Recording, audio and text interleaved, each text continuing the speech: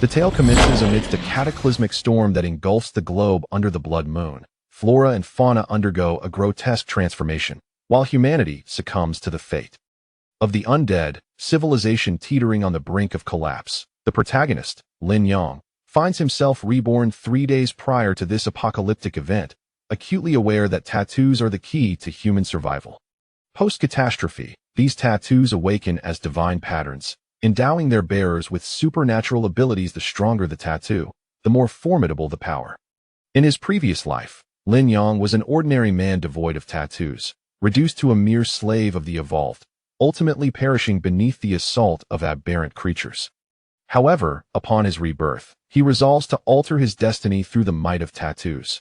Not only does he seek vengeance against those who tormented him in his former life, such as the treacherous artists and the family that plundered his company, but he also strives to safeguard the last embers of humanity. Chapter 1. The onset of the apocalypse. Blood moon in the sky. My head, it aches terribly. Awakening from a nightmarish reverie, Lin Yang's visage reflects agony as he surveys his surroundings, familiar yet alien. The pain momentarily forgotten, he is overtaken by astonishment. Is this my home? His expression shifts dramatically as he vividly recalls battling monstrous aberrations that blotted out the sky, the aftermath of their clash threatening to consume him. He had presumed himself dead, yet here he is, lying in bed. The environment surrounding him feels surreal in the wake of the disaster. Only the most elite of the evolved could inhabit such a realm. Suddenly, his gaze inadvertently catches sight of a calendar affixed to the wall, rendering him motionless. April 1st, 2025. In just 3 days, the onset of the catastrophe will occur. On April 4th, the world shall undergo a dramatic transformation, with mysterious forces awakening, flora and fauna turning feral, and humanity's pets, once benign, transforming into bloodthirsty beasts, often turning on their owners. Moreover, legendary monsters from both the east and the west, werewolves, vampires, and mythical creatures from ancient texts begin to manifest, with whispers of a fabled azure dragon sighted amidst the mists of Kunlun Mountain. Humanity stands on the precipice of extinction. Yet, amid this chaos, some humans experience aberrant mutations, albeit in peculiar forms. Before the calamity strikes, those adorned with tattoos undergo severe transformations in its aftermath. Some bear the image of the white tiger, gaining extraordinary strength and the ability to metamorphose into the beast itself. Others, marked with the golden eagle, sprout wings to soar through the skies. Even those with a simple rose tattoo discover they possess greater power than the average person. In his previous life, Lin Yang bore no tattoos, his skin pristine. Once the president of a billion-dollar corporation, he found himself utterly powerless in the disorderly aftermath of the disaster, his wealth rendered meaningless in a world devoid of order, a mere plaything for those who wielded strength. His home was ransacked by tattooed evolved beings, his wealth stripped away, leaving him to beg on the streets, living off meager governmental aid. In the blink of an eye, his vast empire crumbled, and he, once a figure of prominence, became a destitute vagabond, all within mere days. Yet now, he is reborn. Everything can begin anew, and no longer will he be a beggar. He shall acquire tattoos, the most potent, the most fearsome. When the disaster unfolds, he will be an invincible entity. Though reborn, the memories of his past life remain vivid. The faces of those who oppressed and humiliated him are etched in his mind, their scorn a relentless torment in his heart. Lin Yang is determined to exact vengeance. With a sudden surge of resolve, he rises from his bed, a fierce glint igniting in his eyes. I shall acquire tattoos. Since I have been granted a second chance, I will seize control of my destiny and become the strongest among the evolved in this chaotic era. The phone rings. Upon glancing at the caller, Lin Yang feels a surge of emotion. It is his secretary, Shin Chuchu. Post-catastrophe, Shin Chuchu bears a butterfly tattoo, having also transformed into an evolved. In contrast, Lin Yang has been rendered powerless. Yet, Shin Chuchu did not abandon him after his company was plundered. She often provided support. One fateful day, when Lin Yang was nearly slain by a ferocious beast, she intervened, sacrificing her life to save him. From that moment onward, he became a mere street dweller. You aided me in my previous life, in this one. I shall ensure your strength, Lin Yang silently vows as he answers the call. Boss, urgent news. Shin Chuchu's voice is laced with urgency. Lin Yang's heart remains surprisingly tranquil. What is it? Chinching Film Company has poached all 3 of our top artists. The news has spread, and the market value of Shenyang Group has plummeted. Fuming, Shin Chuchu continues, Boss, those 3 artists are utterly shameless. You treated them with such kindness, yet they betrayed Shenyang Group. I intended to appeal to their sense of loyalty, but they outright demanded breach of contract fees, which Qianxin Company will cover. Is that all? Lin Yang inquires calmly. Is this not significant enough? Boss, those three are our most prized talents, and we allocated nearly all our resources to them. Their departure has nearly halved Shenyang Group's market value. Shin Chuchu responds, bewildered. Shenyang Group is an entertainment conglomerate, managing over 1,000 artists, including online streamers, singers, and film stars. However, the true value lies with those three. Each of them have been meticulously nurtured by Shenyang Group. Their worth immeasurable, each easily valued at over $1 billion. Lin Yang chuckles disdainfully. Such trivial matters are hardly a concern. He remembers the three traitors well, adversaries from his past life. After the catastrophe, they would often come to mock him, nearly resulting in his demise. Revenge is certainly on the horizon, but not at this moment. As for their defection, Lin Yang remains unconcerned. With the disaster impending, wealth is insignificant. Only power will allow one to navigate the chaos of the impending era. Chu, I have a task for you. Execute it without question. Lin Yang's tone turns grave. Shin Chuchu nods eagerly, her heart racing. It appears the boss is ready to confront the traitors. Lin Yang instructs, locate the world's most skilled tattoo artist, regardless of their location. Bring them here. No expense is too great. What? Shin Chuchu is taken aback, expecting something of grave importance. Yet the request is merely for a tattoo artist. Boss, you wish to get a tattoo? That's fine, but isn't there something more pressing at hand? Shin Chuchu hesitates. I said no questions. Immediately, Lin Yang's demeanor remains calm. As for those three traitors, do not concern yourself with them. They will surely regret their choices. Though perplexed and somewhat helpless, Shin Chuchu recognizes the unwavering resolve in Lin Yang's command and sets out to mobilize all her resources to find the world's finest tattoo master. Meanwhile, Lin Yang, after ending the call, narrows his eyes in contemplation, pondering what design he should choose to become the strongest evolved after the calamity. Chapter 2. Tattoo Mutation. Global Evolution. During the Cataclysmic Era, numerous individuals ascended from the depths of obscurity to become influential figures, all thanks to their tattoos. However, the tattoos sported by these lowly individuals were rather unremarkable, typically featuring designs such as tigers, wolf heads, and skulls. While these tattoos endowed them with the abilities of awakened evolvers, they were far from the most formidable. Among the faithful, some adorned themselves with images of their deities. For instance, Buddhists tattooed images of arhats and bodhisattvas, while Taoists depicted mythological figures. Yet, Lin Yang narrowed his eyes. One could certainly ink fearsome beasts. But tattoos of arhats or bodhisattvas were strictly forbidden, as they offered no prospects for advancement. In the previous cataclysmic period, the entire blue planet united like never before. The authorities set aside past grievances and began sharing and researching numerous confidential documents, including extensive studies on tattoos. After countless investigations into tattoo awakenings, it was concluded that while inking arhats, bodhisattvas, or mythological figures from various cultures might offer initial strength, their power stagnated in the mid-stages of awakening. According to those who had undergone such transformations, it felt as if they could no longer progress, as if all their cultivation was absorbed. Experts from different nations tirelessly researched for several days, arriving at an astonishing conclusion. The legendary mythological figures were indeed real and had once existed on this land. Those who tattooed these figures were merely crafting garments for them. At that time, even more shocking news emerged. Soon, the legendary mythological figures would awaken. What to ink? Certainly not the genuine mythological figures. I perished too early in my previous life to know what transpired afterward. What would happen once these mythological figures awaken? The only option left was to tattoo something that was powerful yet fictional. Lin Yang's gaze flickered, an idea flashing through his mind like lightning. The 10 Fiends of Antiquity. Yes, the 10 Fiends of Antiquity are purely fictional, non-existent, yet extraordinarily powerful. Lin Yang's eyes sparkled. This was an exquisite notion. In his past life, he too was a traveler from another world, and this was his second rebirth.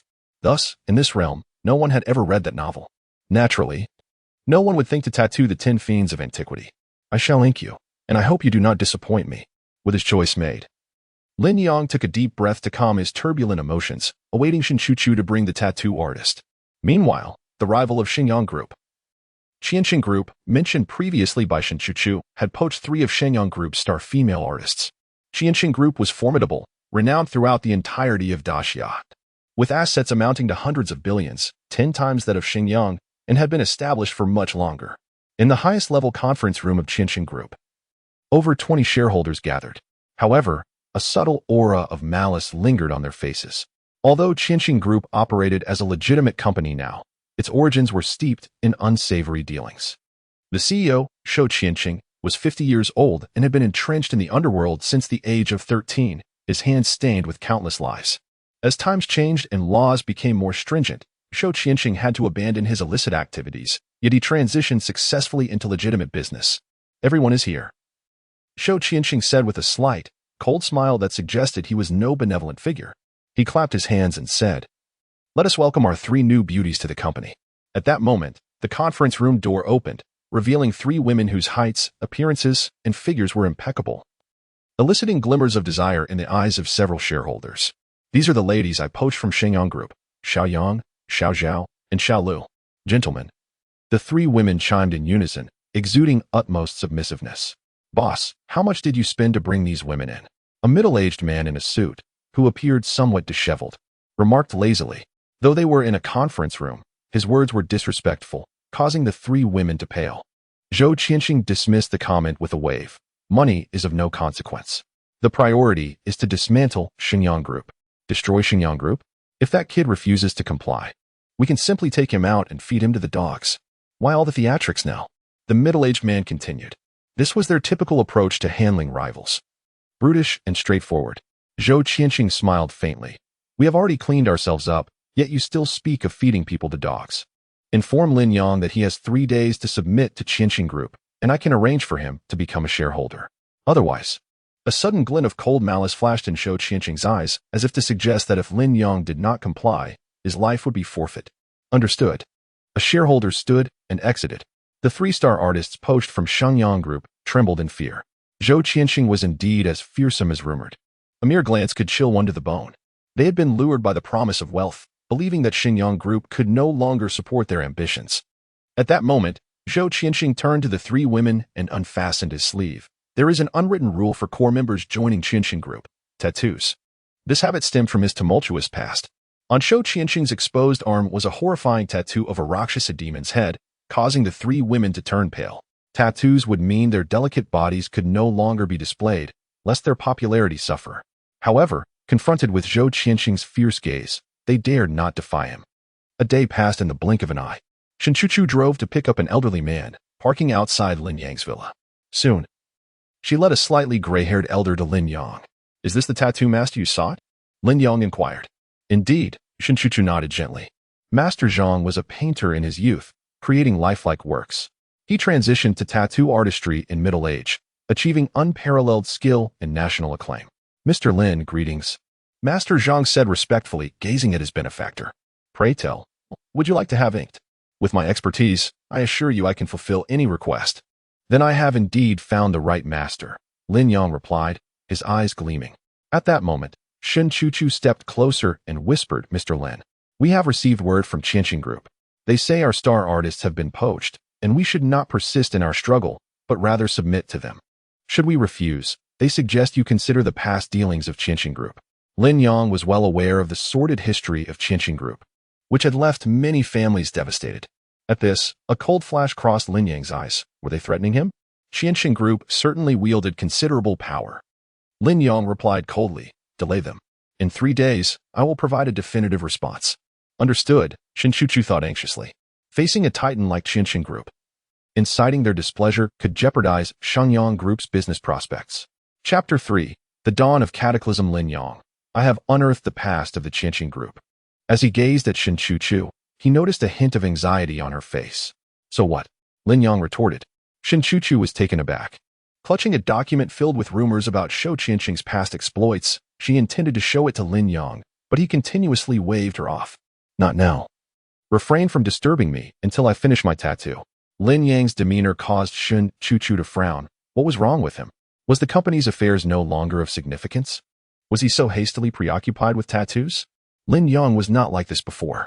With a sigh inwardly, Shinchuchu ceased her interruptions and could only await Lin Yang's response 3 days hence. However, the more she learned of Shou Qianxing's past actions, the greater her fear grew. This individual evidently had no respect for the law. If Lin Yang's reply did not meet his expectations, who could foresee the lengths he might go? After Shinchuchu left, Lin Yang turned directly to the tattoo master. Master, let us begin. The tattoo artist glanced at Lin Yang's eyes, bemused. Why did they shimmer with a hint of excitement? He was merely here to tattoo, after all. How could Lin Yang not be exhilarated? The impending disaster loomed, and it was imperative to finalize all tattoos, awaiting the moment calamity would strike. The tattoo artist followed Lin Yang into his expansive room. What do you wish to ink, sir? Lin Yang replied, Master. There is no reference for what I wish to tattoo, but I can describe it to you. The tattoo artist nodded slightly, listening as Lin Yang detailed the general appearance and essence of the 10 fiends of antiquity. The artist's expression shifted to one of astonishment. What manner of creature is this? In all my years of tattooing, I have never encountered such a thing. Lin Yang smiled gently, saying, Why concern yourself with such details? Just ink it. Very well. The tattoo artist acquiesced, recognizing his role as a mere artisan fulfilling the client's desires. Yet, the tattoos Lin Yang described instilled a sense of pressure within him. While rendering the shapes might be straightforward, capturing their spirit was far more challenging. He could only exert his utmost effort, determined not to tarnish his reputation as a master. Consequently, during these 2 days, despite the company's pressing matters, Shinchuchu refrained from disturbing Lin Yang. However, discontent within the board began to swell, hinting at potential impeachment.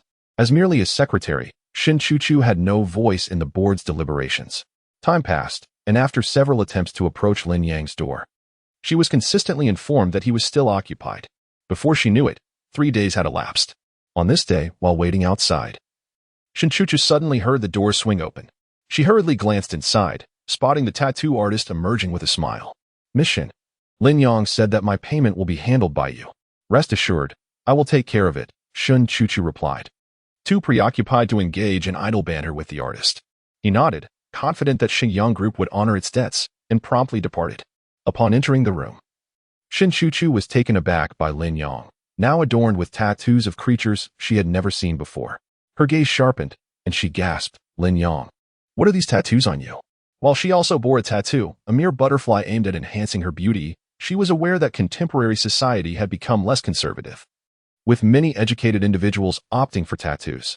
The 10 fiends of antiquity, Lin Yang replied nonchalantly. Shinchuchu was momentarily stunned. She had no knowledge of the 10 fiends, only that Lin Yang's circumstances were dire, with the board expressing considerable dissent and rival companies posing threats. Lin Yang, Shinchuchu began, but he stood up and switched on the television.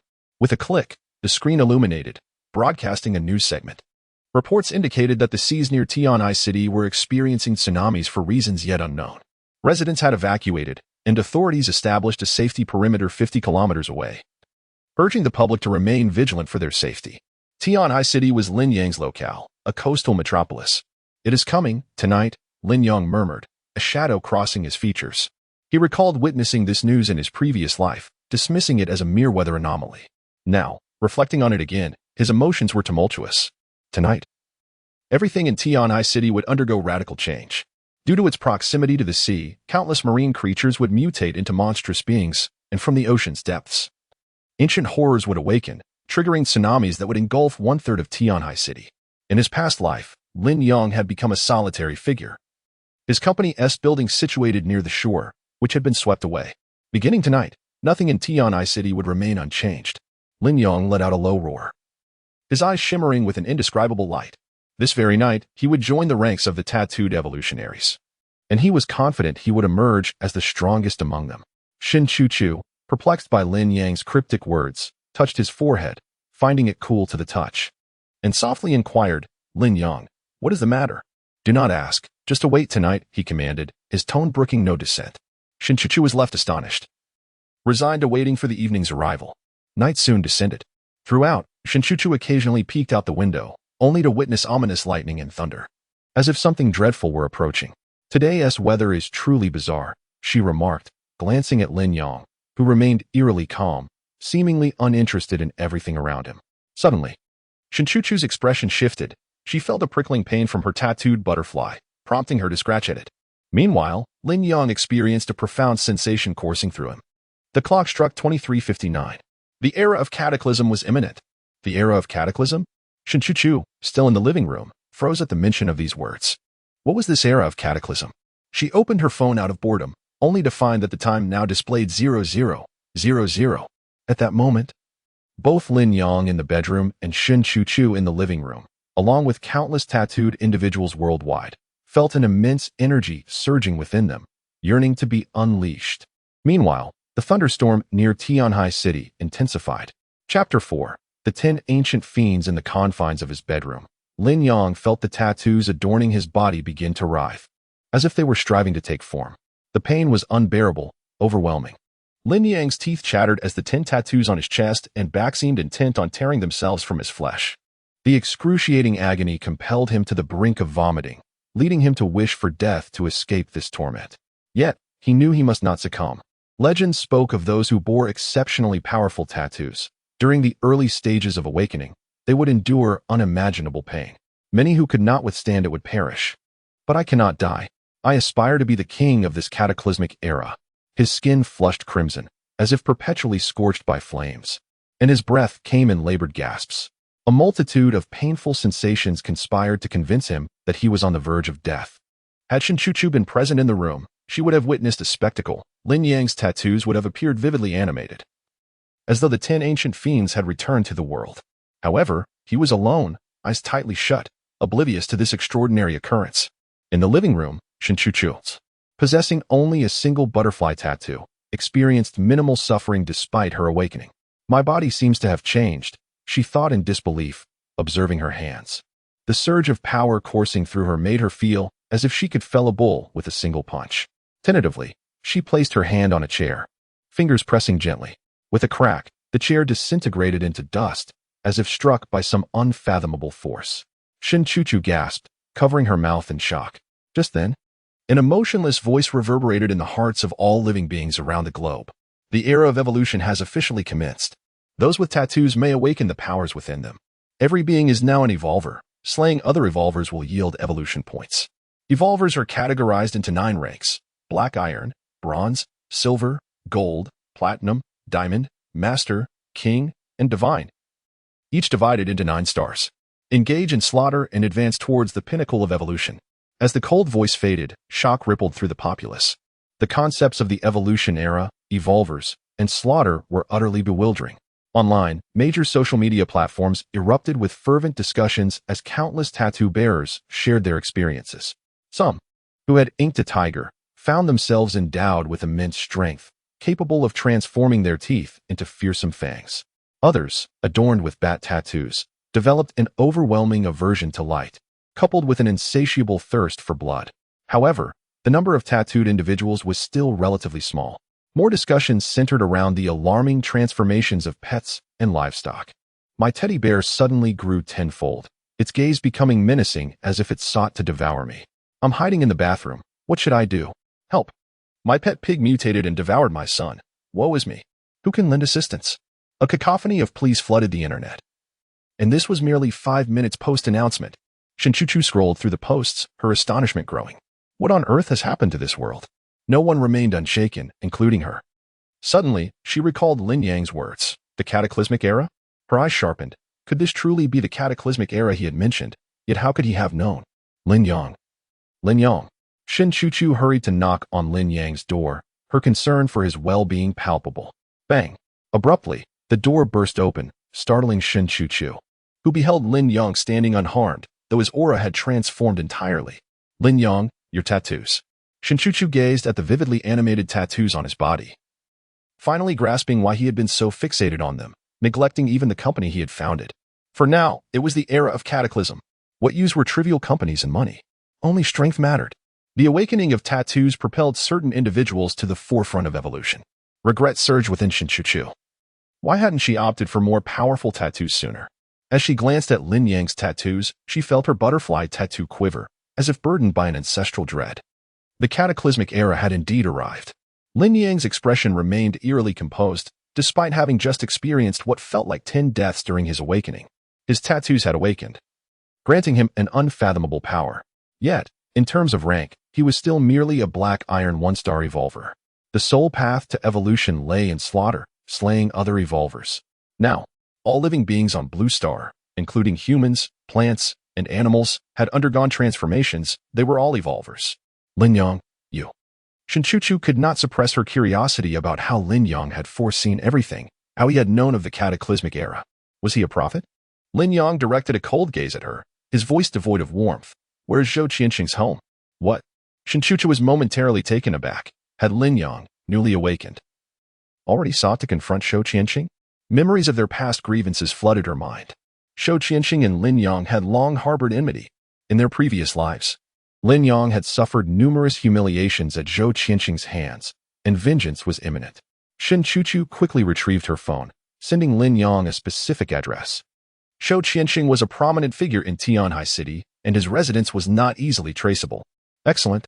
Lin Yang nodded, swiftly dressing and heading downstairs. Shinchuchu, watching him depart, was left in stunned silence. The cataclysmic era, chaos and disorder? As a law-abiding citizen with a kind heart, she struggled to comprehend Lin Yang's intentions. Yet Lin Yang, having lived through the tumult of his previous life, understood that from this day forth, all rules would be shattered. Personal strength would serve as the measure of all things. Upon reaching the underground garage, Lin Yang hesitated before shaking his head with a chuckle. How foolish of me. I have awakened the 10 ancient fiends, and the Kuanping among them is renowned for its swiftness. Do I truly require a vehicle? Let me witness the formidable power that the Kuanping of the 10 ancient fiends can bestow upon me. A fierce glint ignited in Lin Yang's eyes as he set his sights on Zhou Qianxing's abode. Chapter 5. The Evolvers After Midnight. The city of Tianhai descended into utter chaos. Those adorned with tattoos had transformed into super evolvers, wielding powers far superior to those of ordinary evolvers. At the onset of the catastrophe, most individuals struggled to adapt to their newfound extraordinary abilities, their minds still clinging to the notions of order. However, those with criminal backgrounds perceived the situation differently. A man, bare-chested and clad in denim, wandered the tumultuous streets, his demeanor frenzied. He had never imagined that one day his tattoos would elevate him beyond the ordinary. The strength he now possessed was incomparably formidable. A bloodthirsty gleam flickered in his eyes, and fierce wolf heads were tattooed on both his shoulders. These were not mere wolves, but North American gray wolves. He had not only acquired the biting power of the gray wolf, but also its speed, reflexes, and savage nature. Originally not a good person, he immediately took to the streets in search of prey, driven by the insistent voice in his mind stating that only by slaughtering other evolvers could he continue to grow stronger. The term evolvers encompassed mutated flora and fauna, as well as humans. Let me see who is fortunate enough to be my first victim. The man opened his mouth, revealing irregularly shaped teeth, from which vile, viscous saliva dripped. At that moment, he spotted a young man in a suit, his expression calm, approaching him. Excellent. My first target has appeared. The man charged towards the youth. Lin Yang suddenly halted, sensing the malice of the approaching figure. He had just harnessed the power of the ancient beast, the Kuanping, to reach Zhou Qianxing's residence at lightning speed. However, he realized a significant drawback. The activation of the Kuanping tattoo was exceedingly taxing on his stamina. At his current level, he was ill-equipped to fully utilize the terrifying powers of the ancient beast, though he was presently only a black iron 1-star evolver. Activating the Kuanping tattoo allowed him to maintain a speed of 100 meters per second, 10 times faster than the human limit.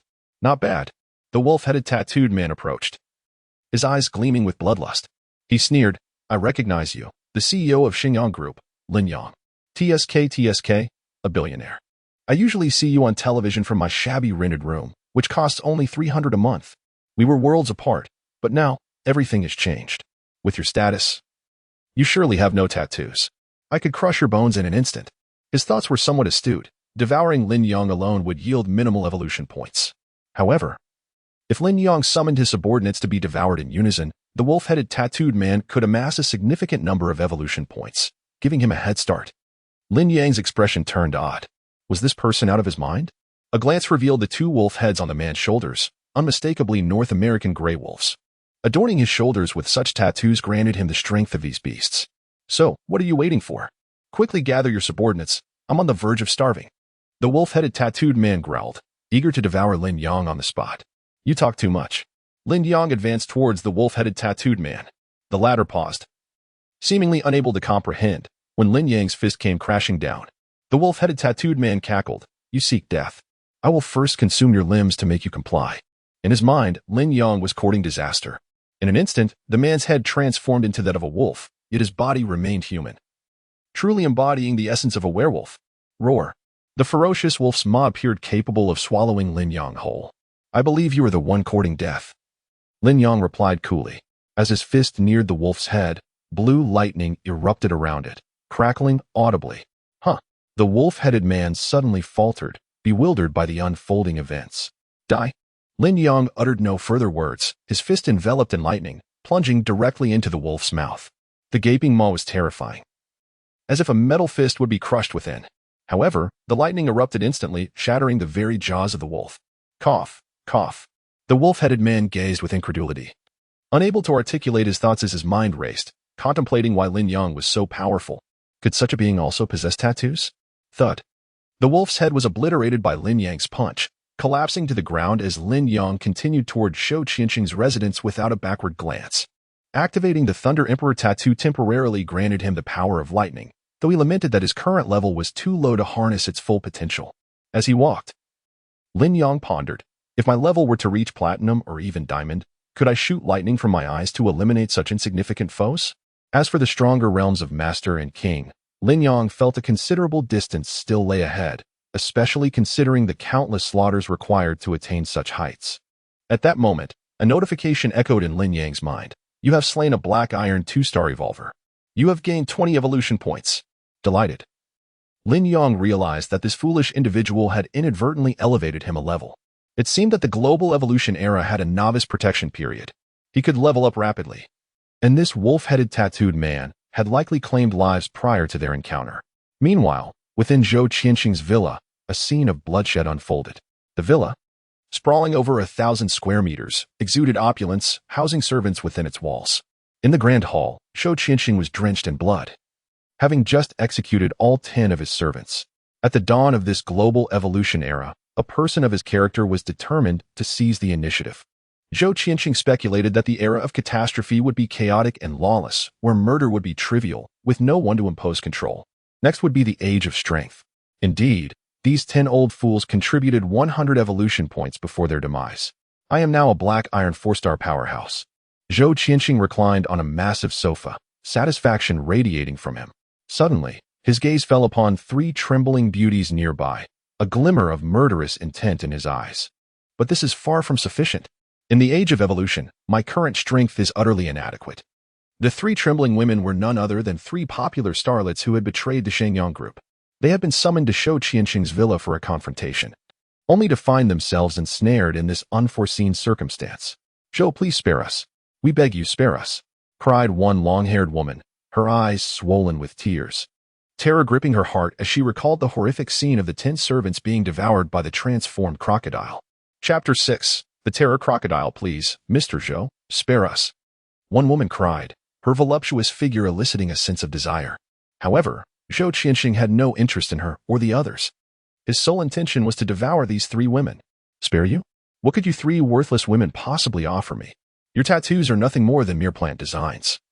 Indistinguishable from the common rabble, Zhou Qianqing sneered, advancing toward the trembling trio, his head contorting as if it were transforming into that of a monstrous crocodile. The women's faces paled, their hearts seemingly frozen in terror at the thought of being consumed by this fiend. Suddenly, the sound of crisp dress shoes echoed in the vast hall. Zhou Qianqing paused, and the 3 women widened their eyes in astonishment at the newcomer. Mr. Lin, you've come. Please save us. This Zhou Qianqing is a beast. He intends to eat us. 2 of the women pleaded, tears streaming down their faces. Yet one woman wore a grim smile, saying, You 2 fools, have you not seen Mr. Lin's physique? He bears no tattoos. How could he save us? He is even more useless than we are. Don't even think about him confronting Zhou Qianqing. At her words, the expressions of the other 2 women froze, despair overtaking their features. The agony of fluctuating between hope and despair is truly the most torturous experience. Lin Yang, the president of Shengyang Group? The last time I saw you was a year ago, Zhou Qianqing said, turning his attention away from the women to fixate on Lin Yang, his eyes glinting with bloodlust. In this era of upheaval, tattooed individuals have become the forefront of evolution. Have you come seeking to ally with me? In Zhou Qianqing's view, Lin Yang was merely an ordinary man devoid of tattoos, a useless individual in this new age. Arriving here at such an hour could only signify a desire to become his subordinate. You are a shrewd businessman, aware of the importance of seizing opportunities. Zhou Qianqing licked his lips. Before the era of evolution, I admired you for your remarkable accomplishments in building Shengyang Group into 100 billion market value from scratch. You reminded me of my former self. However, If this were still the pre-evolution era, I might have taken you in, perhaps even made you my right-hand man. Alas, times have changed. Individuals like you are now the epitome of uselessness. As Zhou Qianxing slowly approached Lin Yang, his head continued to morph into that of a crocodile, and his arms transformed into the tough skin of the beast. Behind them, the three women had begun to sob uncontrollably, bracing themselves to witness Zhou Qianxing's gruesome act of consumption. Zhou Qianxing, you are mistaken. Lin Yang remained rooted in place, his demeanor calm as he regarded the advancing Zhou Qianxing. I have come to find you tonight because in this chaotic age of evolution, only the powerful can dictate the rules. This means that in this era, slaughter is the sole theme. Our long-standing grievances will find resolution today. Zhou Qianxing erupted into a low, menacing laugh. You think you can eliminate me? What do you have to rely on? I overheard your conversation with the women. You bear no tattoos. Perhaps he had lucked into killing a few individuals and gained some evolutionary points. But what did that amount to? Those with tattoos were the favored ones. What is your level? Zhou Qianxing inquired mockingly. Black iron 2 stars, Lin Yang replied. Zhou Qianxing's eyes widened in surprise, quickly morphing into pity. You thought you were sane, yet you've lost your mind? You dare confront me with black iron 2 stars. I am black iron 4 stars. You possess neither the level nor the tattoos to challenge me. Do you wish for death? At that moment, Zhou Qianxing stood before Lin Yang, a powerful aura erupting around him, scattering everything in its wake, exuding sheer terror. His crocodile jaws gaped wide, large enough to swallow 5 human heads. Today, it is you who will meet your end, Lin Yang sneered, his eyes glimmering ominously as if dark mist was escaping from them. He activated the 9 nether beast behind him. A fierce and more savage aura than that of the crocodile surged forth. The 9 nether beast tattoo was activated, saturating the hall with a malevolent atmosphere. The 3 women in the corner felt as if they had descended into a hellish abyss, surrounded by countless wailing souls.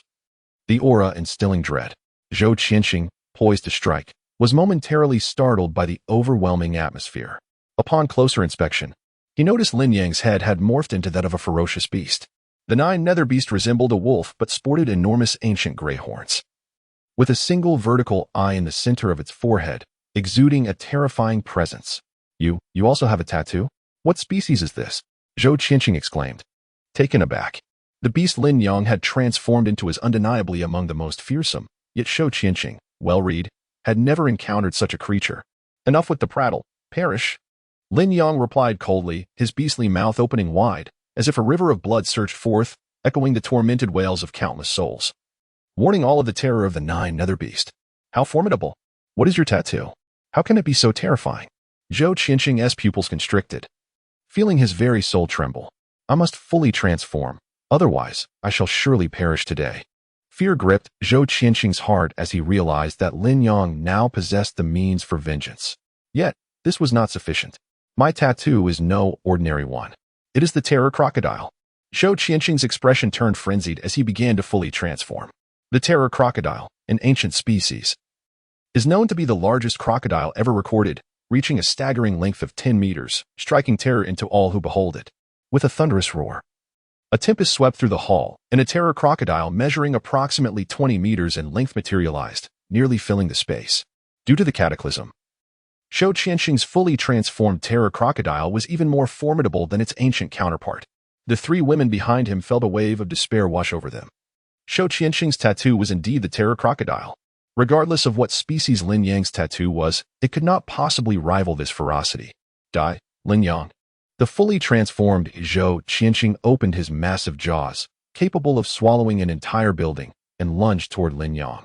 Chapter 7. The Slaying of the Terror Crocodile. The colossal form of the terror crocodile, conjured by Zhou Qianxing, stretched over 20 meters in length and approximately 5 meters in width, resembling an impenetrable wall. The spacious living room was filled with this monstrous creature, forcing the 3 women into a corner. They had initially hoped to escape amidst the chaos, but the exits were all blocked, rendering their attempts futile. In terms of size, Zhou Qianxing could easily devour 100 Lin Yangs. Suddenly, an unexpected transformation occurred. Lin Yang's body began to undergo a metamorphosis. His limbs started to morph entirely, and he transformed into a fearsome beast, cloaked in cold black scales that shimmered like obsidian. Between the scales, tufts of blood-red fur emerged, each half a foot long. And sprouting from his back were 9 tails, each ending in a head resembling that of a dragon, fierce and terrifying. It was as if an ancient beast had awakened. The moment Lin Yang fully transformed into this fearsome creature, the temperature in the hall surged dramatically, creating an atmosphere akin to a hellish furnace where souls were scorched. Ah! Zhou Qianqing bellowed, his enormous maw unable to close around Lin Yang. At that moment, Lin Yang had completely become the nine-nether beast, an embodiment of terror that instilled dread in all creatures, including the ancient terror crocodile itself. The suppression stemming from his bloodline was inescapable for Zhou Qianqing. "I will kill you," he roared, his massive body moving with the force of an earthquake as he attempted to crush Lin Yang. Yet, in a flash, Lin Yang evaded, leaving Zhou Qianqing to grasp at nothing. Such speed. Zhou Qianqing's cold eyes widened in disbelief. "Curse it, my size limits my speed." Just then, Lin Yang, as the nine-nether beast, leaped effortlessly to Zhou Qianqing's neck. "What are you going to do?" Zhou Qianqing shouted in fury, trying to turn. But Lin Yang's weight pinned him down, as if a mountain had settled upon him. "I told you, today you die?"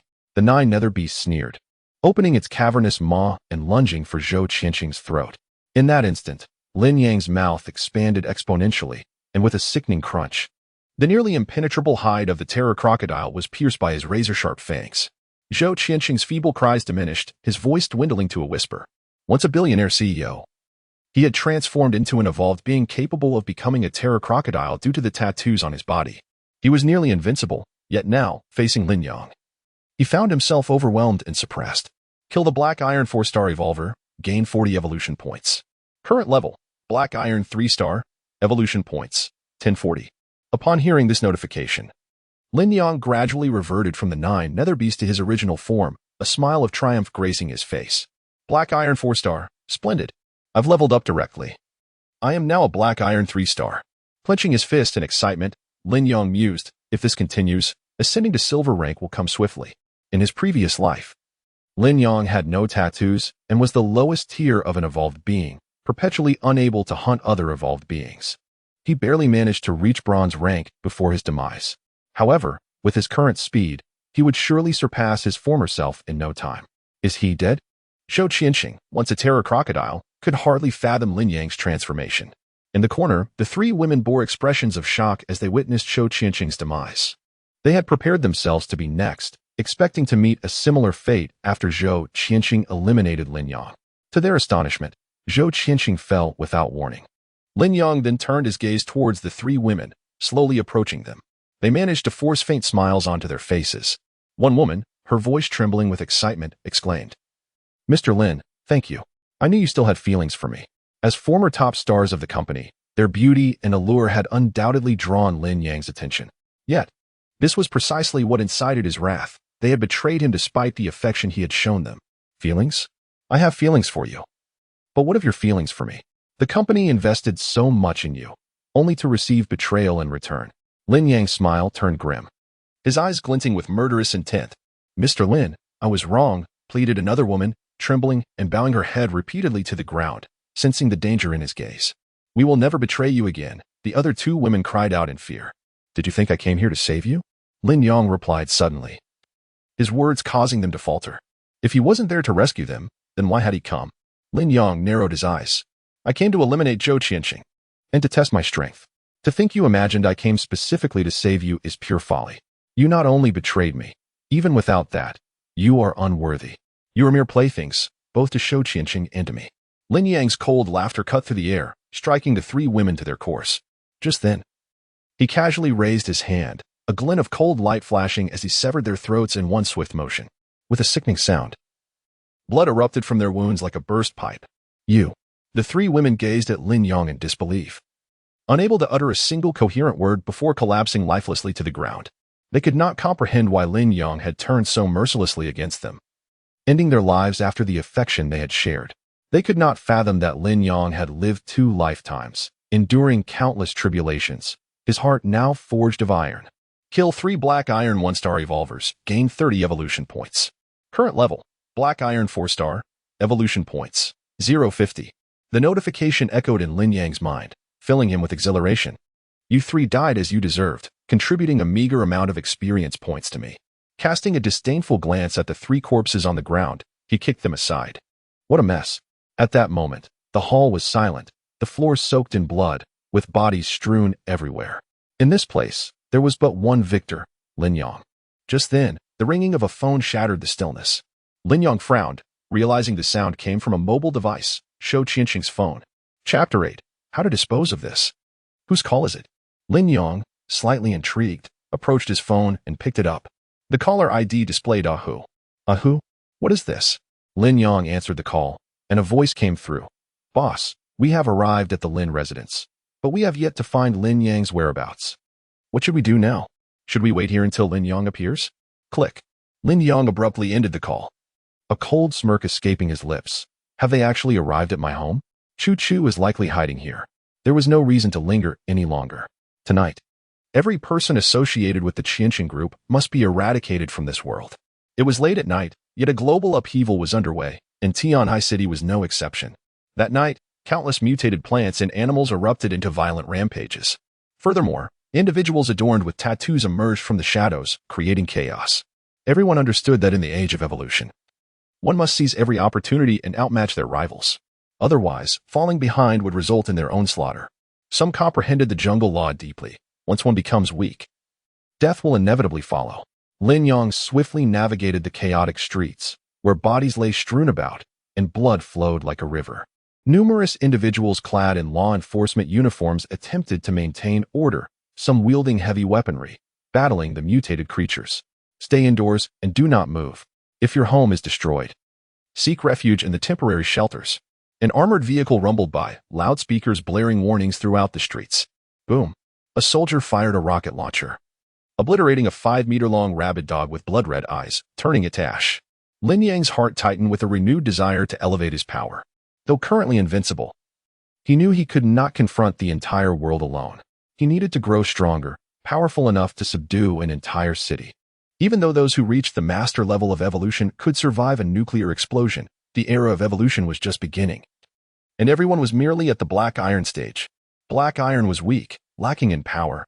Even those who awakened tattoos remained formidable but not overwhelmingly strong. I must elevate my realm. I must engage in relentless slaughter. Lin Yang's heart roared as he quickened his pace. Woof! A stray dog, emerging from nowhere, lunged at Lin Yang, its 3-meter-long body drooling, remnants of human blood staining its jaws, indicating it had just fed. Get lost, Lin Yang grunted, delivering a punch crackling with blue lightning, incinerating the stray instantly. He swiftly departed. The chaos outside was overwhelming. Stray dogs, cats, even cockroaches and caterpillars were mutating. Wielding terrifying lethal capabilities, ordinary people outside faced a near-certain demise. Only super-tattooed individuals like Lin Yang dared to roam freely. Tattooed evolvers were known as super-tattooed ones, born with innate strength that surpassed ordinary evolvers at the same level. Shortly after Lin Yang's departure, a small squad of soldiers, armed with the most advanced firearms, surrounded the ashen remains of the stray dog. What weapon could achieve such destruction? Investigate. Did such power exist at the onset of the evolution era? If left unchecked, even armored vehicles might not be able to subdue them. Unbeknownst to Lin Yang, his casual strike had instigated tremendous shock among the soldiers in Tianhai City combating the savage beasts. At this moment, Lin Yang arrived at the entrance of the Lin family villa, only to find over 20 individuals loitering about, each exuding an aura of fierce malevolence. My home? Lin Yang's expression suddenly turned cold. The once magnificent house lay in ruins, as if it had just been ravaged. Connecting the dots between the loitering figures and Shou Qianqing, Lin Yang swiftly grasped the situation. I wonder how Chu Chu is faring? Lin Yang took a deep breath and approached the group. These individuals had destroyed his home. They all deserve to die. Stop. Who are you? A man clad in black barked, his tone arrogant and domineering as he blocked Lin Yang's path. His gaze fixed menacingly upon him. You dare ask who I am after destroying my home? Lin Yang shot back coldly. The man faltered momentarily, then revealed a sinister grin. Brothers, come here. Instantly, all 20 individuals converged, encircling Lin Yang. In the age of evolution, you still dare to roam freely? I must say, you possess considerable audacity, one of them sneered. Lin Yang glared icily at him and inquired, Did you see a girl while demolishing my house? The crowd paused, taken aback. Facing imminent death, shouldn't T1 be more concerned for themselves? The man sneered again. Of course we saw her, but unfortunately, his face twisted in irritation. At a critical moment, she transformed into a butterfly and flew away. How unfortunate. Her looks would have been perfect for some fun. So she flew away. Lin Yang nodded lightly, recalling that Shin Chu Chu possessed a butterfly tattoo, allowing her to take on the characteristics of her tattoo upon transformation. The 20-plus people surrounded him, their fierce demeanor almost suffocating. At that moment, another man pulled out his phone. Since Lin Yang has appeared, let us call the boss and see how to handle this. Should we kill him or take our time with some torture? The man dialed Zhou Qianxing's number with a sinister laugh.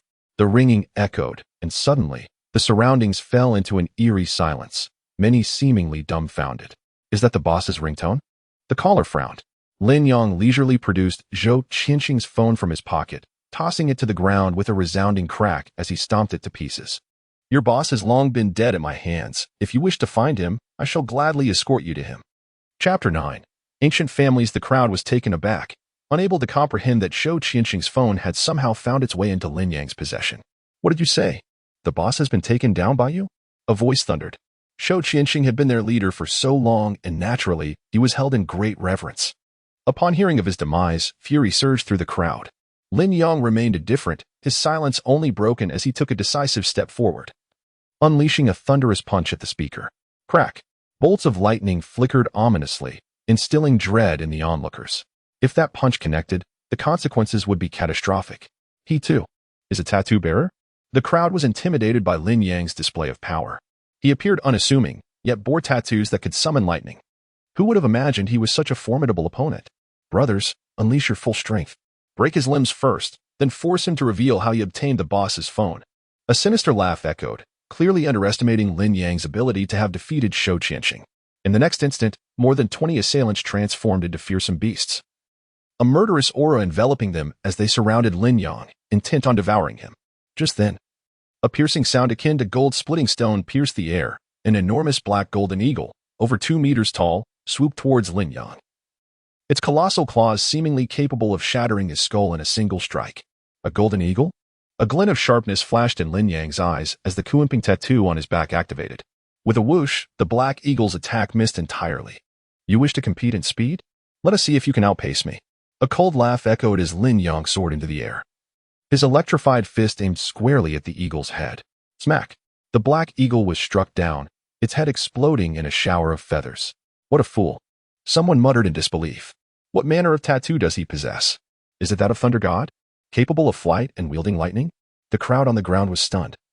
Lin Yang had dispatched the black eagle with a single, crushing blow, showcasing overwhelming strength. Now, it's your turn. Lin Yang scoffed, descending rapidly, lightning flashing around him. One punch after another fell upon the transformed beasts, who were utterly defenseless against the terrifying might of his electrified strikes. With his superior realm, he dispatched them with ease. Defeated a black iron 1-star, earned 10 evolution points. The notifications rang incessantly, fueling Lin Yang's excitement. These henchmen were insignificant, yet each defeat brought him valuable evolution points, an incredible boon for someone still at the black iron level. Originally, there had been over 20 assailants.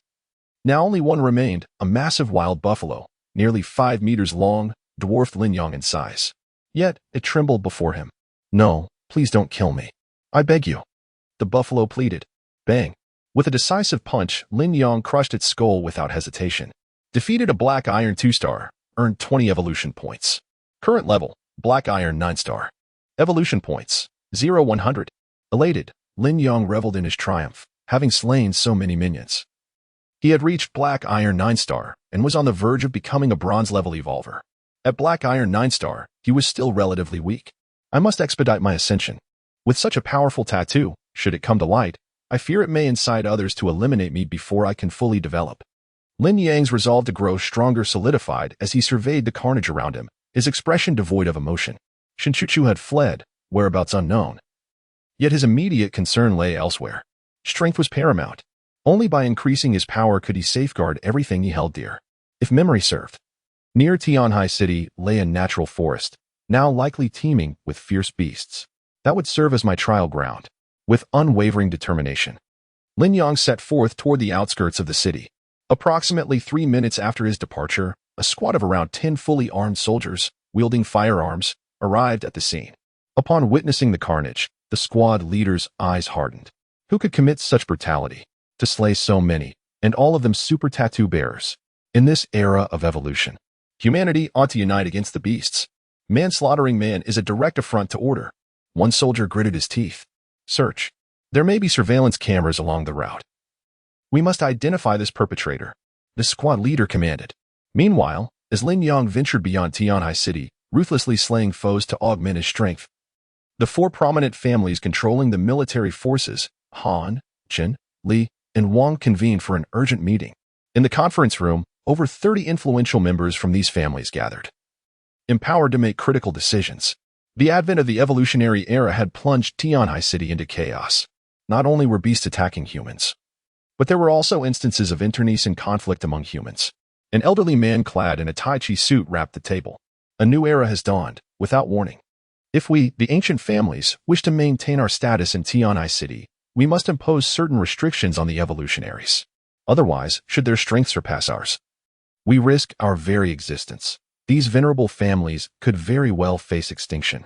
A middle-aged man in a suit coldly interjected.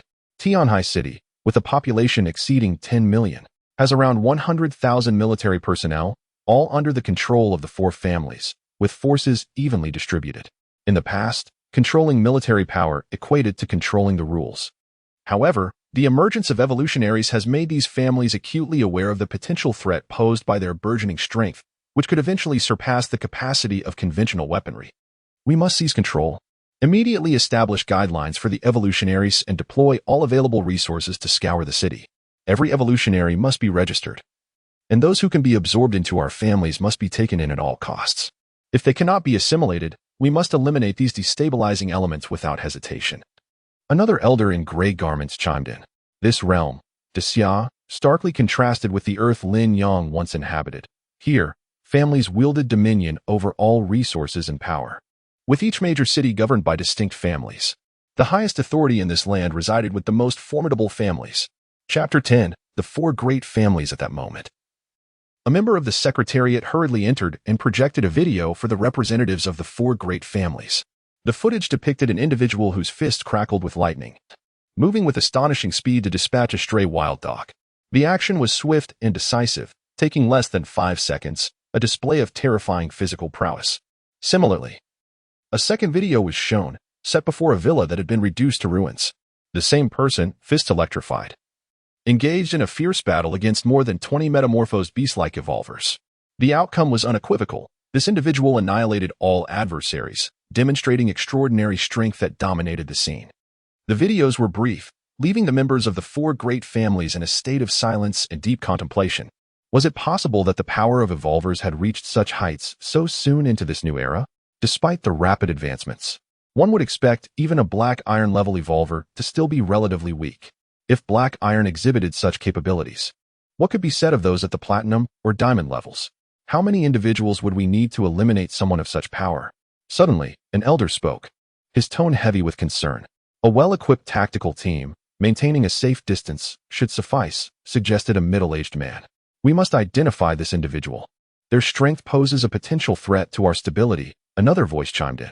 The emergence of extraordinary powers had indeed altered the global landscape.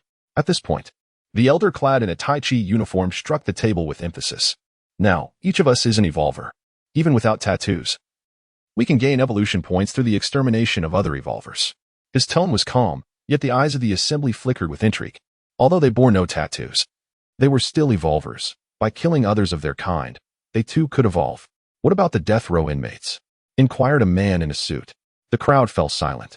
Considering the implications, death row inmates are destined to die. Why not utilize them for experimentation? Let us observe how a non-tattooed evolver performs after reaching a certain level of strength, the elder in the Tai Chi uniform stated coldly. In that expansive conference room, the four great families of Tianhai City solidified several decisions. Firstly, to use death row inmates to allow non-tattooed evolvers to kill and gain evolution points, subsequently comparing their progress with that of tattooed evolvers. Secondly, to cultivate their own tattooed evolvers. The four great families had held sway over Tianhai City for so long that their descendants were numerous, including many with tattoos. Night swiftly passed, yielding to the rising sun. That night in Tianhai City witnessed a multitude of bloody events. Many tattooed evolvers descended into madness, revealing the darkest aspects of their nature. Coupled with the casualties inflicted by the mutated beasts, the city faced a death toll in the tens of thousands. The four great families commanded an army of 100,000 soldiers, primarily targeting tattooed evolvers. Any tattooed individual encountered was to be apprehended, and should they resist, Their appearance would be recorded, and an S-level bounty would be issued for their capture. The four great families would not allow those who threatened the established order to roam freely in society. Meanwhile, outside the city, Lin Yang remained oblivious to the chaos unfolding in Tianhai. He was engaged in hunting numerous mutated beasts, each over a meter in length, their speed remarkable, leaving broken trees in their wake. Crack! A bolt of lightning cleaved a fast-approaching avian beast in two. Kill Black Iron 1-star Evolver. Gain 10 evolution points. Current rank, Bronze 1-star. Evolution points, 300-1000. As the notification sounded, Lin Yang's expression darkened.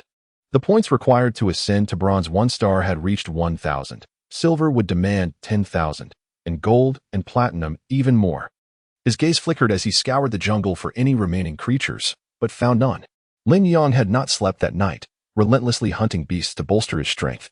However, he noted that the avian creatures in this forest were all Black Iron 1-star, which, though meager, were still better than nothing. At this moment, I should be among the strongest in all of Tianhai City, he mused. I wonder how my current power measures against those wielding firearms? Lin Yang's heart raced with anticipation. In this era, the threats to his safety came not only from beasts but also from humanity. He recalled vividly that on the day the evolution era commenced, the four great families of Tianhai City formed an alliance, subsequently utilizing all means to suppress the tattooed evolvers within the city. They even conducted a massacre against the tattooed individuals. However, chaos soon erupted in the waters surrounding Tianhai City, unleashing a cataclysmic tsunami that swept through the city, allowing countless marine beasts to wreak havoc. With so few tattooed evolvers and ordinary citizens lacking any means of resistance, the population of Tianhai City was halved after that battle. The four great families were ruthless in their actions, prioritizing their interests above all else, disregarding the larger picture. In his past life, Lin Yang had been deeply dissatisfied with the family's conduct, yet as an ordinary person, he could do nothing but endure.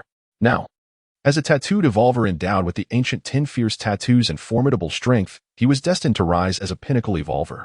The four great families of Tianhai City would not be taken lightly. However, he felt a cautious respect for them. For the city was patrolled by 100,000 heavily armed soldiers, all under the family's control. The four great families of Tianhai City must be eradicated. For Lin Yang aspired to become the king of Tianhai City.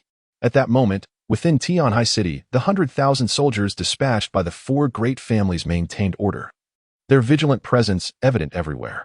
Those with tattoos, please step forward, blared the announcements from an armored vehicle. In this new era of evolution, tattooed individuals will be humanity's future saviors. Report now, and you shall gain the opportunity to join the four great families. Simultaneously, any tattooed individual caught committing indiscriminate murder would meet the same fate as those displayed on the vehicle's side. Upon hearing this, the crowd turned their gazes, while Lin Yang narrowed his eyes, scrutinizing the scene on the armored vehicle. On it were several iron rods, each adorned with the severed heads of various individuals, their identities labeled as tattooed. Lin Yang's heart raced. It seemed the four great families had swiftly moved to suppress numerous tattooed evolvers. He had not anticipated their speed in taking action. Chapter 11. The feud with the Han family. The four prominent families have long held dominion over Tianhai City. Their swift actions a testament to their desire to maintain their status. Lin Yang's heart grew increasingly vigilant as he made his way toward his residence. Upon nearing his home, however, his steps came to an abrupt halt. His keen senses alerted him to the presence of numerous individuals surveilling the vicinity. This desolate area, now in ruins, seemed an unlikely place for any sane person to be monitoring. Undoubtedly, it must be the work of the four great families. A shadow of foreboding enveloped Lin Yang's mind. Had the four families discerned his identity through surveillance? Surely, they were preparing to strike. At that moment, three men clad in black suits approached him. Lin Yang narrowed his eyes, refraining from any immediate action. He wished to ascertain their intentions. What brings you here? Lin Yang inquired calmly. Remove your clothing for inspection. We must verify whether you bear any tattoos, one of them replied coldly. This individual appeared to be a law enforcer. Having approached Lin Yang directly, who granted you the authority to search others at will? Lin Yang questioned. One of the men sneered. Our authority comes from none other than the Han family, one of the four great families. Ah, the Han family, Lin Yang acknowledged with a nod. You approach me because you recognize my identity, do you not? The strange demeanor of the three men, moving toward him upon recognizing him, confirmed his suspicions. Lin Yang had previously made headlines by eliminating Shou Qianqing's henchmen in this very location. marking him as a significant threat in the eyes of the four great families. Indeed. As the president of Shenyang Group, you exhibit a commendable intellect, one of the men responded, realizing their cover was blown. As Lin Yang's identity became evident, more individuals in black suits began to converge upon him, eventually surrounding him with a total of 10. Lin Yang, classified as an S-level threat among super evolvers, is responsible for the deaths of over 50 individuals during the Night of Evolution, including the ones near your villa and those in Shou Qianqing's household. You were the one who caused their demise, were you not? One of them spoke with icy disdain. Having become an evolved being, you have grown ruthless, slaughtering humans as though they were mere livestock. Such a super evolver will undoubtedly face retribution. In response, Lin Yang merely smiled indifferently. They had attributed all the deaths to him. While Shou Qianqing's demise was indeed linked to him, he had also taken many lives himself. The 10 men drew firearms from their pockets, aiming them at Lin Yang with utmost caution, ensuring he could not retaliate. Now, raise your hands and come with us if you wish to survive. Do not contemplate resistance, or we will shoot you on the spot. One shouted, a bead of sweat trickling down his forehead. After all, they had witnessed Lin Yang's formidable prowess firsthand, leaving a profound impression on all present. Is this all you have? Lin Yang remarked, maintaining an unperturbed demeanor as he regarded the 10 men. Enough of your chatter. Do not attempt to resist, or we will shoot. Do not think that, as a super evolver, you are invincible. Another barked. We have slain countless super evolvers tonight. Is that so? Lin Yang's eyes narrowed. They remained oblivious to the fact that his power had reached the level of a bronze 1-star. At this moment, he was exceedingly formidable. These 10 men wielded nothing more than small handguns. How could they possibly harm him? Fire. Just then, one of them sensed Lin Yang's intent to strike and urged the others to shoot. With a crack, a flash of lightning illuminated the scene as Lin Yang vanished from sight. All 10 bullets missed their target entirely. Where did he go? His speed is astonishing. The men exclaimed, their shock palpable. In the next instant, Lin Yang reappeared, enveloped in crackling electricity, resembling a deity of thunder. Only this many, armed with mere handguns, dare to attempt to capture me? The Han family, is it? Very well, I shall eradicate all 4 great families and seize control of Tianhai City. His chilling voice echoed through the air. Below, the 10 men gazed upward in disbelief as Lin Yang, cloaked in lightning, descended like a thunder god, leaving everyone around him utterly astonished. My heavens, what is this? Lin Yang is entirely shrouded in electricity. What manner of tattoo has he acquired? He surpasses every super evolver we have encountered. Their astonishment rendered them momentarily dazed. Seizing the opportunity, Lin Yang lunged forward, crackling with electricity, and swiftly dispatched 5 of them, reducing them to ashes. Upon reaching the bronze level, Lin Yang could envelop himself in lightning, embodying the essence of a thunder deity. The surviving 5 men were paralyzed with fear. They realized that Lin Yang's terrifying strength was beyond their capabilities. Their superiors had grossly underestimated the power of evolved beings. Quickly, report this to our leaders. One suddenly snapped back to reality, hastily reaching for his phone to alert the higher-ups of Lin Yang's formidable presence. We must gather all available forces to confront him. We cannot allow him to grow any stronger. The consequences of his unchecked power would be dire. No one can withstand such might. However, it was too late for warnings. Lin Yang shook his head dismissively and instantly appeared before the man, obliterating his skull with a single punch. The remaining 4 met a similar fate, swiftly dispatched in succession. With all 10 men, who were merely Iron 1-stars with a meager 100 evolution points, eliminated, Lin Yang felt a twinge of disappointment. These worthless foes offered little in the way of experience. With the bizarre beasts in Tianhai City largely eradicated, only formidable creatures lurked outside, venturing out there posed too great a risk. Moreover, the low-level evolvers within the city, all of them iron level, could no longer provide him with sufficient experience. Gazing at the ruins of his home, Lin Yang's eyes narrowed. The utmost priority now is to level up and grow stronger. Only then can I annihilate the 4 great families. Suddenly, a flash of insight struck him. The Han family had sought his demise. He, too, would ensure they met a similar fate. With a cold smile, Lin Yang departed the scene. Chapter 12. The Power of Thunder outside the grand villa of the Han family. A multitude of exquisitely equipped teams roamed freely, encircling the entire estate like an impenetrable fortress. Yet, in a corner of this fortress, Lin Yang effortlessly harnessed the power of the Kunping to ascend to the pinnacle of the villa. What fate befell those who sought to confront him? An aged voice echoed from below. As Lin Yang stood at the summit, he slightly lowered his gaze to hear a hoarse voice dripping with resentment. They've all been eliminated. That lad is formidable. I suspect he has already reached the level of black iron 7 or 8 stars. The fragmented conversation reached Lin Yang's ears. Listening to their assessment of him, a smirk of derision crept across his face. He had already attained the rank of silver. While everyone in Tian'ai City remained entrenched in black iron, it was likely that even the powerful figure behind the Han family could not escape this fate. He had long aspired to become the ruler of a new era. Thus, why not commence with the Han family? With a powerful leap, Lin Yang kicked open a window and charged inside. His agile form swiftly reached the old man's side. Almost simultaneously, the elder sprang up, wielding a dragon-head cane to defend against Lin Yang's advance. With narrowed eyes, the elder displayed a hint of mockery on his face. You possess quite the audacity. Although it might have been the elder's first encounter with him, Lin Yang had seen this man countless times before. The elder was the leader of the Han family, the very lifeblood of the clan. In his previous life, after the dawn of the new era, it was unclear what means the elder employed to elevate himself to the rank of Gold 1 star. Tian'ai City, being a small place, lacked many formidable warriors. Once one of the 4 great families ascended to gold rank, the entire city underwent a seismic shift. Lin Yang had narrowly escaped immense peril due to the upheaval. However, this time, Lin Yang's presence was not motivated by the dangers instigated by the elder in his past life. With both hands charged with lightning, he approached the elder with a beaming smile. It is time for a change in leadership for the Han family. Such grandiose claims. Do you know I have been anticipating your arrival? An irate voice suddenly interrupted from the side. Lin Yang looked up to see a towering figure striding toward him. This man was familiar to Lin Yang. After the 4 great families seized control of Tian'ai, this individual had been instrumental in quelling the chaos within the city. Moreover, due to his lack of tattoos, countless awakened ones deemed him almost inhuman. Yet, regardless of his appearance, he stood before Lin Yang as a man. Lin Yang took a step back with a smile and addressed the man. Do you truly believe those you dispatched stand a chance against me? Chu furrowed his brow. Acknowledging the truth in Lin Yang's words, the individuals he had sent after Lin Yang were unlikely to be his match.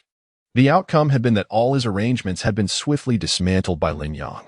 Clenching his fists, he hesitated as he regarded Lin Yang, aware that this man might grow increasingly reckless if left unchecked.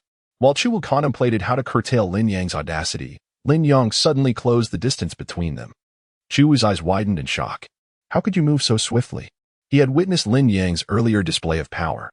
Realizing that Lin Yang had likely awakened as a character from fiction, possessing the ability of lightning. However, the speed at which he wielded this power seemed rather extraordinary. Nervously, Chu sought to inquire about Lin Yang's awakening and the meaning behind his tattoos. Yet, before he could voice his questions, Lin Yang had already raised a hand and pressed it against Chu's neck.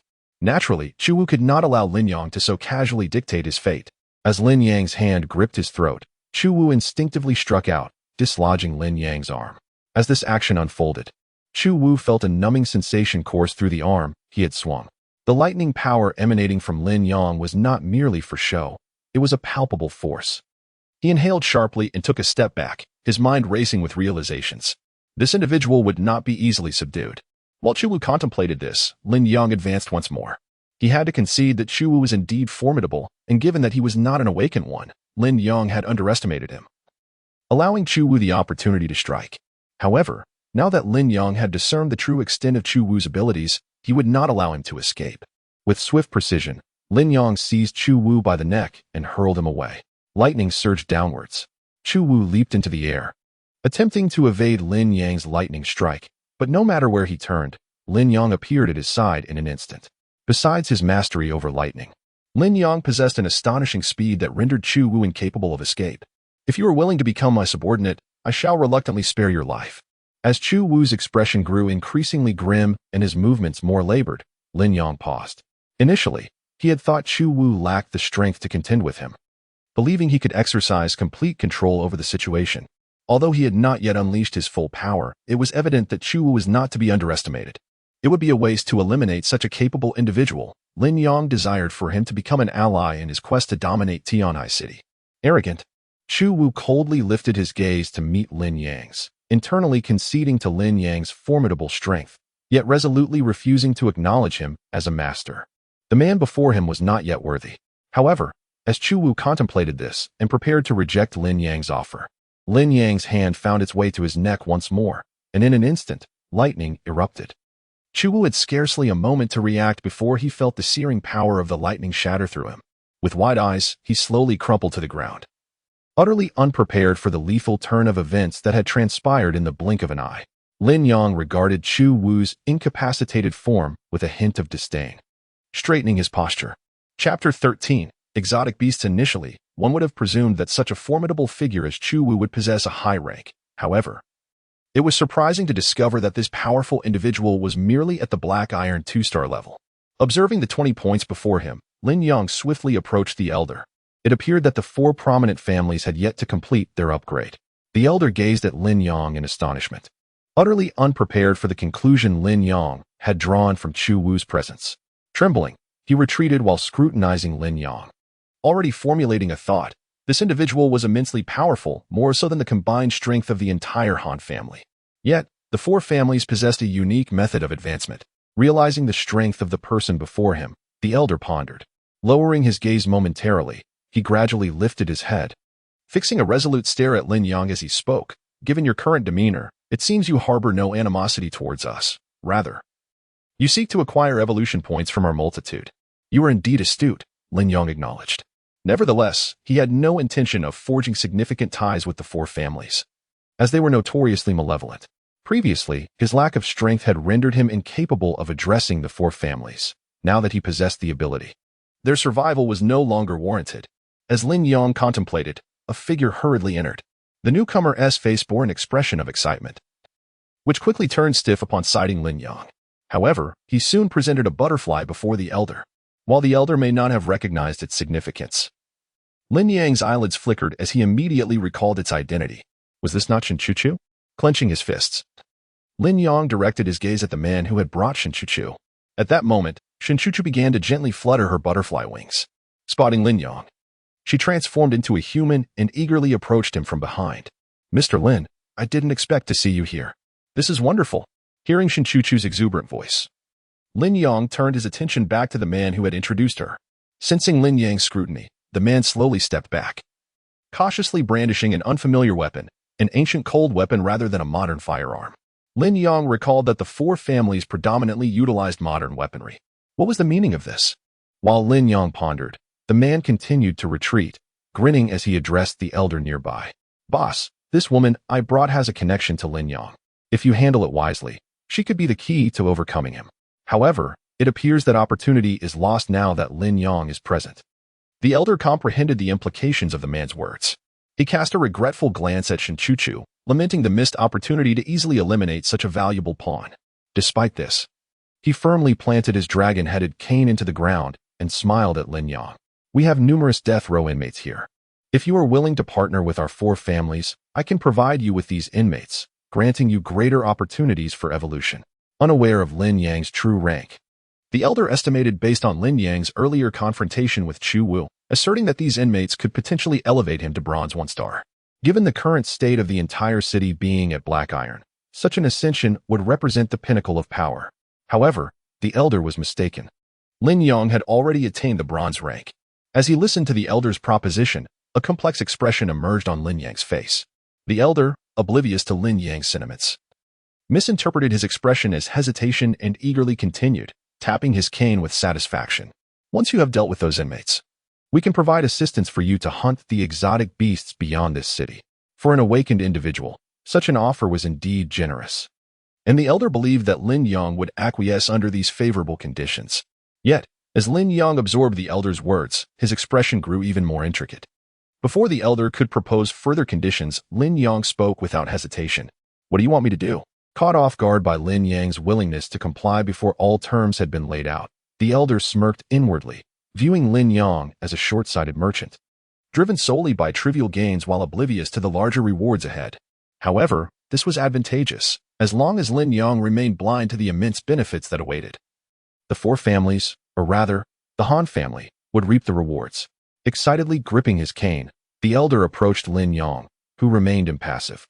The elder wasted no time and directly indicated the location of the death row inmates. Lin Yang listened attentively as the elder articulated his request. "I expect you to eliminate all awakened individuals and exotic beasts within this city. Those awakened who can be of service to our 4 families should be incorporated, while those who cannot must be executed." With this proclamation, the elder tapped his cane, murmuring, "If you fulfill this task, the four families can offer you whatever you desire." Such audacity was remarkable. The four families were indeed powerful, and their ultimate direction was somewhat beyond Lin Yang's comprehension. Yet, this did not grant them the authority to dictate terms to him in the early stages. With his current tattoo, Lin Yang believed that even as the four families grew stronger, he would adeptly navigate any challenges. Thus, the elder's aspiration for Lin Yang to serve as a mere pawn for the four families was a grand illusion. Chapter 14. The death row inmate. The old man was genuinely taken aback that Lin Yang had so effortlessly discerned his intentions. He chuckled. "No wonder you have managed to elevate the company to its former glory with just one hand. Your intellect is indeed remarkable. But with your current capabilities, do you truly believe you can contend with the four great families?" This matter was not so easily articulated. Although Lin Yang had awakened a unique tattoo, his insufficient level meant that the power he could unleash was far from formidable. Disposing of one family might be somewhat manageable, but vanquishing all four posed a considerable challenge. However, this did not imply that Lin Yang would cower. With a smile, he surged toward the old man. "I cannot ascertain whether I can eliminate the four families, but I can certainly deal with you first." Having uttered this, Lin Yang swiftly approached the old man. The old man's expression shifted, and he coldly snorted, striking his dragon-headed cane forcefully. As he did so, the surrounding environment began to morph. With a resounding crack, Lin Yang looked up to see the old man darting toward a particular spot. By the time Lin Yang reached that location, the old man had vanished from sight, leaving behind nothing but an ordinary wall. Lin Yang, upon feeling the wall's surface, quickly inferred that the old man had long anticipated the dangers of the cataclysmic era and had prepared an escape route for himself. Disdainfully, he kicked the wall before deciding not to pursue further. After all, he had never intended to confront the four great families from the outset. Since the old man had chosen to abandon his family and flee, Lin Yang resolved to devour every member of that family before proceeding. With this thought in mind, Lin Yang proceeded without hesitation to the location where the death row inmates were said to be confined, once the most despised and shunned individuals. These condemned men had now transformed into sought-after commodities amidst the cataclysm. Naturally, the group of death row inmates was unwilling to be easily consumed, thus banding together in a desperate struggle. Unfortunately, they were up against the formidable subordinates of the four great families, who retained their ambitions even in this new era. If the new age had not dawned, you would eventually perish at our hands. But now that it has arrived, your fate remains unchanged. Upon hearing these words, the death row inmates' expressions contorted with rage. Who would willingly confront the specter of imminent death while still clinging to life? Moreover, the assertion held a kernel of truth. If a new era had indeed arrived, why could their destinies not be altered? With eyes filled with malice, one inmate who had awakened a tattoo suddenly leaped forward. As he did, Lin Yang looked up and realized that this man had already reached the rank of Black Iron 3 stars. Although this level was merely a novice tier in Lin Yang's eyes, and the evolution points it offered were a meager 30. In a context where most individuals were Black Iron 1 star, this tier seemed somewhat viable. With this in mind, Lin Yang charged toward the man just as he was about to launch an attack on others. In a swift motion, Lin Yang seized the man's arm and delivered a rapid strike.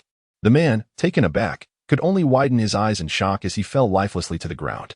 Current evolution points, 350-1000. The cacophony surrounding him was punctuated by the sounds of struggle. Most present were either subordinates of the four great families or death row inmates, the latter cornered and bereft of the means to perceive the situation unfolding around them. Thus, only the members of the four families could discern and vocalize their observations. Having lingered in Tian'ai City for far too long, the four great families had come to regard this territory as their own domain, believing no one had the right to act defiantly before them. However, just as they held this conviction, a man emerged, shocking and infuriating them. One individual, filled with ire, stepped forward to confront Lin Yang. "How dare you seize our death row inmate? Today, I shall make you a contributor to my evolution points." With that declaration, he charged at Lin Yang. Lin Yang stepped back and, upon looking up, was startled to see the man had taken on the head of a dog, albeit one that appeared somewhat incongruous. Indeed, it was the head of a Siberian husky. Beyond this peculiar transformation, Lin Yang found himself intrigued by another detail. The subordinates of the four great families bore no tattoos. With keen eyes, he focused on the man who had inexplicably morphed into a husky. Just as the man prepared to pounce, Lin Yang's hands crackled with electricity as he unleashed a punch without hesitation, causing the man to freeze mid-action. The subordinates of the four families, recognizing Lin Yang's identity, hesitated to engage recklessly. They had witnessed Lin Yang's prowess in videos showcasing his encounters with various beasts in the city, and thus understood that his strength surpassed their expectations. As they observed Lin Yang's emergence, they refrained from rash action, though they lamented that a capable individual had perished at his hands. Yet, the time for regret had passed. One of them, with a smile, addressed Lin Yang. "We acknowledge your formidable strength, but the might of the great families should not be underestimated. Should we all draw our weapons, your escape is far from guaranteed. You four families will forever resort to such rhetoric to mask your impotence." Chapter 15. The Supreme Tattoo. The words spoken by these individuals ring true. Indeed, if Lin Yang were to confront the four great families alone, it would not be an easy endeavor. Furthermore, should the formidable weapons of the four great families be unleashed, Lin Yang would undoubtedly find himself at a disadvantage. However, this does not imply that these people can represent the four great families. A satisfied smile graced Lin Yang's face as he charged directly toward them without hesitation. "You are not the four great families, and they will not strike at me on your behalf. So spare yourselves the trouble," he declared. As he spoke, Lin Yang's body crackled with electricity, leaving all present in awe as they witnessed him enveloped in lightning. Anyone daring enough to approach him would swiftly become the latest target of his electric wrath. In mere moments, those who dared to engage were incapacitated by the storm of energy. The remaining onlookers, paralyzed by fear, cast nervous glances toward Lin Yang, acutely aware that their inaction might lead to their own demise. In the midst of their panic, a smile appeared on Lin Yang's face as he suddenly charged toward them, unleashing the power of the Kunpeng in that instant. Before they could comprehend the situation, Lin Yang had swiftly dispatched all around him and was making his way toward the condemned prisoners. The group of death row inmates had not anticipated that after initially facing the threat of the four great families, they would find themselves on the brink of being devoured by Lin Yang instead. They scrambled into corners, some young women with tear-streaked faces pleading, "What do you wish to do? If there is anything you need, we will comply." Had these words come from anyone else, Lin Yang might have reluctantly spared them, for he had aspirations of becoming the sovereign of this new world and would require capable hands to assist him. It would be too lonely to reign alone. However, hearing such words from these condemned souls made all the difference. Although the four great families were undoubtedly wicked, Lin Yang could not deny that they had borne responsibility when malevolent individuals took action, standing at the forefront of danger. Thus, every individual brought in by the four great families and condemned to death was hardly innocent. In light of this, Lin Yang had no interest in recruiting such ambitious minds into his ranks. After all, it was entirely possible that, during his next foray to strengthen his power, these very individuals might stab him in the back and aspire to become the new ruler. Having learned from past experiences, Lin Yang was resolute in avoiding a repeat of such reckless outcomes. He charged directly at the inmates, swiftly eliminating them before they could react. A cold, detached voice resonated within his mind. "You have slain a black iron 1-star evolver, gaining 10 evolution points. Current level, bronze 2-star, current evolution points, 0-2000. Lin Yang lifted his gaze, surveying his surroundings. Here lay the condemned and the remnants of the four great families upon his arrival. Most had begun to retreat due to the old man's departure, leaving behind only the inept and the useless.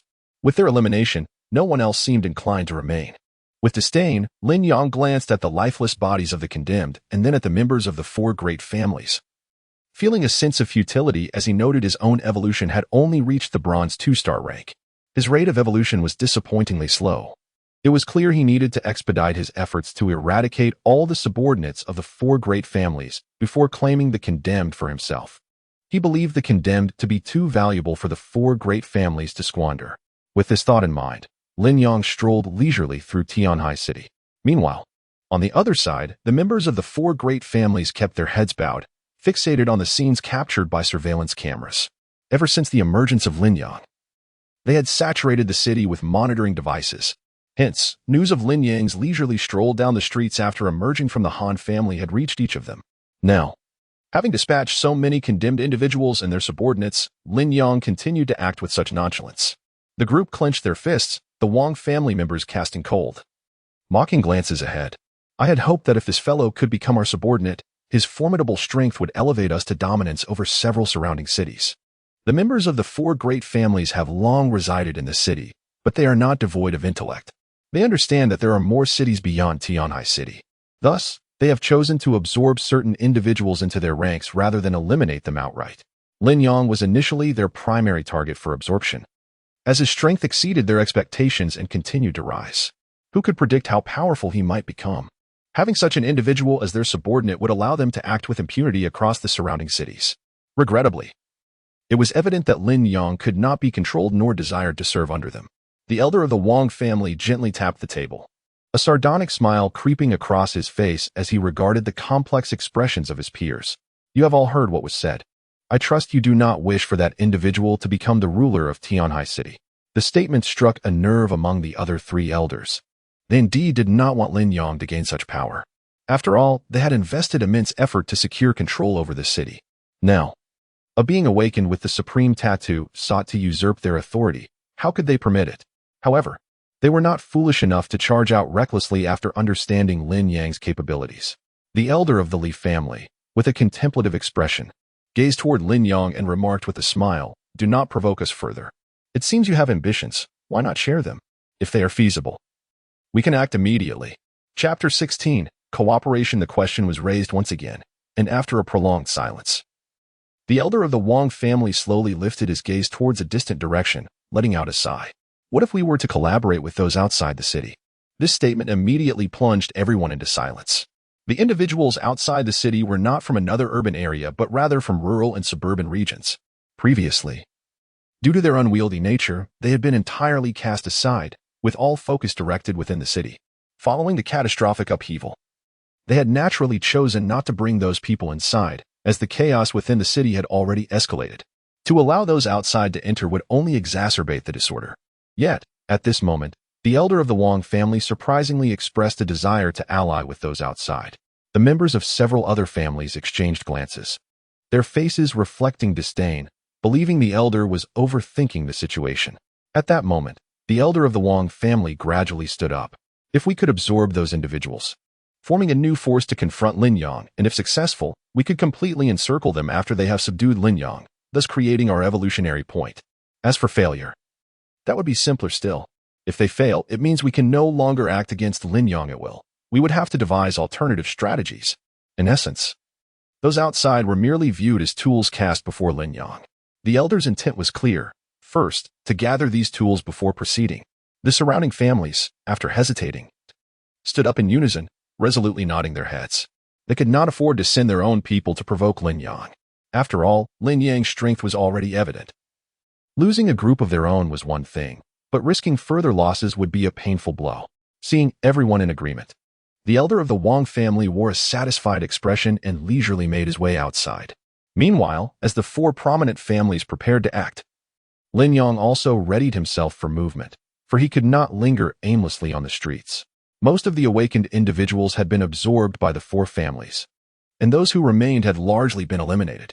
Staying within the city had little benefit for him and might hinder his progress due to the lack of prey. After a brief pause, Lin Yang turned and walked towards the outside, deciding to assess the situation beyond the city limits. Many within the city regarded those outside as inferior. Yet during this time of upheaval, the distinction was not so clear. The individuals outside certainly had the potential to elevate his own abilities.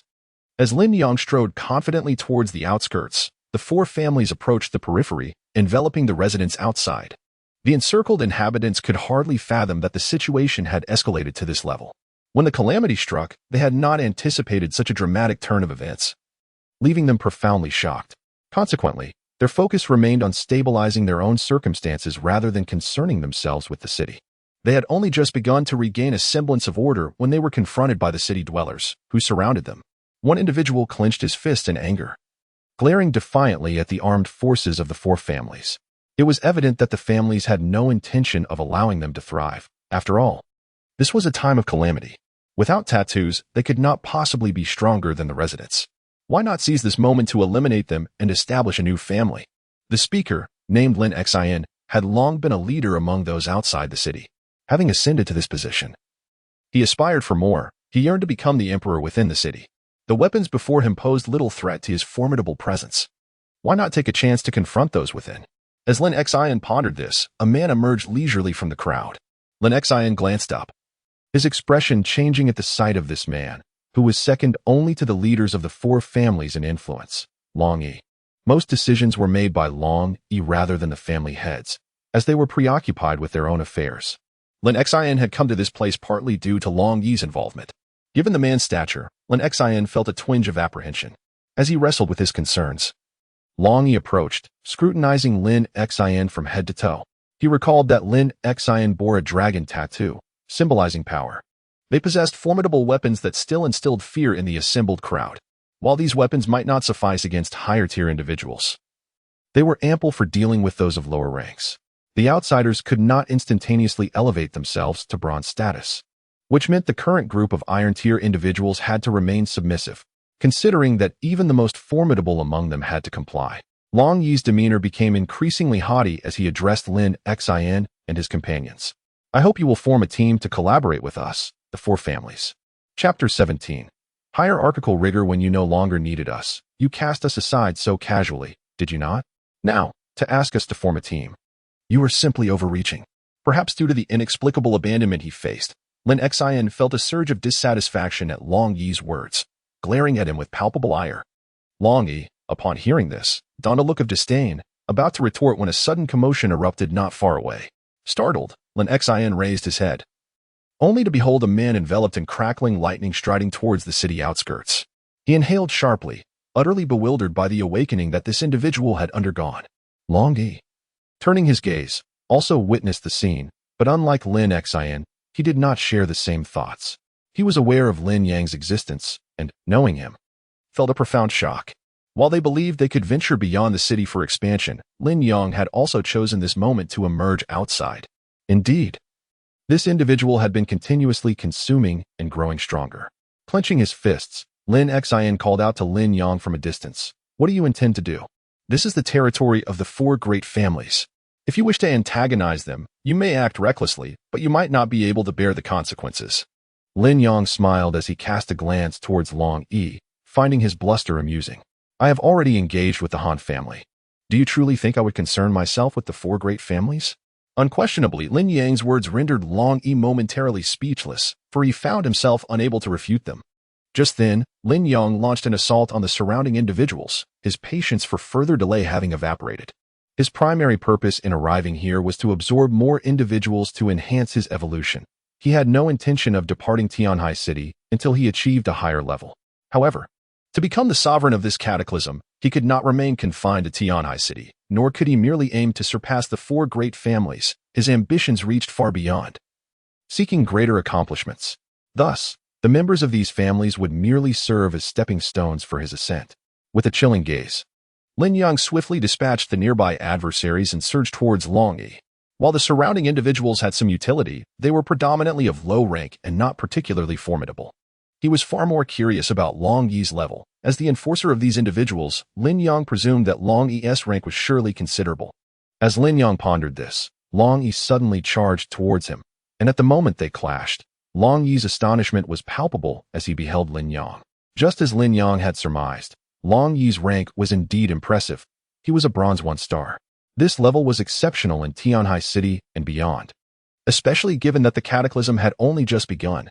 No one could attain bronze status so swiftly within the span of a day or two. Long Yi's ascension to bronze was primarily due to the vast resources he had absorbed into his own body.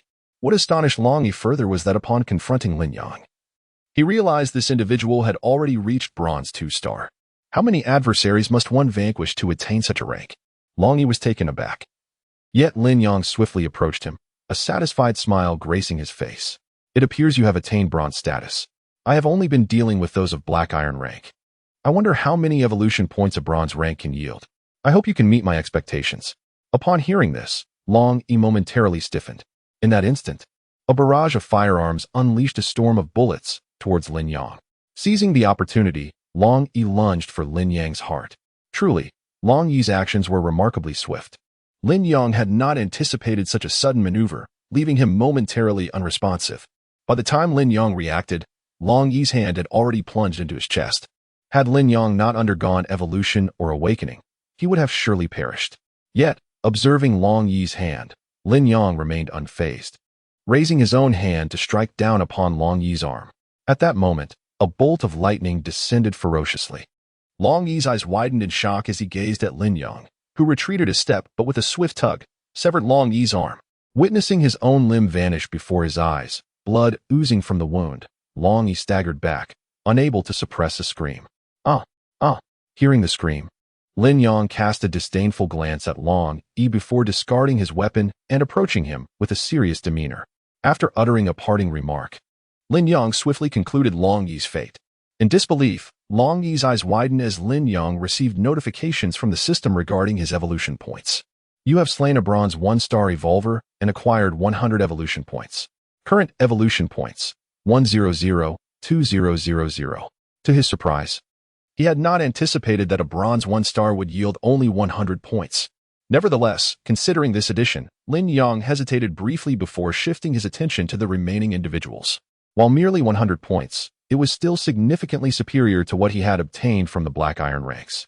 Thus, Lin Yang resolved to seek out more bronze 1-stars. Meanwhile, Lin Xin, astonished, took several steps back, unable to fathom that the formidable Long Yi had been so effortlessly dispatched by Lin Yang. The magnitude of this individual's strength surpassed his wildest imaginings, instilling a sense of caution within him. As Lin Xin contemplated this, the individuals brought by Long Yi clenched their fists tightly. Simultaneously, those observing from the conference room of the 4 great families also gripped their fists, utterly astonished by the unfolding events. Chapter 18. Opposing at every turn, this young man is consistently thwarting our efforts. Shall we allow him to continue unabated? The Chen family, who had remained silent until now, slowly began to lift their gazes towards Lin Yang. They were acutely aware of Lin Yang's extraordinary prowess and recognized that he had been systematically undermining their plans. If circumstances permitted, they would wish to eliminate him. However, at this juncture, they found themselves incapable of doing so. With this thought in mind, the elder of the Wang family abruptly rose to his feet and addressed the group without hesitation. As they were currently powerless against Lin Yang, they knew they must not act recklessly. In truth, the members of that group were also reluctant to act impulsively, having witnessed the deeds Lin Yang had performed upon their leader. This stark reality made it abundantly clear that their leader, despite possessing a heart of bronze, was no match for Lin Yang. How could they, who wielded only rudimentary iron weapons, hope to contend with him? Thus, upon hearing the words of those above, they unhesitatingly grasped their belongings and turned to flee. Unfortunately for them, Lin Yang had no intention of allowing their escape unchallenged. Initially, Lin Yang had come to this place with the aim of utilizing the individuals outside the city as his points of evolution. Yet now, with members of the 4 prominent families already serving this purpose, he contemplated the possibility of absorbing the outsiders as his subordinates, provided they could be obedient. However, whether they would heed his command was a matter for the future. For now, he needed to deal with the members of the 4 families, ensuring they became compliant evolution points. With this resolve, Lin Yang swiftly charged towards a nearby location, catching the members of the 4 families completely off guard, eradicating them with ease. The few who survived understood their predicament well. Escape was no longer an option. One individual, trembling and panicked, raised his gaze to Lin Yang and suddenly knelt before him. What do you require of us? We can assist you in any capacity, provided you spare our lives. Upon hearing this, Lin Yang could not help but smile at the speaker, who, in turn, looked back at him with palpable anxiety. Faced with the inevitability of their fate, aligning themselves with Lin Yang seemed the only viable path, if they could remain by his side. It was reasonable to expect that a formidable being like Lin Yang would not recklessly sacrifice his followers. Unlike the 4 families, who relied on military might, Lin Yang was a force unto himself.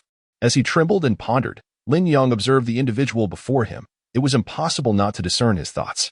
After a moment's hesitation, Lin Yang decided to attack those present. He required subordinates, yet not those of the 4 families. As the stunned onlookers turned their gazes towards him, Lin Yang casually discarded the items he held and approached Lin Xin leisurely. Upon Lin Yang's arrival, Lin Xin instinctively took a few steps back, his mind brimming with caution. The individuals behind Lin Xin also turned their attention towards Lin Yang, utterly astounded. They had never imagined that one person could possess such immense power. This revelation compelled them to consider submission, for Lin Xin had risen to prominence outside the city primarily due to his newfound strength. In contrast, they were unable to match him, leaving them with no choice but to comply. Yet now, with Lin Yang surpassing Lin Xion's strength, they understood they must heed Lin Xion's command.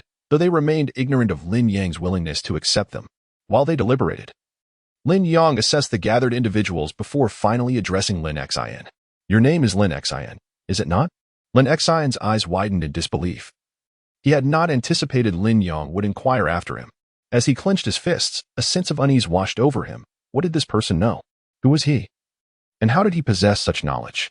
In Lin Xian's silence, Lin Yang continued, I have seen you before, and I am aware that you were expelled by the 4 prominent families. As he spoke, Lin Yang surveyed the surroundings. In his previous life, he had ventured outside the city, not by choice, but out of necessity. In that past existence, Lin Yang had been weak, and thus, he had never dared to approach the treacherous realm beyond the city. At that time, Lin Xian had already established himself as the leader, and Lin Yang had witnessed him commanding a group to vanquish a horde of aberrant beasts. The majority who accompanied Lin Yang to the city outskirts were similarly weak, lacking the awakened tattoos. Consequently, when Lin Yang observed those scenes, others had seen them as well, which led to widespread panic, prompting them to hastily pursue the aberrant beasts. Meanwhile, Lin Yang remained unfazed, accepting the inevitability of death, believing that if he was destined to perish in the outside world, so be it. Unexpectedly, those who had fled in terror met their demise at the jaws of the unpredictable aberrant beasts, while Lin Yang, who had stood calmly in place, faced no such fate. Lin Xian, having no alternative, dealt with the remaining individuals, not intending to treat them well, merely providing them with a place to reside and requiring them to perform tasks in exchange for sustenance. In comparison to the 4 families, who mercilessly expelled the weak, Lin Xian's approach was commendable. He was undeniably a conscientious presence during this time of great upheaval. Thus, Lin Yang remembered Lin Xian. Chapter 19. A foolish attempt to stop the unstoppable. At this moment, observing Lin Xian, who no longer appeared as formidable as before, yet had undeniably become the leader outside the city, Lin Yang smiled faintly and approached Lin Xian, revealing his thunderous power. When Lin Yang had first arrived, showcasing his might to eliminate others, Lin Xian had already been gripped by fear. After all, Lin Xian had no real connection to Lin Yang and was unfamiliar with his true capabilities. He could not ascertain whether the man before him intended to kill him or not. As Lin Xian's trepidation mounted, Lin Yang gradually withdrew his thunderous power and addressed Lin Xian. What I have awakened is merely one facet of my strength. There exists much more. Yet due to my current bronze status, I have not revealed the entirety of my might. However, I shall grow increasingly formidable in the future. Hearing these words, Lin Xian could only manage a slight smile, momentarily perplexed by the intent behind Lin Yang's statement. Was he attempting to flaunt his prowess? If that were the case, it was evident that Lin Yang was exceptionally powerful, perhaps the most formidable individual in the entirety of Tianhai City. As Lin Xian pondered this, he noticed Lin Yang's gaze turning icy and resolute as he spoke firmly. I find your leadership capabilities commendable. Your subordinates exhibit great obedience. Thus, upon witnessing my power, I wish to enlist you as my subordinate. Are you willing? Lin Xian was taken aback, unable to fathom Lin Yang's proposition. After a prolonged silence, he cautiously replied, Do you truly wish for me to be your subordinate? You must realize my strength is not particularly impressive. The individual who appeared earlier was far more powerful and could easily eliminate me. This statement was starkly objective, as Lin Xian was acutely aware of his own limitations. Consequently, feeling despondent under Lin Yang's scrutiny, he lowered his head in confusion, unable to comprehend why Lin Yang would consider him worthy. After all, it was clear that Lin Yang was immensely strong and had no need for someone as weak as he. Lin Yang, fully aware of Lin Xian's thoughts, smiled and confidently reassured him, I can handle everything alone. Why would I require another strong individual? What I seek is someone who will follow my directives and assist in managing affairs, not a powerful being with their own ambitions who might threaten me at any moment. Upon hearing this, Lin Xian fell silent. At that moment, Lin Yang turned to walk in another direction. In his past life, Lin Xian had not harmed him, and thus Lin Yang had no intention of eliminating Lin Xian now. If Lin Xian chose not to ally with him, Lin Yang would simply allow him to deal with his own affairs outside the city. While Lin Yang contemplated this, Lin Xian approached him without hesitation, struggling to understand why Lin Yang would need him. Despite lacking Lin Yang's capabilities, he realized that aligning with Lin Yang could potentially offer him a chance at survival. He was aware that if he did not seize this opportunity, he might soon fall victim to the 4 great families. As Lin Xian grappled with these thoughts, Lin Yang observed him and halted his movements. Lin Xian, with clenched fists, resolutely declared, "I can become the kind of subordinate you need." A satisfied expression crossed Lin Yang's face. It seemed Lin Xian was perceptive. In that case, Lin Yang shifted his gaze to Lin Xian's followers behind him, then turned back to Lin Xian. "Bring your subordinates. We shall enter the city." The group following Lin Xian collectively gasped, astonished that Lin Yang would choose to enter the city at this moment, knowing full well that it was occupied by the four great families. What would happen if they encountered resistance or were confronted by the families? As they spiraled into panic, Lin Yang glanced at them and mockingly remarked, "The individuals I just dealt with were all from the four great families. I have already declared myself their enemy, so why should I concern myself with the ongoing conflict?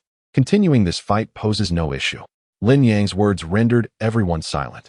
After a prolonged pause, they slowly began to gather behind Lin Xian. Survival outside the city was untenable. Beyond the four great families, there were also awakened beasts lurking, eager to make them their prey.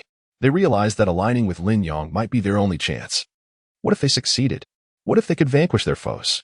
What if they could displace the four great families and establish themselves as the new power?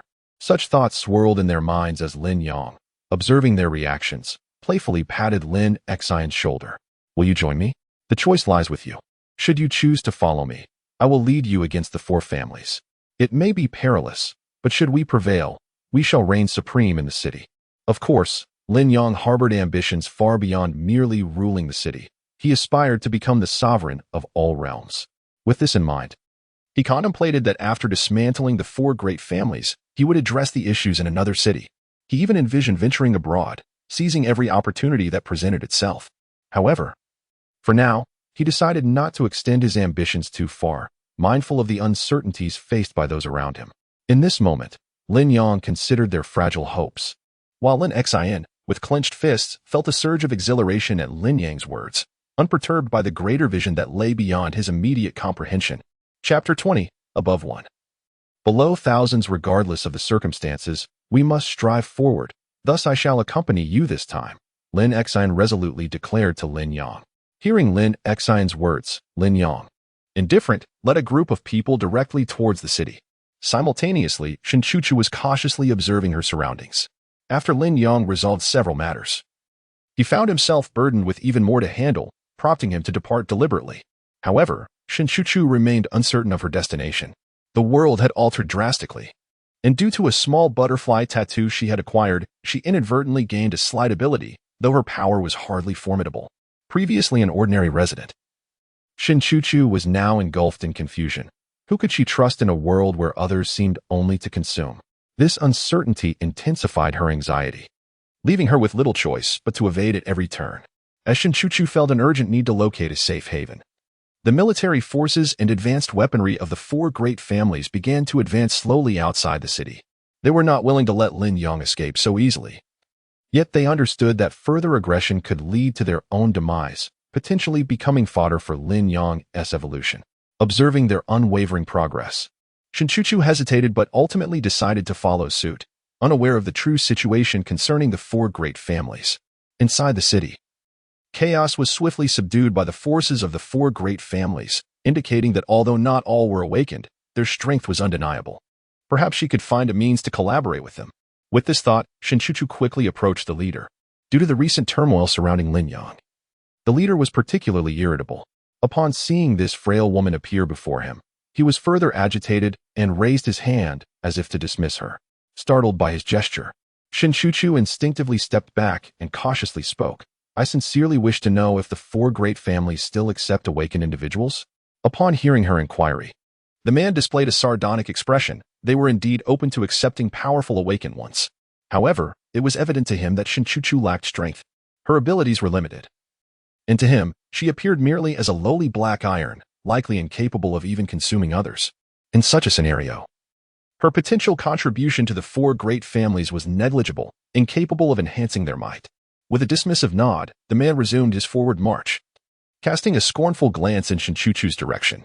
"We are certainly eager to welcome more capable individuals, but you are unequivocally not one of them." Shinchuchu was taken aback. Unable to fathom such humiliation, she merely sought to understand the situation and explore the possibility of joining the more powerful families, never intending to relinquish her own identity. As she pondered this, the man and his entourage reached the city gates. Clenching her fists in frustration, she glared ahead, recalling his derisive words. Uncertain if this Lin Yang was indeed the one she knew, Shin Chu felt a surge of indignation at his rejection. Transforming into a butterfly, she gracefully flew in another direction, determined to ascertain his identity. If it were indeed Lin Yang, it would signify that he had grown immensely powerful, perhaps even capable of overshadowing the four great families. She resolved to relay the man's words to him as a cautionary measure, hoping that such a warning could earn her a chance at survival. With this intention, Shin Chu soon reached the outskirts of the city. Upon arrival, she spotted Lin Yang and Lin Xin confidently striding towards the city. A wave of anxiety washed over her. It truly was the Lin Yang she knew. Overcome with excitement, she dashed towards him. However, before she could utter a word, Lin Xin and his group swiftly obstructed her path, smiling warmly as he addressed her. While we are unsure of your origins, we cannot permit just anyone to join our ranks. If you truly wish to become part of our community, you must undergo a trial. This was a plan devised by Lin Yang and Lin Xin, acknowledging that not everyone would willingly stand behind Lin Yang. Following the calamity, many aspired to become formidable forces themselves, seeking to rise above the masses. In such a context, those inclined to ally with Lin Yang might either be exceedingly weak or harbor ulterior motives to ambush him. Having already aligned with Lin Yang, Lin Xin was resolute in ensuring no one could approach him without scrutiny. Thus, they decided that any prospective members must first pass a test. To Lin Xin's surprise, it was only shortly after that someone approached them. Chapter 21. Tattoos. Lin Xin, filled with eagerness, felt an overwhelming desire to unleash his strength immediately. Although Lin Yang possessed formidable power and Lin Xin was not his match, that did not imply he lacked the capability to resolve certain issues. Aside from Lin Yang, the others were not necessarily his equals.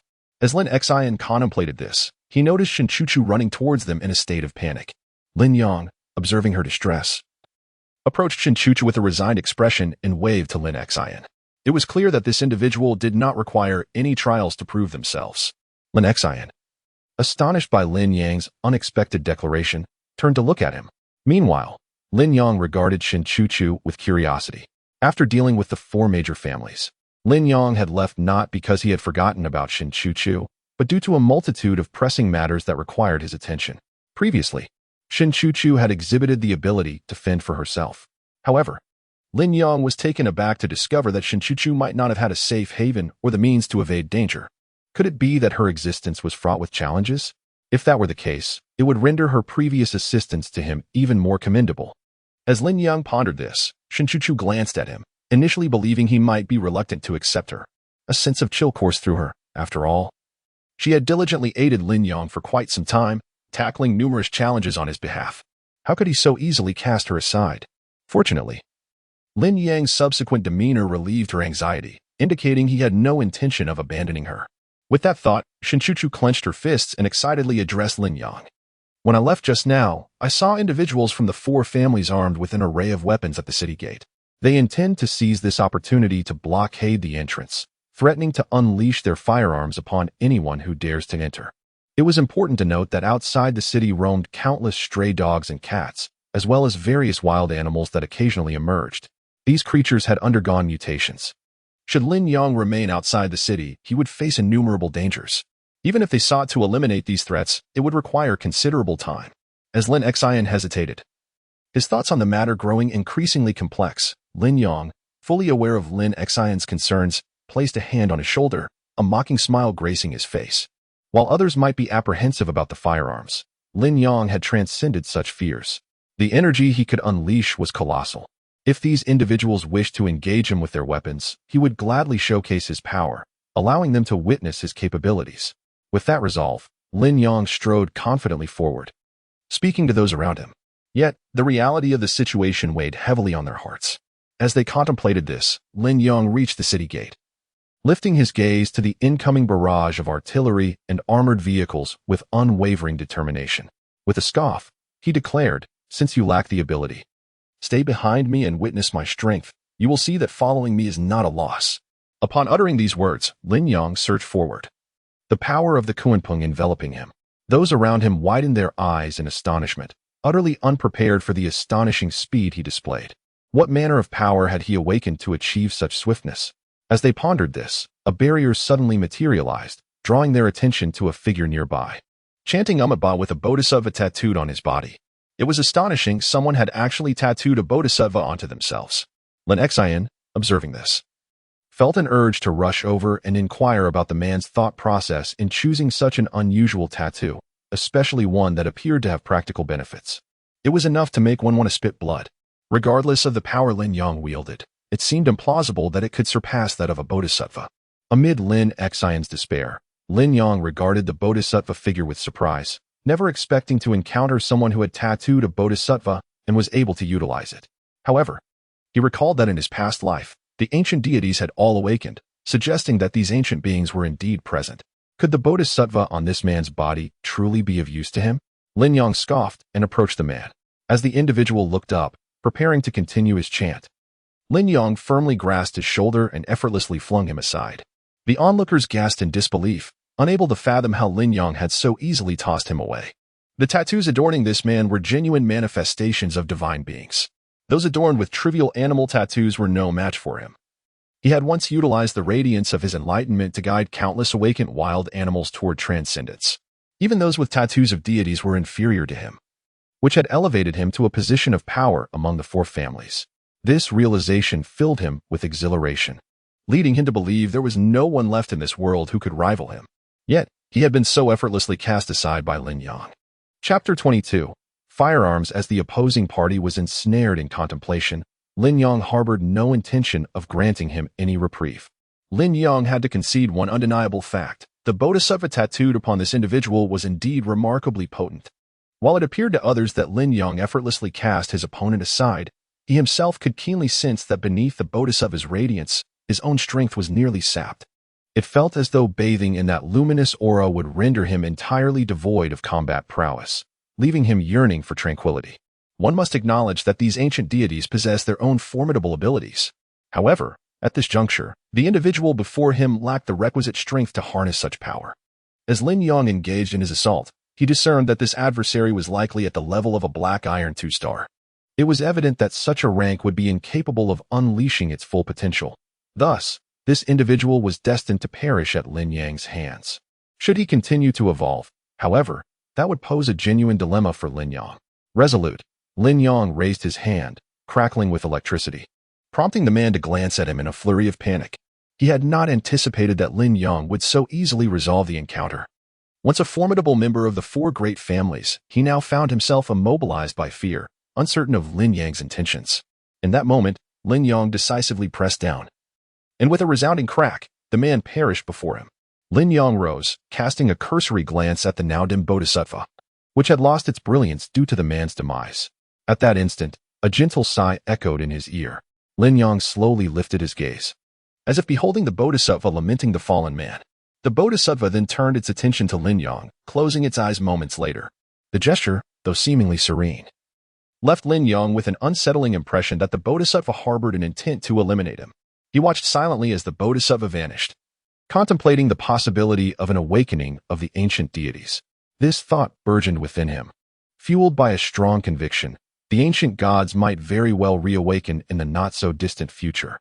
He must be prepared to confront these primordial forces, for this era of evolution could merely be a predatory phase for them. Though the origin of this thought eluded him, Lin Yang resolved to act upon it.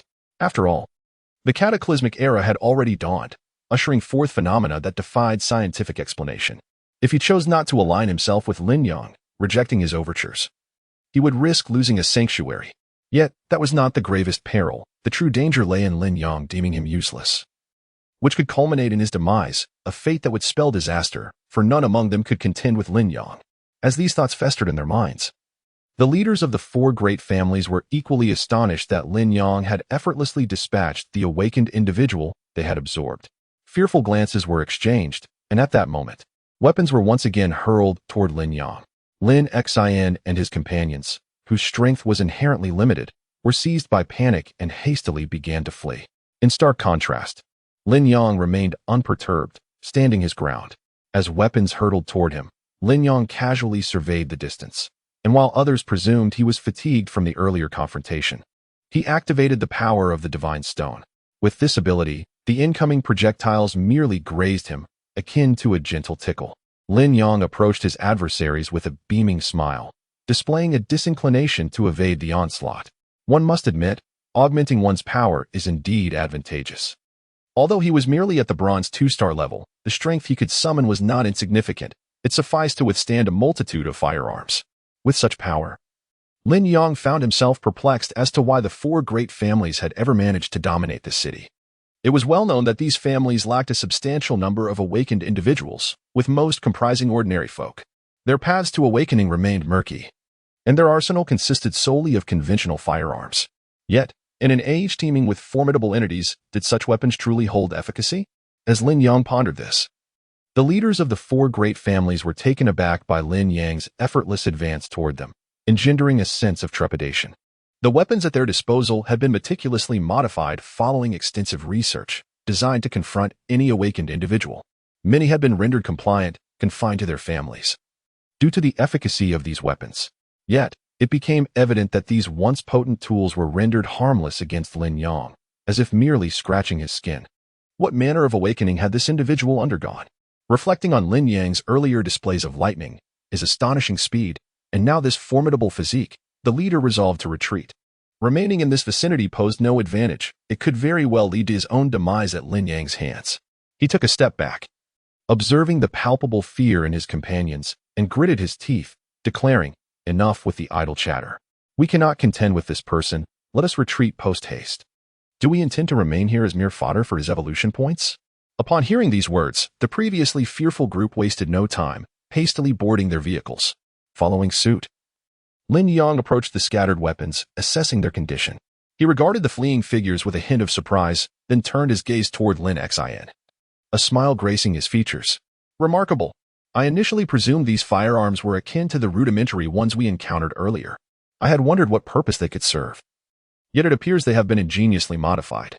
Chapter 23. Cataclysm. Lin Xin felt as though he were in a daze.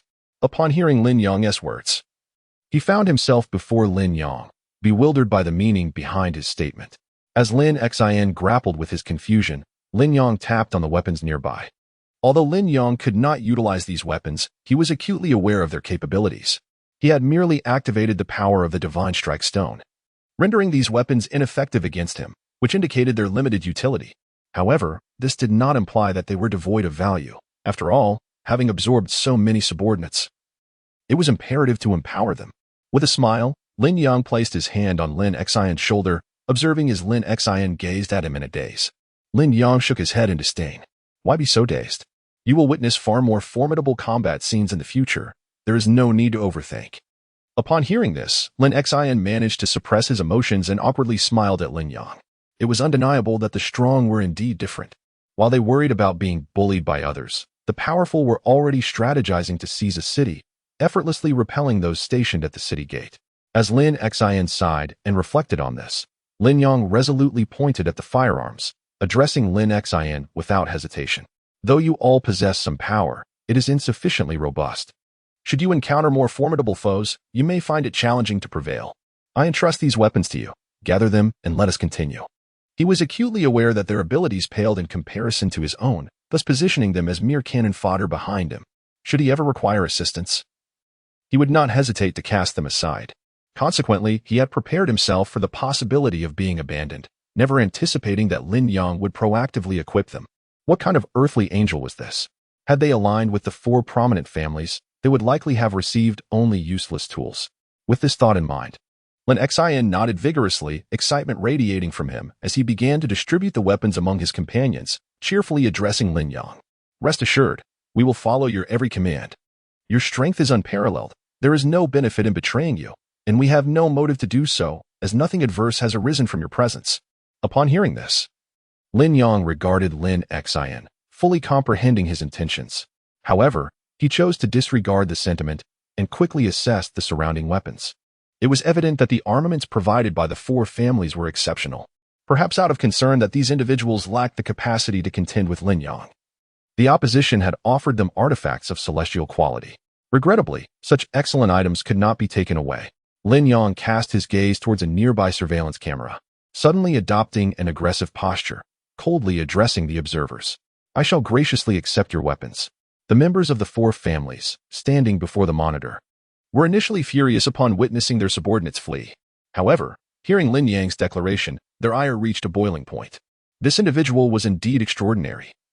They could not afford to let him slip away. The patriarchs of several families glared at the figure on the screen, nearly grinding their teeth in frustration. They had never spared Lin Yang, yet he possessed the means to eliminate them. It was not that they chose not to pursue him, rather, he was the one who would not relent. As their emotions churned, Lin Yang and Lin Xian swiftly gathered all the items, ensuring nothing was overlooked before making their way back to Lin Yang's former residence. Given the presence of numerous death row inmates among the four families, it was prudent to first focus on those within the city rather than seek out those outside its walls. After all, he had subordinates he trusted would not prove inept in assisting him. He believed that if they could uncover useful leads, he could seize control of the city within a month.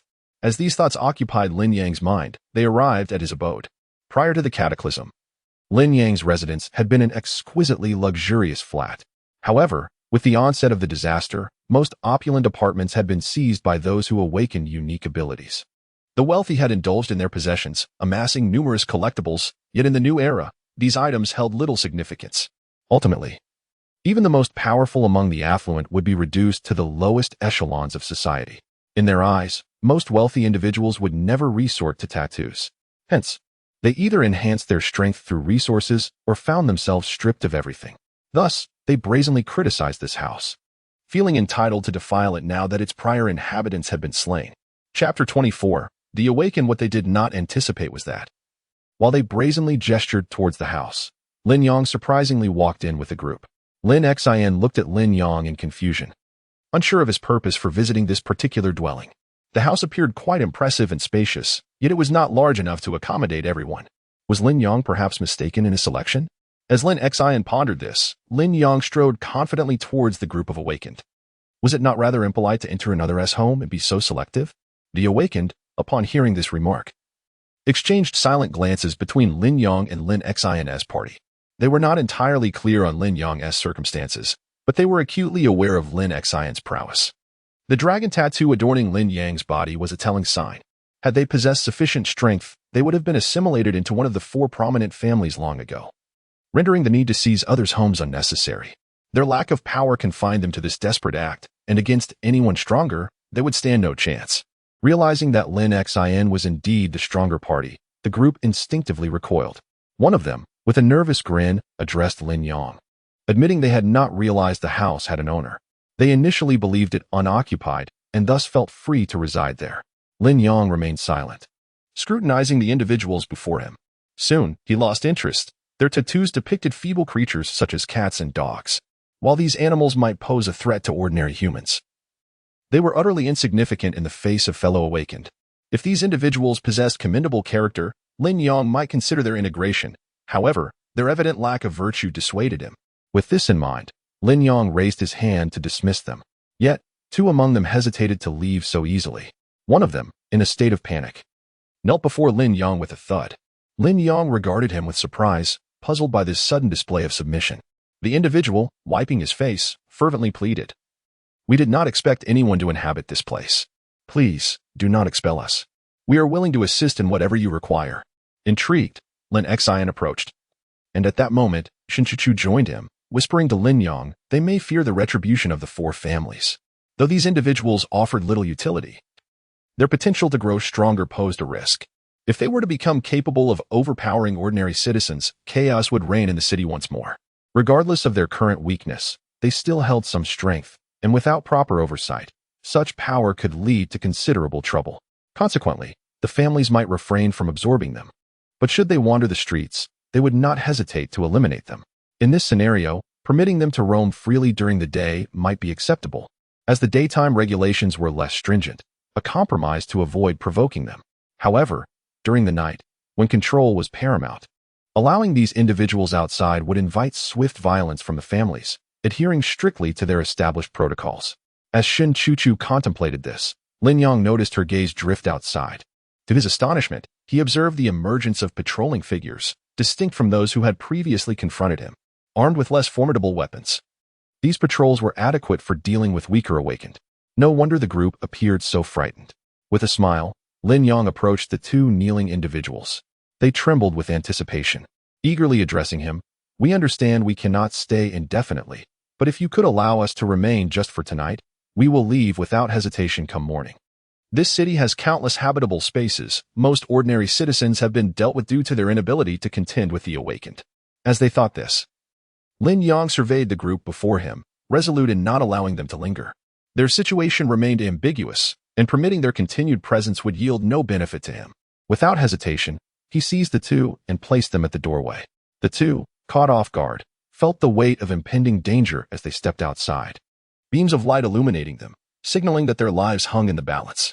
Yet, re-entering posed a threat as well, leaving them in a precarious predicament.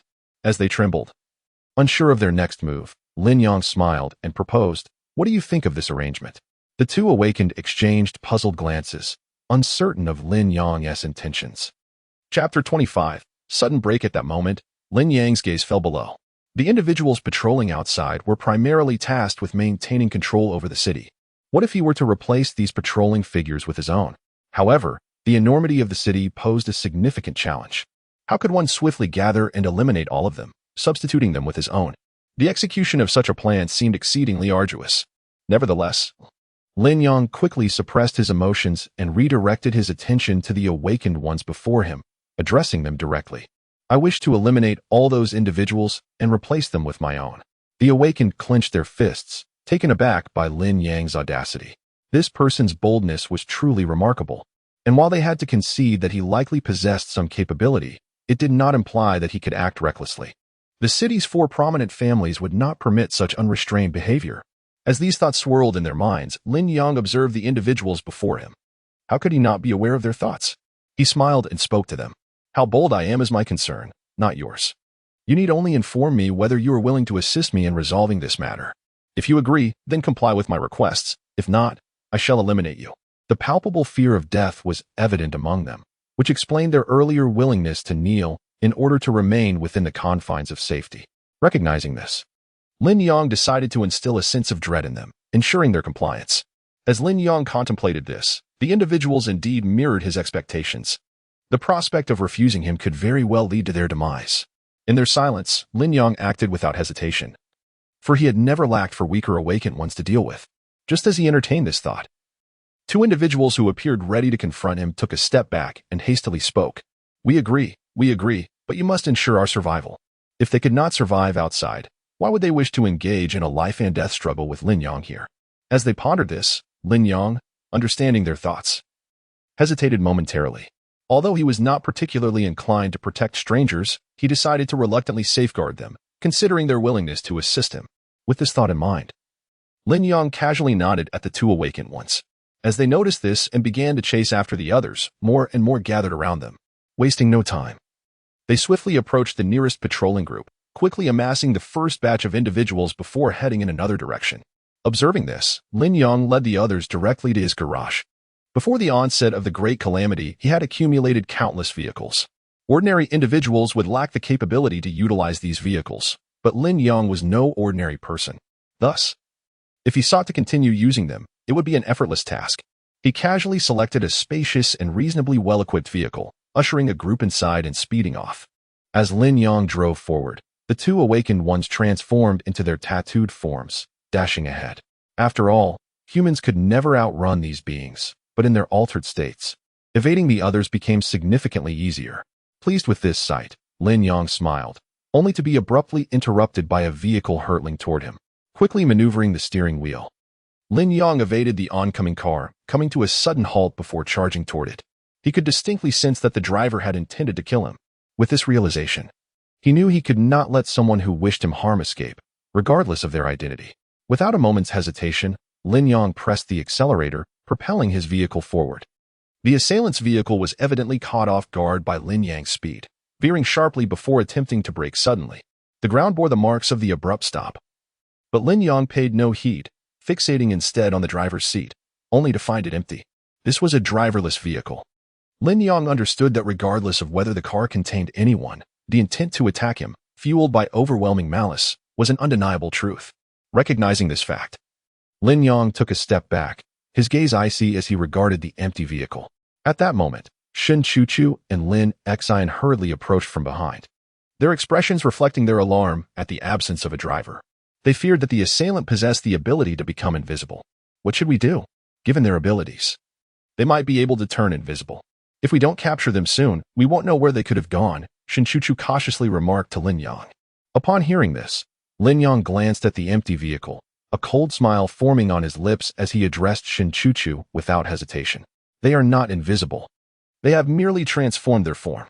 Shin Chuchu looked at Lin Yang in confusion, unsure of the meaning behind his words. Just then, Lin Yang surged forward, launching an attack on the vehicle. If my assumptions are correct, the tattoo on that individual should resemble a vehicle. Chapter 26. Seeking alliance. The entity that had transformed into a vehicle had never anticipated that Lin Yang would swiftly discern the anomaly. Typically, upon realizing that a car was devoid of occupants, most individuals would choose to trust the assertions of those within, assuming they had either vanished or employed some extraordinary means of escape. After all, given his current attributes, even if he failed to launch an attack on Lin Yang, it would bear little consequence. Lin Yang would undoubtedly be oblivious to his presence. Once Lin Yang departed, he would promptly initiate an assault on him, seizing the opportunity. If he found himself unable to delay any longer, he would simply vacate the area. From any perspective, this posed minimal risk to him. However, he was unprepared for Lin Yang's unconventional approach, which instilled a sense of panic within him. He hastily reverted to his human guise. I had no intention of causing you any harm. Truly, there is no need for such apprehension, he stammered. Lin Yang regarded the suddenly transformed Chu Ming with a knowing smile, wholly unconvinced by his feeble claims. Lin Yang's prowess had significantly augmented, enabling him to perceive subtleties beyond the ordinary. Moreover, he was aware of the identity of the individual before him. This person had previously perpetrated numerous heinous acts, utilizing his vehicular form to eliminate formidable foes and then retreating with remarkable speed. This individual had even evolved to possess a unique ability, which he had not yet displayed, prompting Lin Yang to resolve to neutralize the threat before it could manifest. As Lin Yang contemplated these matters, Chu Ming remained oblivious to his thoughts. Observing Lin Yang's unflinching demeanor as he approached, Chu Ming felt a surge of fear and quickly addressed him. I have come here to seek your favor. You must understand that aside from the 4 prominent families, the majority of those who have not been absorbed are individuals of little to no strength. Lin Yang regarded Chu Ming with interest, uncertain of the implications of his statement. Sensing Lin Yang's willingness to listen, Chu Ming felt a measure of relief. This was undoubtedly advantageous for him, as Lin Yang's receptiveness signified the possibility of meaningful dialogue. Adopting a serious expression, he seated himself beside Lin Yang and continued, Recently, I was absorbed by one of the great families, but I soon discovered that they were not as I had imagined. Once we were integrated, it became evident that they sought not just our strength but also aimed to exert control over us. It is preposterous, Chu Ming asserted, for someone of my caliber to be so easily dominated by a mere family. Even if these 4 families wield significant power over the city, I refuse to succumb to their control simply because they hold dominion. Consequently, Chu Ming could not remain in that environment and swiftly distanced himself from the 4 families. However, he had not anticipated that from the outset, the families had no intention of allowing capable awakened individuals to remain in the city. Should one wish to align with the families, it implied the ability to survive within their ranks. Conversely, refusal would result in relentless persecution. At that moment, Lin Yang appeared before Chu Ming, revealing the existence of a formidable force capable of confronting the 4 families. The most crucial aspect was that Lin Yang had managed to emerge unscathed after engaging them, igniting a flicker of hope within Chu Ming. Yet, he simultaneously grappled with doubt regarding Lin Yang's true capabilities. Could it be that Lin Yang, if he lacked true strength, was merely a deceptive agent of the 4 families, feigning opposition? Thus, Chu Ming resolved to launch an attack on Lin Yang, seeking to ascertain whether he was indeed an ally of the 4 families. Yet, before he could execute his plan or confirm his suspicions, Lin Yang had already discerned his intentions, leading Chu Ming to realize the undeniable truth: Lin Yang possessed formidable abilities. As these thoughts swirled in Chu Ming's mind, Lin Yang casually placed a hand on his shoulder. In this context, Lin Yang was revealed to be a bronze figure, igniting a deeper intrigue and excitement within Chu Ming. Did this not imply that Lin Yang was indeed one capable of wielding control over the city? With this realization, Chu Ming, brimming with enthusiasm, spoke directly to Lin Yang. With such formidable strength, you must surely intend to confront the 4 families. After all, Someone of your caliber cannot simply allow them to coerce you into submission.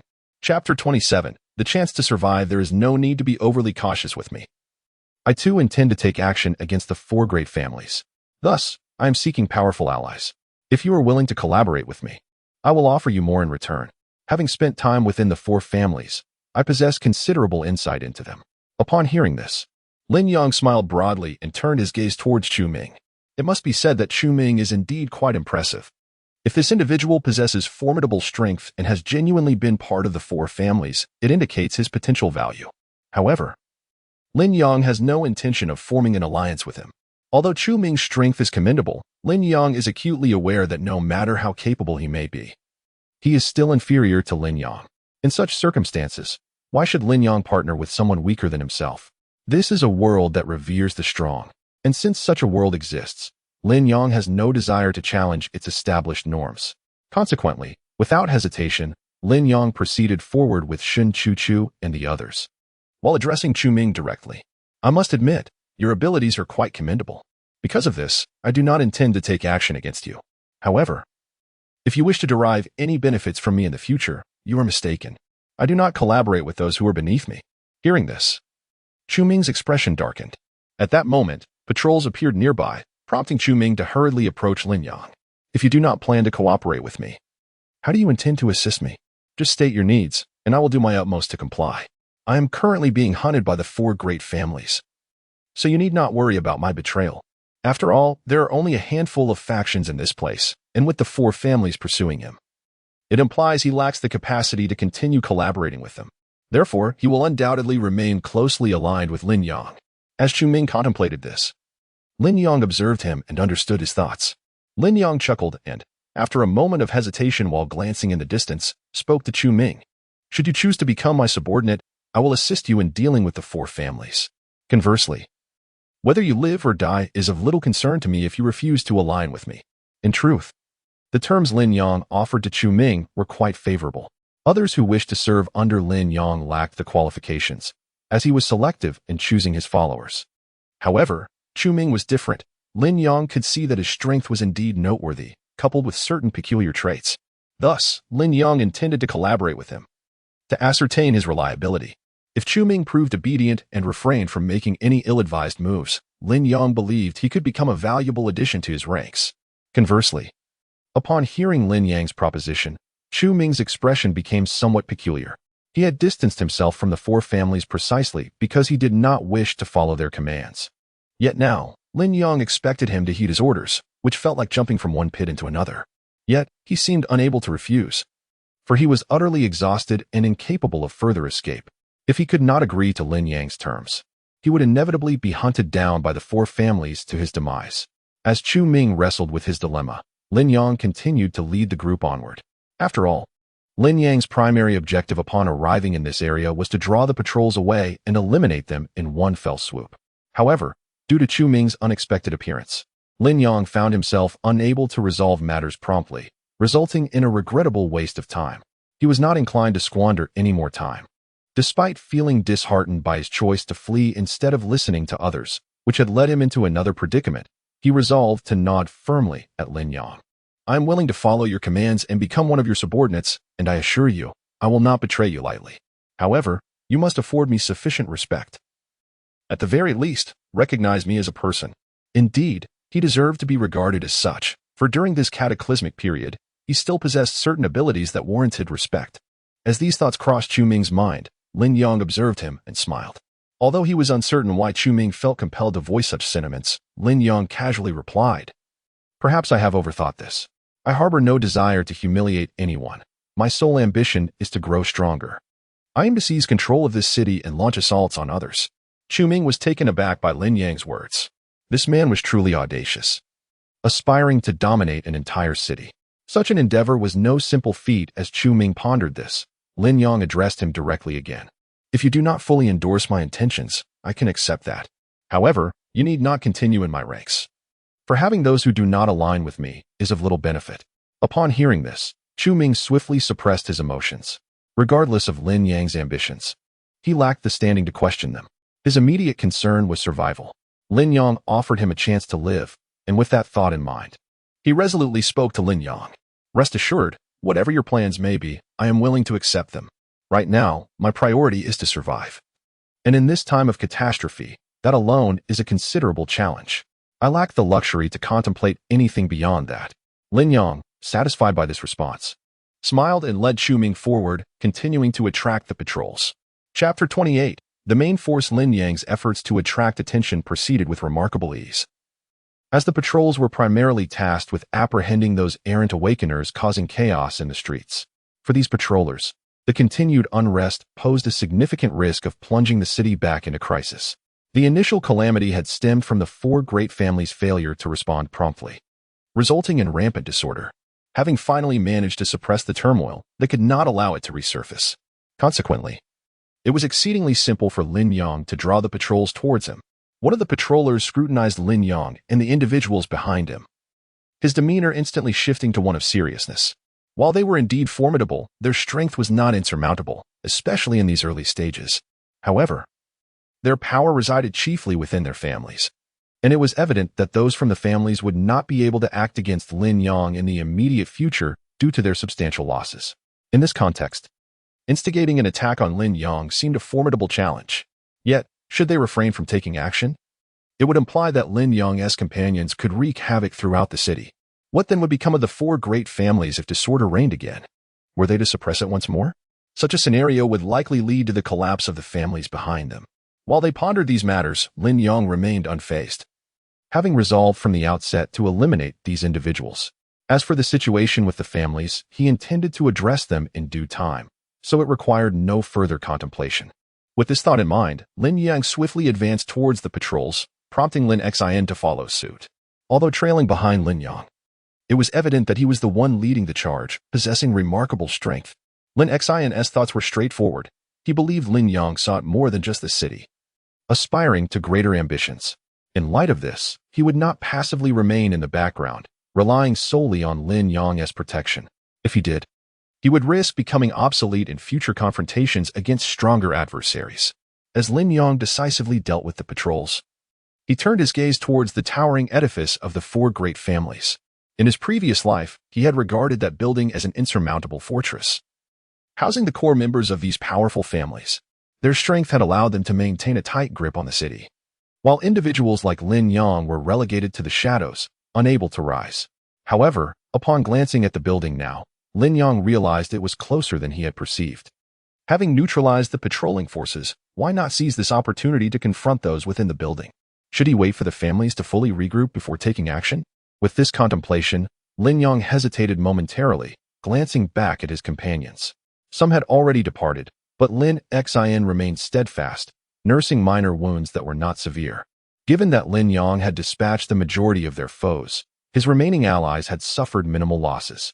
If they wished to infiltrate the building, it was certainly within their capabilities. The question remained whether they were willing to embark on such a risk. Do you have any thoughts? If you wish to pursue any course of action, feel free to voice it. As long as we follow you, it signifies our unwavering allegiance, Shinchuchu remarked, observing Lin Yang's indecisiveness. Lin Yang regarded Shinchuchu, then looked back at the distant building before breaking into a cold smile. Since we have already emerged today and dealt with most of the patrols, why not directly invade the territory of the four great families and dismantle them entirely? Although Lin Xian had anticipated Lin Yang's greater ambitions, he still gasped at this declaration. Lin Yang, however, spoke resolutely to Lin Xian. You have witnessed my capabilities. No matter how much firepower the four families deploy, it poses little threat to me. Therefore, why should we continue to play their game in this city? Should they sacrifice their lives merely to seek refuge behind Lin Yang? Would they willingly accept a protection that could cost them their lives? As silence fell upon them, Lin Yang nonchalantly strode towards the building of the four great families. Though he had experienced a moment of doubt, he remained true to himself. Regardless of the willingness of others, if Lin Yang wished to act, he would do so. Whether his companions chose to follow suit was ultimately their decision. As Lin Yang contemplated this, Shinchuchu resolutely positioned herself alongside him. Chapter 29. The Strength of Bronze and Truth. Shinchuchu had numerous choices at her disposal. Although her strength was not particularly formidable and the tattoos she had awakened were not especially powerful, she could choose to survive in this city, provided she steered clear of the four prominent families. Moreover, these families were unlikely to trouble her at this juncture. as her capabilities were ultimately too weak to warrant their attention. The meager evolution points she possessed did not justify the expenditure of their time and resources in dealing with her. However, Shinchuchu was not inclined to remain in such a stagnant state, for it offered her little benefit. She could not perpetually evade the four families, as they were the rulers of the city. Rather than scurrying about like a mouse, it would be more prudent to join Lin Yang in a bold endeavor. Should they succeed, leadership would shift to another, and they would no longer need to live in hiding. As Shinchuchu contemplated this, the group trailing Lin Yang hesitated for a moment before ultimately gravitating towards him, sharing her sentiments. If conditions became dire enough, a desperate gamble might prove to be their greatest advantage.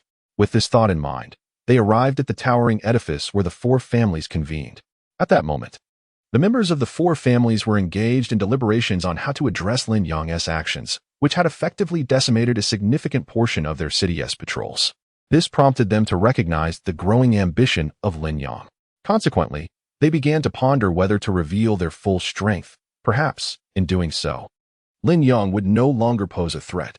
After all, they had only witnessed a fraction of his abilities, and no one truly knew the extent of his power. What if his displayed prowess was merely a facade? As doubts began to take root in some minds, an elder suddenly rose. His teeth clenched in indignation as he addressed the assembly. His words incited a wave of fury among them. They had long occupied a position of superiority in the building. Despite Lin Yang's fame as a businessman, he was still under the control of the four families. The emergence of the awakening era and the subsequent upheaval should not have compelled them to relinquish their dominion over the city so readily. What are we to do? He demanded.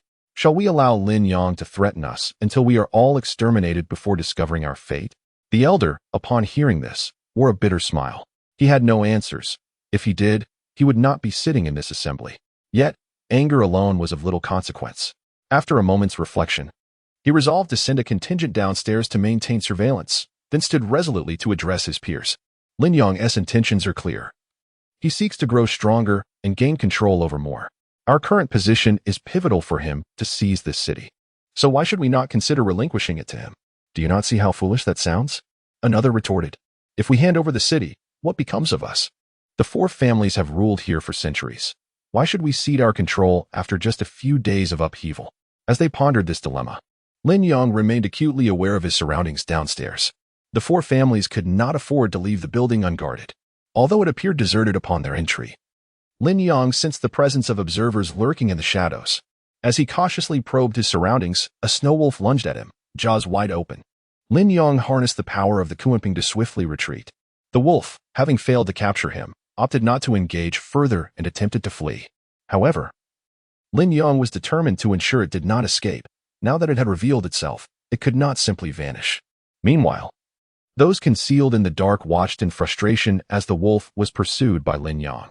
They quickly relocated to a safer position and relayed their observations to their superiors. This individual was formidable in both combat prowess and speed. It was clear that they could not match him in the near term. If the wolf failed, they would cease their operations, for continuing would amount to offering Lin Yang evolution points on a silver platter. They recalled how Lin Yang had recently ascended to the second star of bronze, and if he continued to rise, he might reach the silver tier.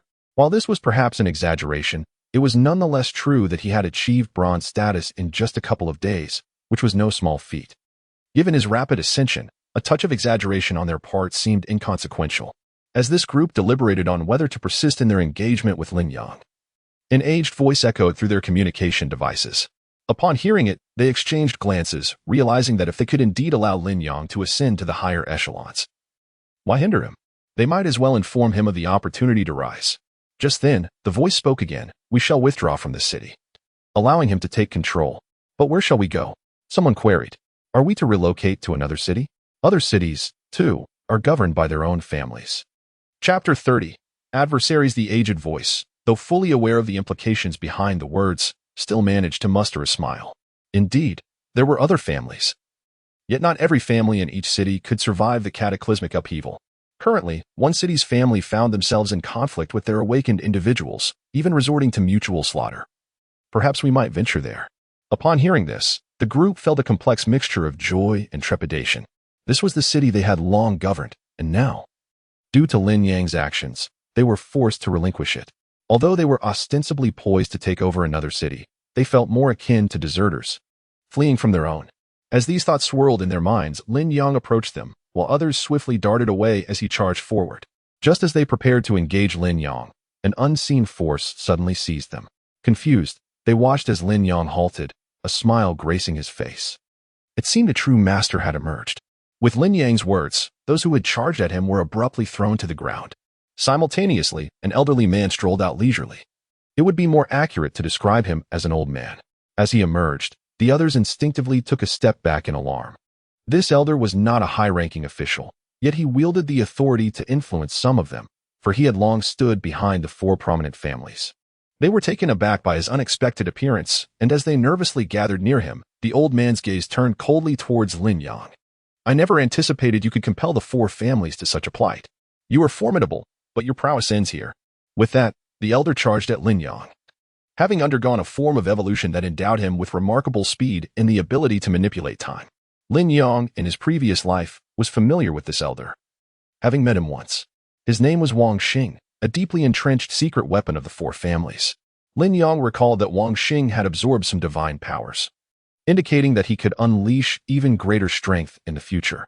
Such a powerful ally was precisely what Lin Yang desired, although it remained uncertain whether this formidable individual would be willing to serve him. As Wang Xing approached, Lin Yang raised his hand to block his movement. Wang Xing felt a flicker of anger.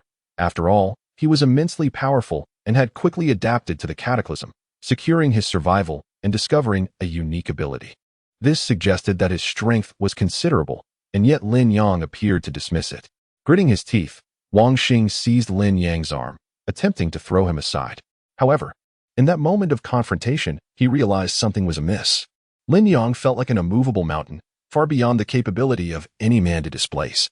Though Wang Xing possessed formidable strength, he was still merely flesh and blood, his powers not yet evolved to their fullest potential. Before Lin Yang, he felt utterly unshakable. His shock evident as he had not expected Lin Yang to be so powerful. Previously, having observed Lin Yang's combat style, characterized by lightning and remarkable speed, Wang Xing had chosen to harness the power of time, believing that if he could seize Lin Yang with it, the latter would lack the capacity to resist.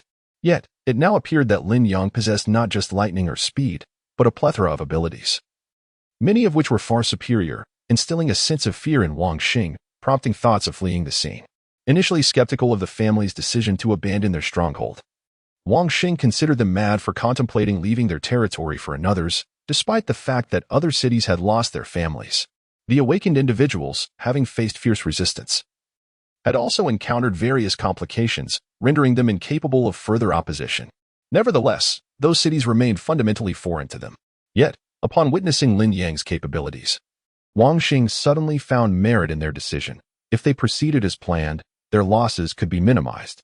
They would no longer need to fear Lin Yang's overwhelming power falling upon them. They could relinquish the city, allowing everyone to coexist peacefully. "We are not a match for him, and he stands alone as our entire army. Thus, there is no need to persist," Wang Xing concluded. He had come merely to assess Lin Yang's situation. Previously, he had disapproved of the idea of retreating and had sought to demonstrate to the others that leaving would yield little benefit, believing he could turn the tide. However, the circumstances had shifted. He now understood that his abilities were insufficiently robust, and it was unwise to confront Lin Yang directly at this juncture. It would be prudent for them to withdraw. With this thought, Wang Xing smiled and addressed Lin Yang. "You are indeed powerful. I must admit, I never anticipated your strength would escalate to this extent so quickly.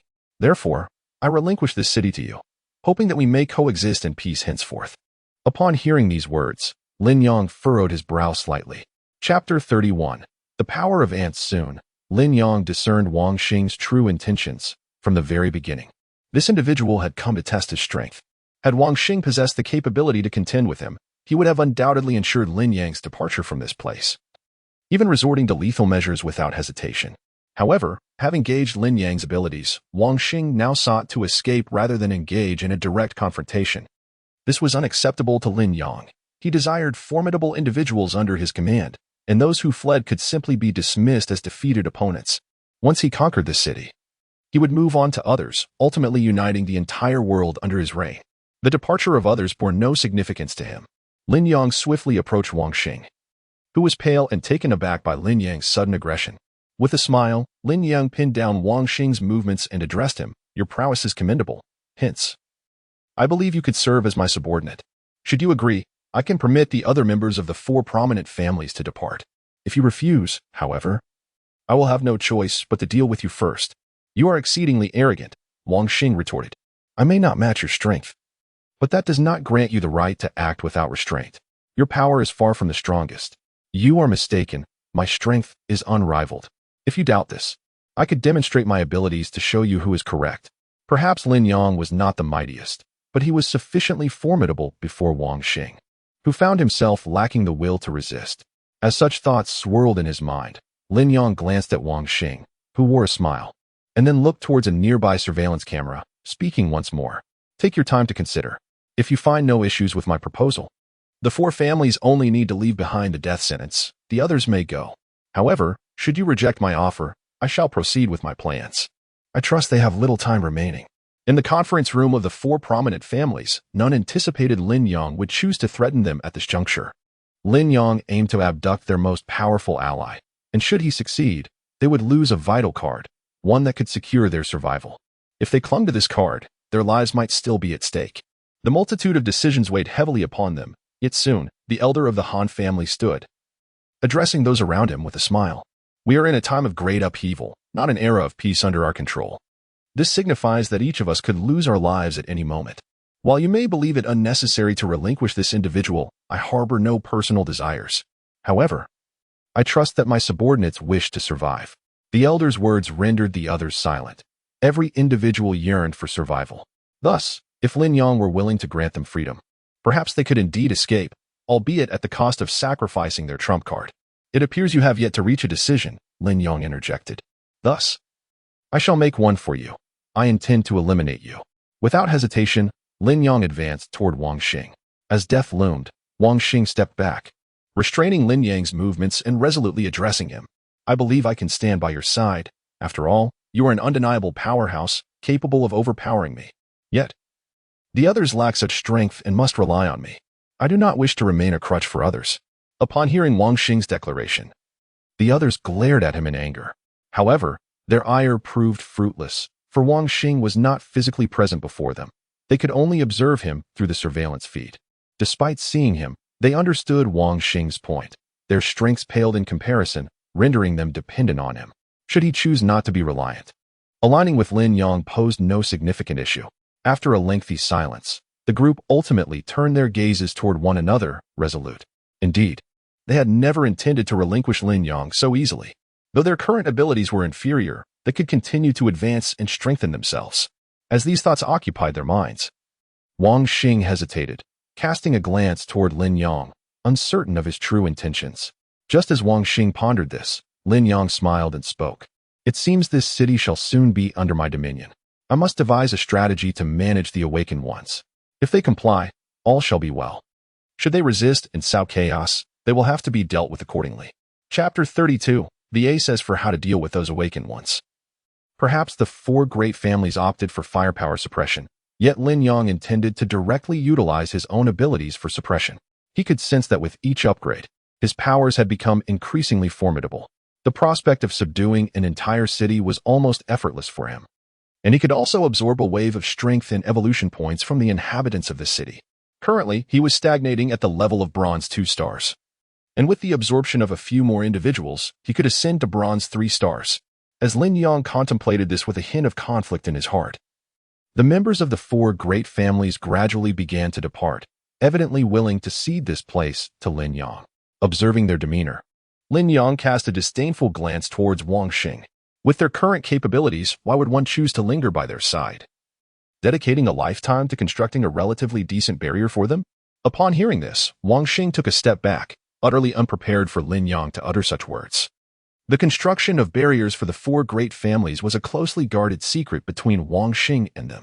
As the 4 families vacated the area, they secretly wished to take the secret with them, for they had never anticipated Lin Yang's swift arrival, leaving them no time to activate the barrier. However, they were not particularly benevolent individuals and certainly would not hand over such a valuable asset to Lin Yang. Thus, they planned to conceal it.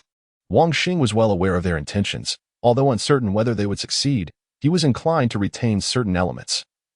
Having stood by the side of the four great families for so long, it was impossible for him to simply abandon them now.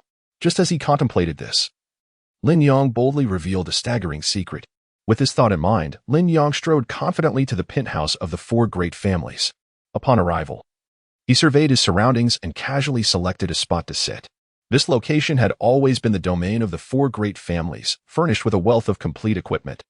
Due to their inability to transport many useful items, remnants of their previous presentations lingered, including a PPT they had just created. The equipment remained operational. And as Lin Yang observed the information about himself displayed on the screen, a smile graced his face as he turned to Wang Xing. I can unequivocally inform you that I possess a power that allows me to comprehend your past actions and future endeavors. Even if you never disclose this matter, I will still be aware of it. Wang Xing inhaled sharply upon hearing this, suddenly feeling fortunate to have aligned himself with Lin Yang. Perhaps he was not entirely willing. But Lin Yang evidently understood some of his thoughts and refrained from taking action against him, suggesting that he still held some value. Under these circumstances, Lin Yang would likely spare him in the short term. As these thoughts swirled in his mind, Lin Yang placed a reassuring hand on Wang Xing's shoulder, fully aware of the profound impact his revelation had on Wang Xing. Yet, Lin Yang chose to disregard Wang Xing's reaction. In truth, Lin Yang lacked the ability to discern the actions of the past and future individuals. Although he possessed a tattoo that granted him control over spatial abilities, he understood that the manipulation of space and time was quite unique, and he did not intend to reveal it just yet. That would be his trump card for encounters with truly formidable foes. Lin Yang recognized that the matter of the barrier was primarily due to the fact that many regions had begun to settle into a semblance of tranquility during the late awakening phase. This tranquility was not one of peace, but rather a state wherein the weak had already been eliminated, and the strong began to ponder how to devour even more powerful beings to assert their dominance. The War of the Strongest was one in which the four great families also participated. Although Tianicity was suppressed by them, numerous strong individuals lay in wait. Consequently, the four great families activated the barrier that Wang Xing had crafted for them. This realization led Lin Yang to understand that Wang Xing was an invaluable talent. Unfortunately, as time progressed, Wang Xing had gradually been sidelined. He was a highly capable individual, yet the four great families had no intention of equipping or safeguarding such a talent. In their eyes, Wang Xing was only useful if he possessed the means to protect them. Conversely, if he lacked the ability to safeguard the four families and could only create minor contraptions, their interest would wane. Thus, the four families ultimately chose to cast Wang Xing aside. Lin Yang recalled that Wang Xing had seemingly perished alongside a powerful adversary in the later stages. At that time, Lin Yang had not yet met his demise, though death was near. He had witnessed the battle of the strong and realized something crucial. Wang Xing might not be the longest lasting, but he undeniably possessed sufficient capability. This insight was what prompted Lin Yang to seek out Wang Xing upon his arrival. Observing Wang Xing's astonished expression, Lin Yang wrinkled his nose before casually selecting a seat and resolutely addressing Wang Xing. Do not hold it against me for enticing you away from the four great families. In truth, had you been wholeheartedly loyal to them and they wished to retain you, I would have no interest in usurping what belongs to others. Chapter 33. The four prominent families. Lin Yang's image was far from favorable, and thus in Wang Xing's eyes, Lin Yang was merely a person who resorted to direct and forceful means to obtain what he desired. In such a scenario, Wang Xing felt compelled to betray his own family simply because he could not overpower Lin Yang. As these thoughts consumed Wang Xing, Lin Yang yawned nonchalantly and addressed him directly. Your current prowess is formidable. You could safeguard the entirety of the four prominent families. Therefore, they have placed great trust in you, choosing to have you by their side, and they will find it hard to let you go. However, in due course, they will opt to cast you aside. Wang Xing gazed at Lin Yang in shock, unable to fathom the words that had escaped his lips. I understand that you may be reluctant to believe me. However, observe as time unfolds. Presently, you are in an invincible state, but eventually you will encounter a bottleneck.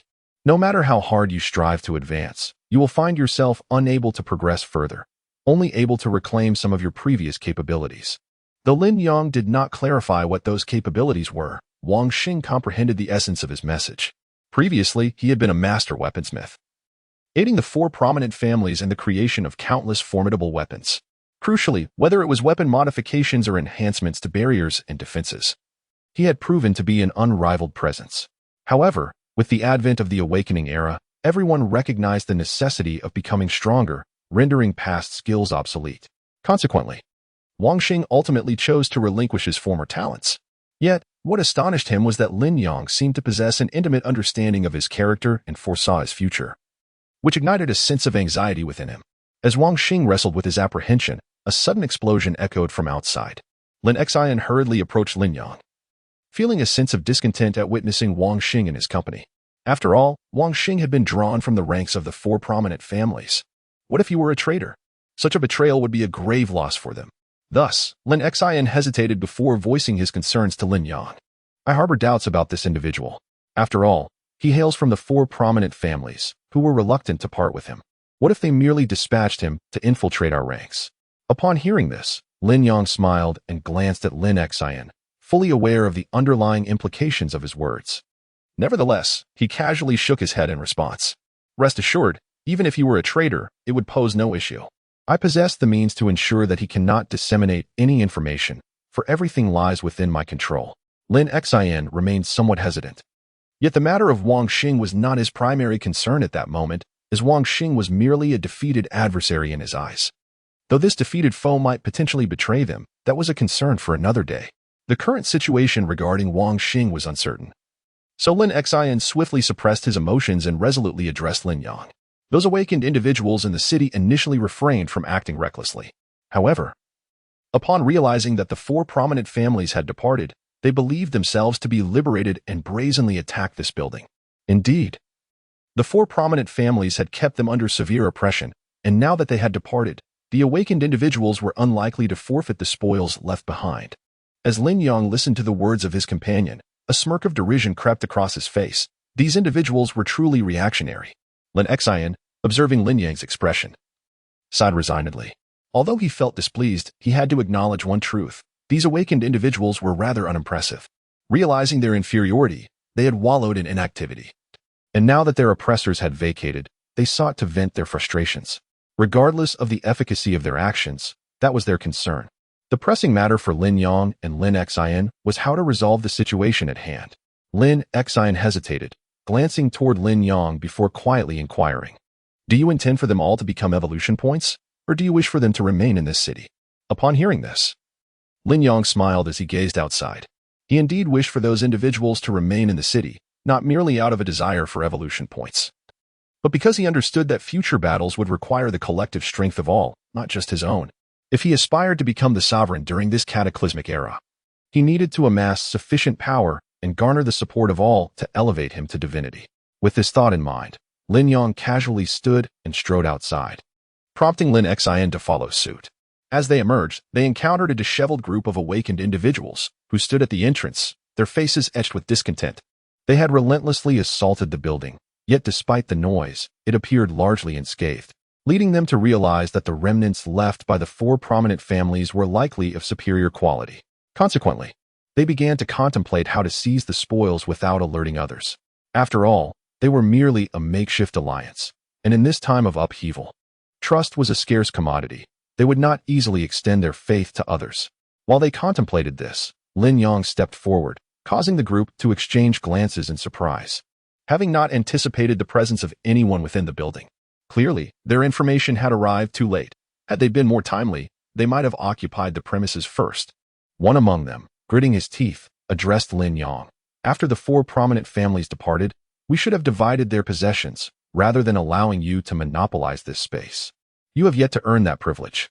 Lin Yang smiled at the audacity of the speaker, taken aback that he dared to assert a lack of qualification.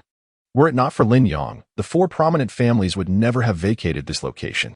However, he had no intention of delving into lengthy explanations, simply regarding them with a casual glance. Chapter 34. Offensive Power. The individual observed Lin Yang's demeanor, entirely oblivious to the fact that he was single-handedly resolving the situation at hand.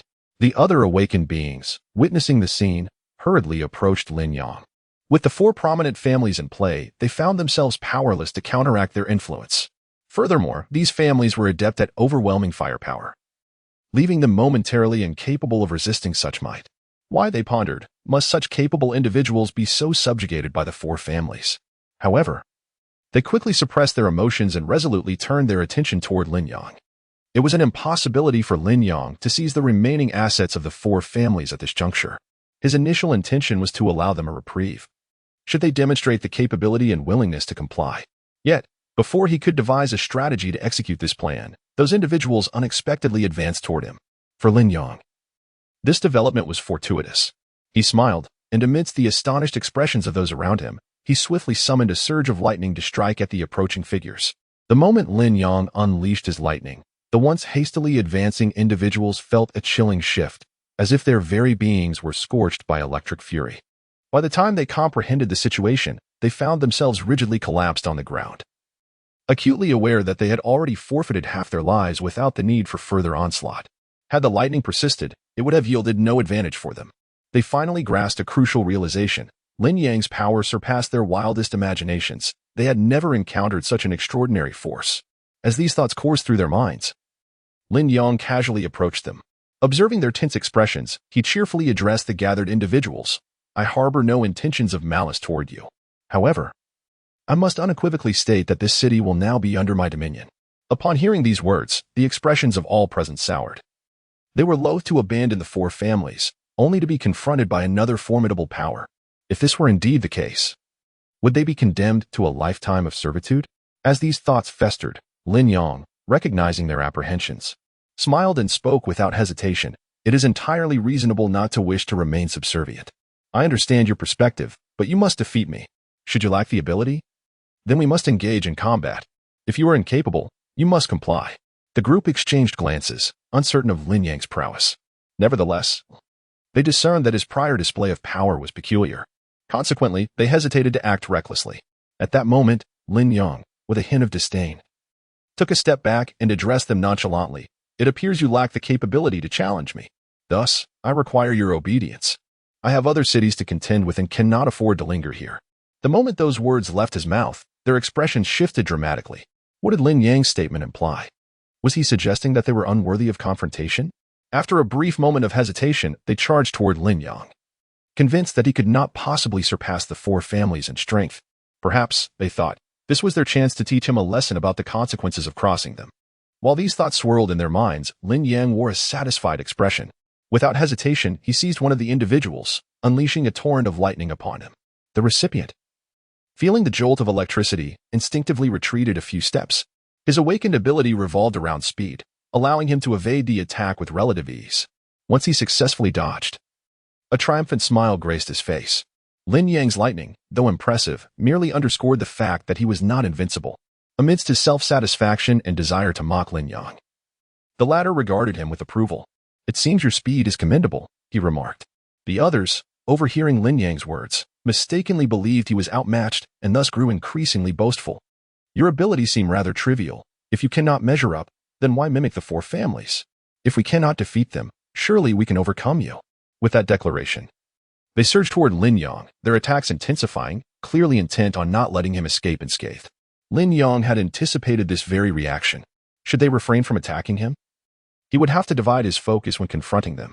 Though his strength was formidable, he was still in the bronze stage, making it impractical to unleash all his power at once. Hence, he awaited their initiative to engage him. Chapter 35. The Great Family. As soon as those individuals approached him with malicious intent, Lin Yang seized the opportunity to gather them all together. With this thought in mind, Lin Yang took several steps backward, a mocking smile spreading across his face as he observed them drawing ever closer. It seemed they were acutely aware of their own capabilities. However, as they pondered Lin Yang's words, he suddenly charged toward them with an astonishing speed, far exceeding that of the person who had previously evaded his attack. They could scarcely comprehend how he moved. One moment he was there, and the next, he vanished from sight. Had it not been for the rush of wind, they might have believed he had teleported. Is he mad? How could a human possess such swiftness? Even animals could not possibly attain such speed. They were aware that the powers they had awakened were primarily animalistic in nature, and occasionally, some might awaken divine abilities. Yet none could claim such formidable prowess due to their current physical state and level. What was happening with Lin Yang? How could he exhibit such extraordinary power? What must his level be? While they were mulling over these thoughts, Lin Yang had already appeared behind them. They turned anxiously to see him smiling as he addressed them. There's no need for such tension. I'm merely a bronze rank. Lin Yang chose not to clarify how many stars he possessed. It was sufficient for them to hear he was merely bronze. This rank was not particularly high, indeed the lowest tier. However, given that he had awakened only a few days prior, being at the bronze level was undoubtedly remarkable. Upon hearing this, a sense of shock rippled through them. One individual, particularly taken aback, regarded Lin Yang with newfound suspicion, contemplating whether the sudden departure of the four great families had any connection to him. As these thoughts swirled in their minds, Lin Yang's gaze hardened, and electricity began to crackle around him. While some could wield divine powers, their capabilities were severely limited.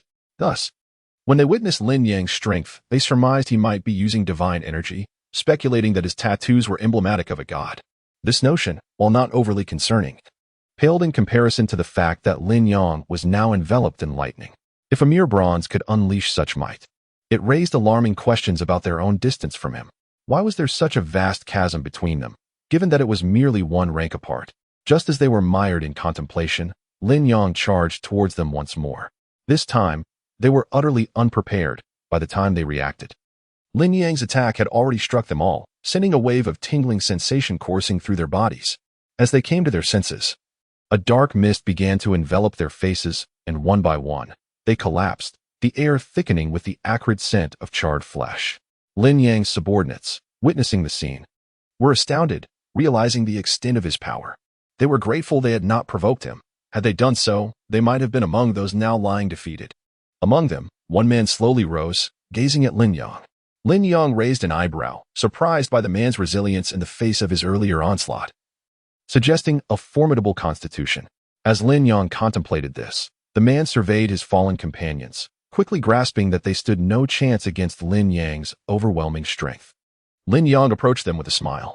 If you have questions, feel free to ask. Once we clarify matters, we can discuss how to resolve this situation. Should you wish for death, I can transform you into evolution points. However, if you prefer to serve under me, I can offer you security. Indeed, in this era of universal awakening, it was not just their city that had awakened individuals. Awakening was widespread. In this context, their infighting was not unique. And wherever they turned, they would have to confront harsh realities. Yet, under Lin Yang's guidance, should they comply, he could help them evade these grim truths, allowing them to focus on enhancing their strength without concern for other matters. While Lin Yang pondered this, the man who had risen silently regarded Lin Yang and then the others, his thoughts complex. After a long pause, he cautiously addressed Lin Yang. What exactly do you intend to do? Your power has grown significantly, indicating you could venture out and confront those awakened individuals beyond our borders, particularly those of higher rank, thus accruing more evolution points. Lin Yang had no reason to remain in this city any longer. The man hesitated before cautiously inquiring. I am curious about one thing. Did you drive away the members of the four great families? In other words, it seems they may not have left of their own accord, but were compelled to depart due to your influence. After all, if they had chosen to leave, it would either be for a better opportunity or because they could no longer remain here. Chapter 36. The Awakening of the Masses in the Current State of Collective Awakening. All regions are fundamentally akin to this one. Due to this circumstance, the four prominent families find little necessity to abandon their own territories in favor of others. For the four families, there are no substantial benefits to be gained from such actions. Consequently, the people in that region have begun to speculate that the four families might be left with no choice but to vacate this place obediently. However, the veracity of this notion remains to be confirmed. While contemplating this, Lin Yang nodded towards the individuals across from him. He was pleasantly surprised by their intelligence. Given this understanding, it was imperative for him to clarify certain matters. With a smile, he addressed the individuals, asserting that the members of the four families indeed lacked the capability to remain in this area any longer. Their transgressions against him had rendered them vulnerable, as he possessed the power to eliminate them. The revelation of Lin Yang's strength left the others astounded, as they had previously deemed the four families invincible.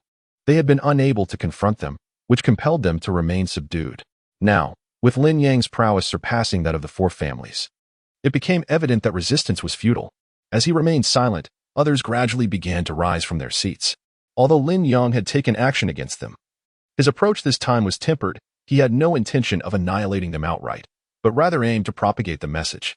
Observing the hesitant individuals rise, he regarded them with a congenial expression, awaiting their response.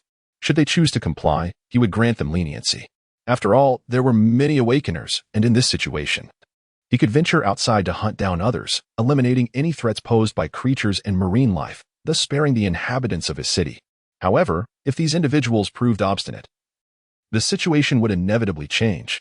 As Lin Yang pondered this, the others were also privy to his conversation with the man. They regarded Lin Yang with a blend of complex emotions, realizing that continuing to oppose him could very well lead to their demise. Yet, abandoning one of the four families only to fall under the dominion of another would not yield a favorable outcome either. In their state of indecision, Lin Yang cast a glance at them, smiling as he spoke once more. I am aware of your thoughts. There is no need for undue haste. Take your time to reflect. I do not intend to harm this city, for I was once a resident here myself. At that moment, one individual was struck with recognition and cautiously approached Lin Yang, whispering, "Are you not the entrepreneur Lin Yang?" The others were taken aback, turning their attention to him. They recognized Lin Yang from various news outlets and financial publications. Although they may not have read the financial reports, they were familiar with his identity through the news. It was astonishing to witness such a businessman rise to such heights. Clearly, if one possesses formidable strength, they can ascend irrespective of the era. The group was left in awe, their feelings intertwined with complexity. It appears you are indeed acquainted with me. Let us deliberate on your intentions. Should you decide against aligning with me, I will have no choice but to eliminate you. After all, if you cannot become my subordinates, you will inevitably find yourselves under the control of another, rather than relinquishing them to others. Lin Yang saw this opportunity to eliminate them and convert them into his evolution points. Although these points may not hold great value, they would nonetheless aid in his ascension to a higher level. While contemplating this, the individuals hastily stood, their expressions grave as they addressed Lin Yang. I am willing to comply. You may establish the rules for this city, and as long as we find them reasonable, we shall remain here. Lin Yang's thoughts mirrored theirs. Upon leaving this place, they too would eventually become subservient to another, potentially incapable of standing alongside them. They would merely become someone else's evolution points. Rather than surrendering their lives, it was preferable to abide by Lin Yang's conditions and survive, albeit with some indignation. As they contemplated this, a satisfied expression graced Lin Yang's face. Casually, he remarked, "It seems you have formulated some thoughts of your own. In that case, I need not continue with pleasantries. Relay my words to everyone in this city, and if they are unwilling, let them seek me out." Of course, Lin Yang did not anticipate that anyone would approach him voluntarily. His strength had been made apparent, and thus others would think twice before confronting him. Chapter 37 Consequences thus. The primary motivation behind Lin Yang's words was a cautionary warning. Upon hearing him, the individuals present hesitated momentarily before quickly nodding and departing. Once they had all left, those remaining cast curious glances toward Lin Yang, particularly Lin Xin, who hesitantly addressed him. If we allow these individuals to leave, it may jeopardize our ability to enhance our evolution points. Relying solely on those death row inmates might only yield minimal gains. Lin Yang, understanding the implications of Lin Xion's statement, merely smiled and shook his head. This incident led to a reckless chaos among the others. Yet Lin Yang was acutely aware that resisting a group alone would prove exceedingly difficult. Consequently, they needed to unite and seize this opportunity to acquire greater strength derived from their collective force. However, every group requires a leader. And Lin Yang was that leader in this scenario. He was willing to ensure the survival of his subordinates, provided they remained obedient. As for evolution points, he possessed numerous methods to acquire them. After all, being reborn granted him insights into past events, though he chose not to divulge the specifics to Lin Xin, who lacked comprehensive understanding. As Lin Yang pondered this, the others recalled some of his previous statements, particularly his claim of possessing the ability to discern past and present events of others. Initially, skepticism surrounded this assertion. They could hardly fathom that Lin Yang wielded such extraordinary powers. Yet, witnessing his reluctance to disclose certain matters complicated their emotions. Was the reality truly as they suspected? If so, the situation could indeed become problematic. While they contemplated this, Lin Yang glanced at them, noticing their growing doubts, which elicited a subtle smile from him. It appeared they were beginning to formulate their own conclusions. As Lin Yang mulled over this, urgent voices echoed from outside, drawing his attention to a group hastily approaching him. These individuals were not the initial aggressors, for they were now acutely aware of Lin Yang's capabilities. In such a context, approaching him would be tantamount to courting disaster. This new contingent consisted of those reluctant to accept Lin Yang's strength. Upon seeing him and Lin Xin standing at the entrance, their faces displayed satisfaction. Clearly, They recognized the formidable power of Lin Yang's group and understood the folly of crossing them. Thus, they resolved to be unyielding. Upon hearing this, Lin Yang regarded the speaker, who met his gaze with a proud expression, boldly declaring, "I find it difficult to trust your abilities. Therefore, I propose a contest." The host had anticipated that some would doubt him, although most were inclined to believe, having witnessed the dire fates of the previous intruders. The foolish would not dare to provoke him, yet a few dim-witted souls inevitably sought confrontation. After a moment's hesitation, Lin Yang smiled and replied, "I see no issue with that. If you wish to compete, I am ready at any time. But I must inform you that I intend to show no mercy this time." Previously, Lin Yang had opted to spare his adversaries primarily because they were unaware of his true strength. To demonstrate his prowess, he had reluctantly allowed them to escape, essentially using them as messengers. However, the circumstances had changed. They now recognized his might. Yet, their disbelief in his capabilities meant he need not extend them any courtesy. Without hesitation, Lin Yang launched an attack. The onlookers were momentarily perplexed by his actions. What did he mean by refusing to spare them? As they pondered this, Lin Yang seized one individual by the neck and hurled him aside. Is this the power one should possess? The others were stunned, fully aware of Lin Yang's unique abilities, which had prompted them to equip themselves. Yet, before they could unveil their own gear, Lin Yang struck with remarkable speed and precision. While they were still grappling with how to counter Lin Yang's abrupt aggression, he unleashed a tempest of lightning, having expended considerable energy in the ensuing conflict. Before they could react, the bolts descended upon them, and Lin Yang's resolve to spare no one was evident. By the time they realized the peril and attempted to flee, the lightning had already ensnared each one of them. As they gazed at Lin Yang with eyes wide in disbelief, they could hardly comprehend the depth of his strength and the mercilessness with which he wielded it. Chapter 38. Assault on the City. A group of individuals hiding in the shadows finally recognized Lin Yang's formidable presence. Stepping back slightly, Lin Yang smiled and addressed the others directly, instructing them to convey a message to the inhabitants of the city. Those willing to comply should remain, while those unwilling could either leave the city or challenge him to a duel. Upon hearing Lin Yang's words, Chu Ming hurriedly approached him, nodding in agreement. Initially, he had been reluctant to heed Lin Yang's call. Despite acknowledging Lin Yang's considerable strength, he had chosen to distance himself from the four great families, preferring solitude.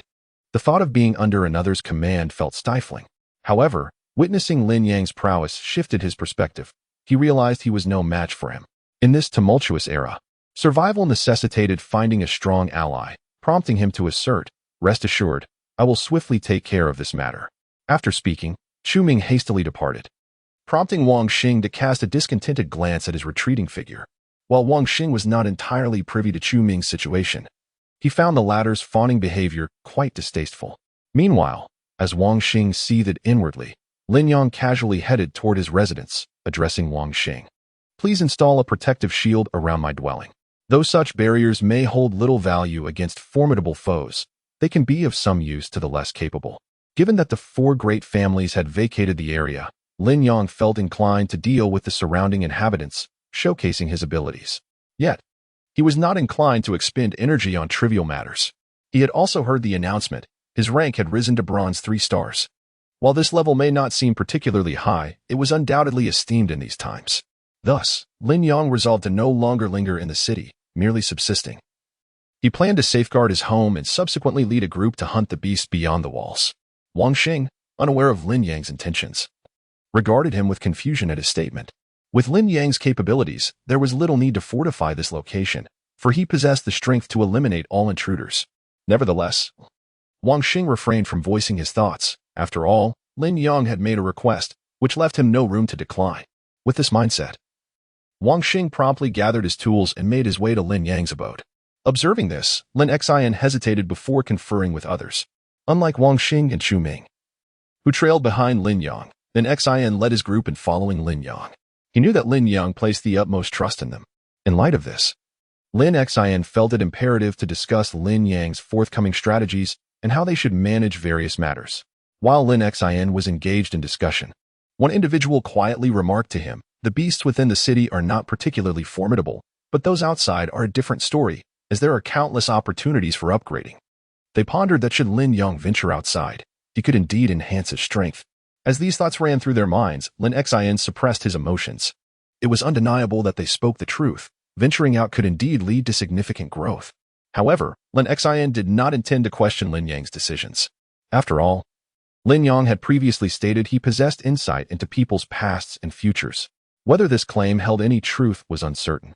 But Lin Yang understood that Lin Yang likely comprehended this world far better than they did. Thus, Lin Yang chose not to press Lin Yang with inquiries or speculate on his thoughts, as he knew such conjectures would lead nowhere. Just as Lin Yang was mulling over these considerations, Lin Yang emerged from a brief slumber and casually approached him.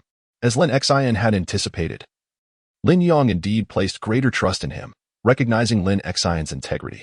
Unlike Chu Ming and Wang Xing, who were less reliable, Lin Yang genuinely desired to assist. We are, in essence, guardians of one another, Lin Yang mused, confident that trusting Lin Yang posed little risk.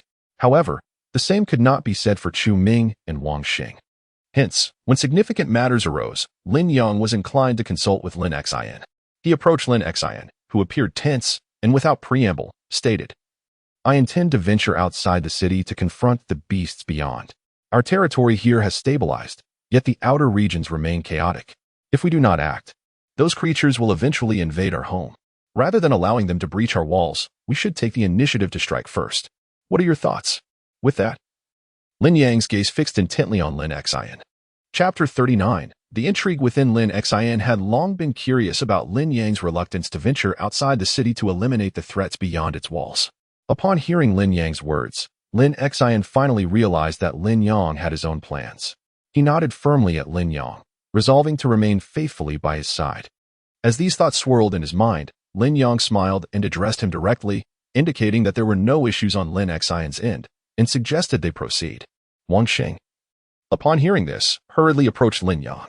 Although he was unaware of the specifics of Lin Yang's situation, it was evident that Lin Yang intended to leave the city. Given this context, Lin Yang had no objections, particularly since Lin Yang planned to take him and the others with him. However, he and Chu Ming were clearly late additions to this venture, and thus they lacked the trustworthiness that Lin Yang might require. As Wang Xing pondered this, Lin Yang glanced at him. Although he harbored reservations about trusting Wang Xing, he was not inclined to allow anything untoward to occur, so he casually spoke to Wang Xing. After a moment's hesitation, Wang Xing suppressed his emotions and nodded with a smile in response to Lin Yang. Once assured that Wang Xing posed no issues, Lin Yang swiftly took Lin Yang and departed the area. At that moment, he paused and turned his gaze toward Chu Ming, understanding perfectly why Chu Ming appeared so anxious.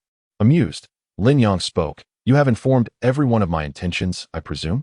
Chu Ming nodded, but, with a wary eye on Lin Yang, remained uncertain about his true plans. Observing this, Lin Yang sighed and casually explained, I intend to take our group outside the city to resolve the threats beyond. Surely you understand that if we do not confront them, they will eventually invade. Upon hearing this, Chu Ming's expression grew serious. Lin Yang's words resonated with truth. When the four prominent families pursued him, he had contemplated fleeing the city. However, as Lin Yang had pointed out, the dangers outside were formidable, far surpassing the strength of ordinary awakened individuals. This reality made Chu Ming acutely aware that venturing outside could lead to his demise. Yet remaining within the city would not guarantee safety either, as those threats would inevitably breach the city walls unless someone dared to confront them. Clearly, the four families were unwilling to take such action, or they would not have stationed guards at the city gates. Consequently, Chu Ming was deeply troubled by this predicament, and he was taken aback when Lin Yang expressed his intentions. This indicated that Lin Yang had a plan, prompting Chu Ming to resolutely declare, Rest assured, if you truly intend to address the threats beyond the city, I will do my utmost to organize assistance for you. Lin Yang smiled. While the four families might lack the capacity to tackle this issue, he possessed considerable strength to deal with it. His abilities surpassed those of the four families, and thus, should he venture outside alone, the creatures lurking beyond would stand no chance against him. However, Lin Yang did not wish to dismiss Chu Ming's goodwill. After a brief moment of contemplation, he waved a hand dismissively and said, Very well, the communication systems within the city should still be operational. Chu Ming affirmed this with a firm nod. Although the departure of the four families left the area with fewer safeguards, it was important to note that ordinary residents had maintained order during the family's presence, not the families themselves. Therefore, there was no cause for concern regarding the electrical systems, as the citizens' livelihoods remained unaffected by the family's absence. Observing Chu Ming's demeanor, Lin Yang regarded his surroundings with interest before nodding thoughtfully in acknowledgement.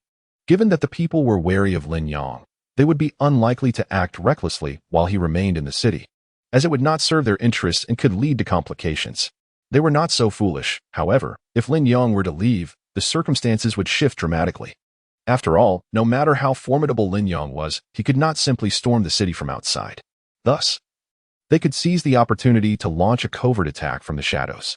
In such a scenario, it was imperative for Chu Ming and Wang Xing to maintain control over their opponents. For this reason, Lin Yang chose not to take them along but rather allow them to remain behind. Listening to Lin Yang's words, Chu Ming grasped the underlying meaning and nodded solemnly. Rest assured, I will ensure that those individuals do not act recklessly. If given the choice to appoint a custodian of the city, he would prefer the capable Lin Yang over a feckless individual who merely lurked in safety. Chapter 40. Level Up. Lin Yang was not entirely certain of Chu Ming's intentions. However, after discerning some of the other party's attitudes, he confidently led his group out of the city. Initially, as he departed, the citizens were tense, uncertain of Lin Yang's plans, and thus refrained from taking any rash actions. Yet, upon witnessing his complete exit from the city, many began to feel a surge of excitement and unrest. As they hurried towards Lin Yang's departure path, eager to ascertain whether he had truly left, Chu Ming made a grand entrance before them. With an enigmatic smile, he brandished the weapons left by the four prominent families, addressing the crowd with authority. Lin Yang intended to venture beyond the city to confront the lurking beasts outside. He was, after all, a man of responsibility. Should their negligence prevent him from addressing the threat, it would indeed be regrettable. Upon hearing this, the crowd that had initially sought to learn of Lin Yang's intentions fell into a contemplative silence, retreating quietly after a prolonged moment. Meanwhile, Lin Yang and his companions reached the outskirts of the city. However, as they arrived, Shinchuchu was taken aback. The scene before them was markedly different from what they had anticipated. Having previously ventured beyond the city limits, she had assumed it was not particularly perilous, especially since Lin Xin had stayed outside before. Yet, upon their arrival in this more remote area, replete with dense forests, they recognized a disturbing transformation among the beasts. No longer retaining their original forms, the creatures had begun to undergo a metamorphosis, some even exhibiting traits reminiscent of humanity. Shinchuchu, having never encountered such entities, instinctively covered her mouth and stepped back, unable to suppress her quiet exclamation to Lin Yang. Is the new era truly this terrifying? Lin Yang glanced at Shinchuchu, fully aware of her trepidation. For a girl who had spent most of her time within the confines of an office building, this world, where appearances mattered little and strength reigned supreme, was indeed daunting. Yet, for Lin Yang, it was far from frightening. In his past life, he had witnessed myriad horrors. Though he had not been exceptionally powerful, sheer luck had allowed him to survive and thrive for a considerable time. This experience had ingrained in him the understanding that both humans and animals could undergo extraordinary changes, making the current transformations of these creatures entirely natural. This was precisely why Lin Yang had chosen to lead a group outside, determined to eradicate these threats. Allowing them to continue evolving could result in their eventual assimilation into human society, which would spell disaster, as humanity would inevitably band together. Upon realizing the true peril of their world, most individuals would hesitate to confront threats head-on, for humans are inherently social beings. Lin Yang recalled that in approximately 6 months, the first human base would emerge, leading other cities to adopt collaborative models reminiscent of former times. However, he also remembered that, as order began to stabilize, a cunning beast capable of masquerading as a human had arisen, causing significant losses for humanity. Lin Yang had no intention of permitting such creatures to infiltrate his city or disguise themselves as humans.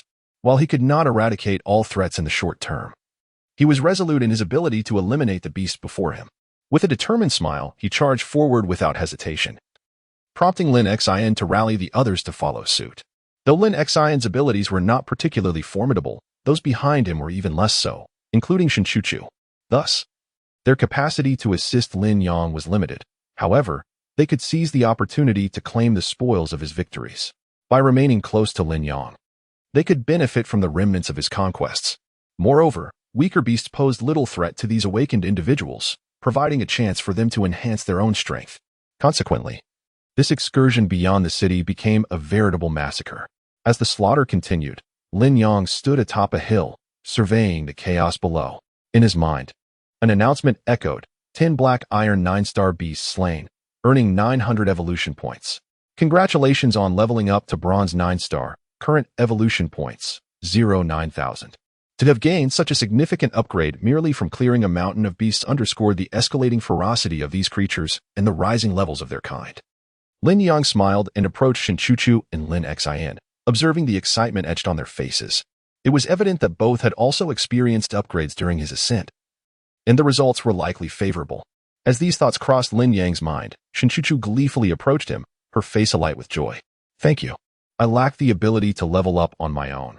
This opportunity arose solely because of you, allowing me to claim the lives of some beasts that were still barely alive. In truth, when Lin Yang had made his sudden move earlier, Shinchuchu had felt an overwhelming fear, causing her to hesitate as she watched him charge forward. It was only when she herself leveled up and witnessed the terrifying creatures fall before them that she realized there was no need for fear, for the world had irrevocably changed. Chapter 41. The mutation. The world is undergoing a transformation. If Shinchuchu and her companions remain entrenched in the past, their demise in this altered reality is inevitable. Despite the formidable strength of Lin Yang's faction, Shinchuchu's side cannot afford to stagnate. Should Shinchuchu fail to enhance her abilities, her vulnerability would eventually lead to her downfall at the hands of others. This realization spurred a significant awakening within Shinchuchu. It became clear that their strength must continuously evolve rather than merely cling to previously established boundaries. As she contemplated this, a group of individuals emerged from a distance.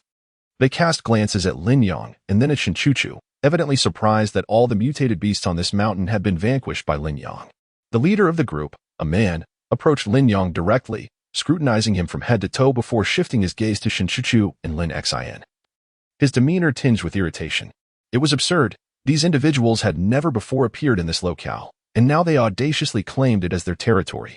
Lin Yang regarded the man with a stern expression, while the latter continued to prattle on. From his words, Lin Yang discerned the situation. These people were officials from another city, grappling with their own mutated beasts that had yet to be resolved due to their increasing strength. Consequently, they had ventured to this city, seeking to eradicate the beasts here as a preliminary step before addressing the threats surrounding their own city. However, they had not anticipated Lin Yang's proactive approach, which had already cleared the area of threats. Although they were intimidated by Lin Yang's overwhelming power, they simultaneously harbored resentment, feeling that he had usurped a golden opportunity from them. Had Lin Yang not intervened, they could have strengthened themselves and subsequently dealt with the beasts beyond their city limits. In their minds, Lin Yang was the architect of their city's impending doom. Aware of their thoughts, Lin Yang observed the group before him. Even if they were to enhance their abilities here, it would amount to little. They remained incapable of resolving the plight of their city. The emergence of higher-tier mutated beasts indicated significant losses among both people and creatures in their city. Rendering their aspirations for growth futile, their advancement could never keep pace with that of the beasts. Hearing their discourse, Lin Yang hesitated momentarily before addressing them directly. I can unequivocally inform you that even if you eliminate all the beasts on this mountain, it will prove of little consequence. As your strength increases, so too will that of the beasts. You will never surpass them. The group was taken aback by Lin Yang's candidness, their anger flaring. One among them, gritting his teeth, retorted, "Are you cursing us? Why claim we cannot deal with the beasts? If you grow stronger, the beasts will also become stronger. Do you think they will remain stagnant while you advance?" Lin Xian interjected, his displeasure evident. This statement silenced the group. Deep down, they understood the truth of Lin Yang and Lin Xian's words. They acknowledged their inferiority to the beasts. Yet, as officials of their city, their duty was to strive for its survival. Faced with this reality, they yearned for an opportunity to enhance their strength and resolve the dire situation. Observing the complex expressions on their faces, Lin Yang spoke with a sense of resignation. "So, you are the prominent families of that city, having once wielded control over it, correct?" Although the group was puzzled by Lin Yang's conclusion, they nodded with resigned smiles, aware that the dominance of influential families was common knowledge. Without the need for concealment, they acknowledged the truth. Lin Yang continued, "Gather all the capable individuals from your city and organize them for training. Given your current capabilities, you are ill-equipped to tackle these challenges. Ultimately, the beasts may breach your city's defenses and unleash chaos upon its inhabitants." At these words, the group shuddered. Their urgency to grow stronger stemmed from the very fear Lin Yang articulated, an unspoken dread they had not dared to voice. His forthrightness forced them to confront an uncomfortable reality. Witnessing their despondent expressions, Lin Yang urged, "If you wish for your city to endure, you must unite the formidable individuals within it." Chapter 42. The cost. Why are you telling us this? One man suddenly asked Lin Yang with a serious expression. They found themselves in a new era, one that remained a mystery to all. Having only experienced this epic for a mere few days, their understanding of its complexities was still limited. Why would Lin Yang divulge such information? Did he harbor some ulterior motive? After all, humanity had been embroiled in mutual slaughter in this new age. Even if the aberrant beasts had not infiltrated the cities, humanity was still capable of eradicating one another in large numbers. In a time when the mass elimination of humans loomed, was Lin Yang's willingness to share certain insights not overly optimistic? The extent of Lin Yang's power was somewhat ambiguous to them, yet they had witnessed him vanquishing all the mutated creatures within this region, a testament to his formidable capabilities. Could such an individual truly be inclined to assist them? As these thoughts swirled in their minds, Lin Yang's face bore a mocking smile, suggesting he was quite perceptive. However, he did not intend to kill this man. After all, he had shown some decency by stepping forward to address the dangers facing their city, indicating a semblance of conscience among them. To such morally inclined individuals, Lin Yang had no desire to tarnish their integrity. He casually addressed them. "I am the new administrator of Tianhai City." Upon hearing this, the group collectively gasped. They were unaware of Lin Yang's identity, and their reluctance to trust him transformed into sheer fear upon the revelation. Tianhai City was a relatively large metropolis, and consequently, its four major families were more formidable than others. They required sufficient strength to maintain control over the city, yet they had now been supplanted by a new figure. What powers did this new figure possess? They were uncertain, yet they no longer needed clarity on that matter. All they required was an awareness of the danger that stood before them. As these thoughts occupied their minds, Lin Yang spoke nonchalantly, "Do not overthink it. The threats outside our city are merely child's play. In the future, we shall encounter truly formidable foes. Sometimes, it is not just beasts that can mutate. Even deities are susceptible." Upon discovering this truth, Lin Yang had been profoundly shocked. Yet now, he chose to accept this reality and confront it. As he contemplated this, the others bowed their heads, reluctant to accept Lin Yang's assertions. If even deities could face mutation, what then could one trust in this world? While they pondered, Lin Yang smiled and lightly patted one of their shoulders, casually stating, "My vision is to unite humanity, to cease the mutual slaughter, and instead, to form a collective. I will lead you in confronting the extraordinary threats that arise." "What nonsense are you speaking? Have you considered whether you are worthy?"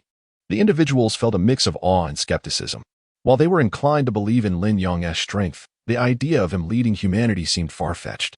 They had yet to witness anyone powerful enough to take on such a role. As these thoughts crossed their minds, Lin Yang shrugged indifferently, remarking that such matters were for the future to reveal. What the future would hold was for them to discover in due time. As for Lin Yang, he intended to elevate himself to a level beyond their capabilities, at which point he would lead them, demonstrating whether he indeed possessed the requisite power. As Lin Yang ruminated, the man regarded him without any intention to dispute, though his emotions grew increasingly complex. If Lin Yang had countered, it would imply he was merely deceiving them. The absence of rebuttal suggested that Lin Yang wished to reveal an unsettling truth.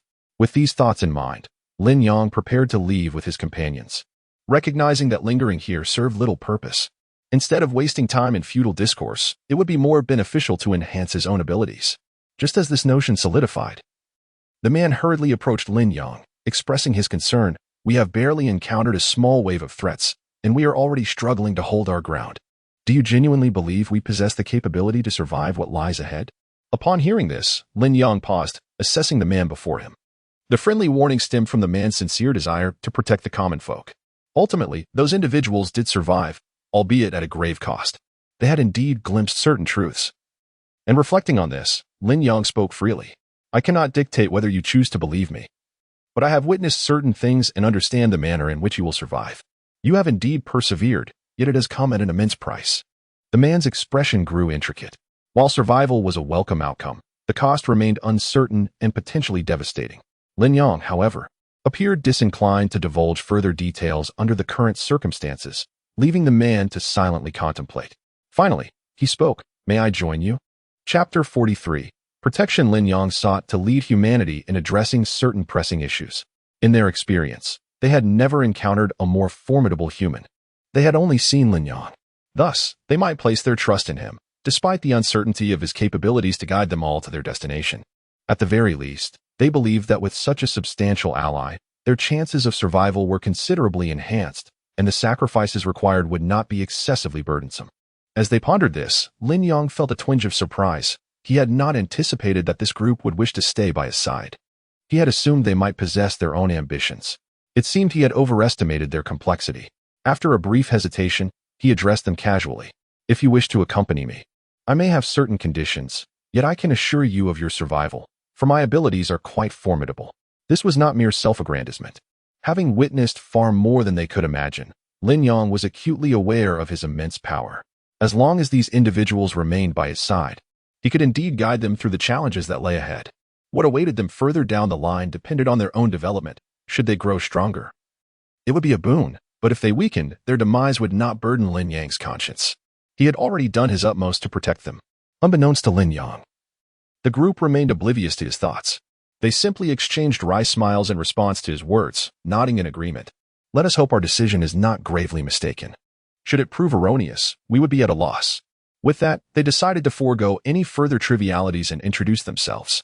We are the administrators of Tianyun City, the only family in that modest settlement. Tianyun City differed significantly from other cities. It was merely a small county, hardly deserving the title of a city. Yet, it boasted an abundance of resources, which allowed its inhabitants, though few and generally weak, to survive for a considerable time. However, the longer they endured, the more they realized their isolation in this new era. No other city would extend a helping hand, nor could they solve their pressing dilemmas. Consequently, Lin Yang would later witness the madness of Tianyun City, which, unable to cope, ultimately refused to align with humanity. Now that these individuals had come to him, Lin Yang intended to leverage the resources of their city. He would ensure their protection as long as he could utilize those resources. Even if they ultimately faced a grim fate, Lin Yang would not allow them to suffer unduly in the interim. With this thought, he nodded at the newcomer. The group observed Lin Yang's nod with a bittersweet smile. One individual stepped forward to introduce himself. My name is Su Tian. Following his introduction, Su Tian's demeanor shifted to one of seriousness as he firmly inquired, do you believe that the capable individuals in our city can unite? Without hesitation, Lin Yang nodded in affirmation. Su Tian's city was indeed far superior to many others. The citizens there were more inclined to trust their local families. While some had become reckless due to newfound powers, many strong individuals stood by the Su family, willing to protect their city. Thus, the chaos within was not overwhelming, and Su Tian was capable of gathering the city's formidable inhabitants. However, he was hesitant to do so, primarily out of fear that if he mobilized these powerful individuals, they might not survive the perilous situations they would face. Such danger posed a significant threat to their lives. As Su Tian contemplated this, Lin Yang spoke casually. I understand your city possesses a wealth of resources. Let us strike a deal. If you are willing to provide me with a small portion of your resources, I can lead your strong individuals to tackle some challenges, ensuring their survival. Had Lin Yang not already vanquished the mutated beasts in the vicinity, Su Tian would have been reluctant to place his trust in him. However, the current circumstances lent credibility to Lin Yang's strength. As Su Tian mulled this over, Shin Chu, feeling anxious, addressed him directly. I believe you should consider this. You are well aware that time is not on our side. The world is becoming increasingly bizarre. We cannot predict what other threats may emerge. Currently, we face only the mutated beasts, but what if we encounter something even more sinister in the future? They were racing against time. As Lin Yang had voiced his proposition, Shin Chu had contemplated this very issue, simultaneously reassuring herself. However, if they were to face even stranger threats in the future, relying solely on Lin Yang would be burdensome for him. Shin Chu had always assisted Lin Yang with various matters. Now, it seemed unfair to expect him to confront all dangers while they remained sheltered behind his protection. Chapter 44. The Savior, are you truly certain that you possess the ability to ensure the survival of my city? Su Tian was acutely aware of the implications behind Shin Chu's words, and he was indeed inclined to engage in this transaction with Lin Yang.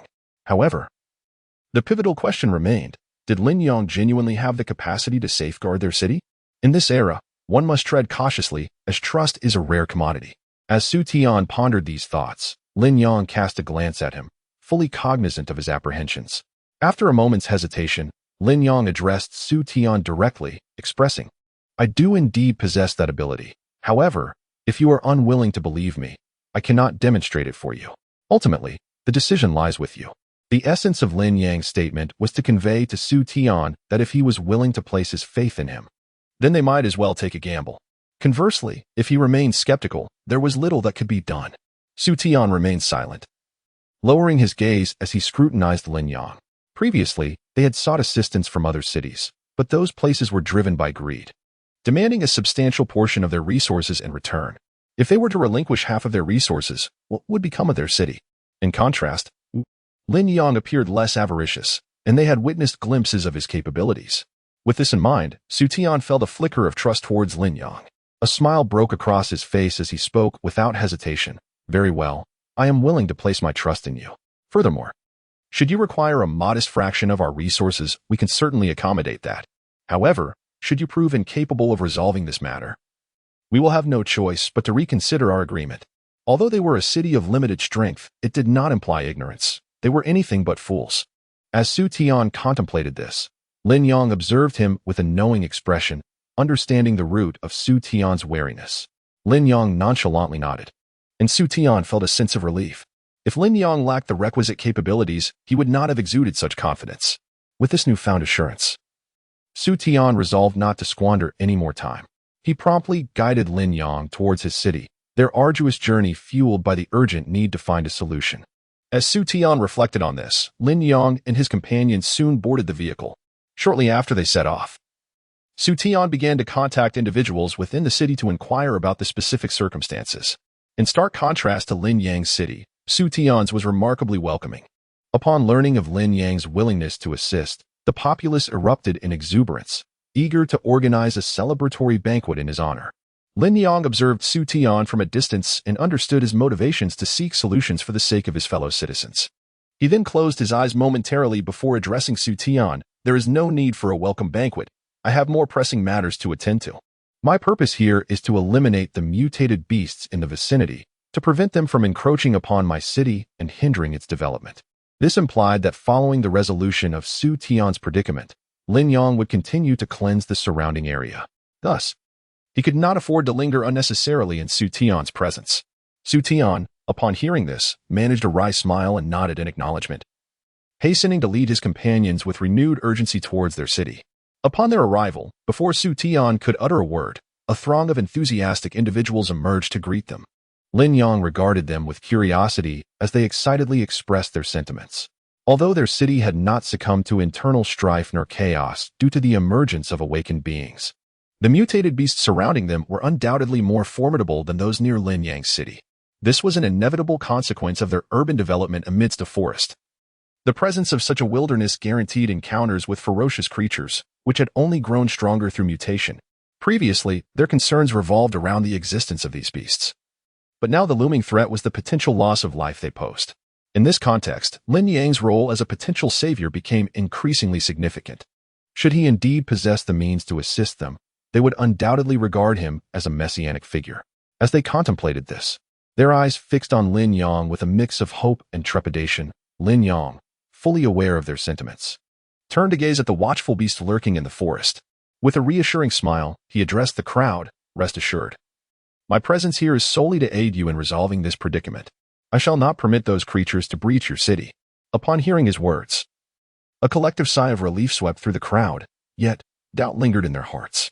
Despite Lin Yang's evident confidence, they had yet to witness his true prowess. Just as these thoughts circulated in their minds, a beast resembling a tiger lunged towards Lin Yang, likely drawn by their prolonged presence at the city gates, perceiving an opportunity. Chapter 45. The beast. Upon seeing the formidable creature, the others were momentarily taken aback, instinctively reaching for their weapons. At that moment, Su Tian's gaze turned icy, and he swiftly restrained their actions. Su Tian understood that their immediate priority should be to confront the beast. Yet he wished to observe Lin Yang's capabilities and thus refrained from impulsive action. With a serious expression, he addressed those around him.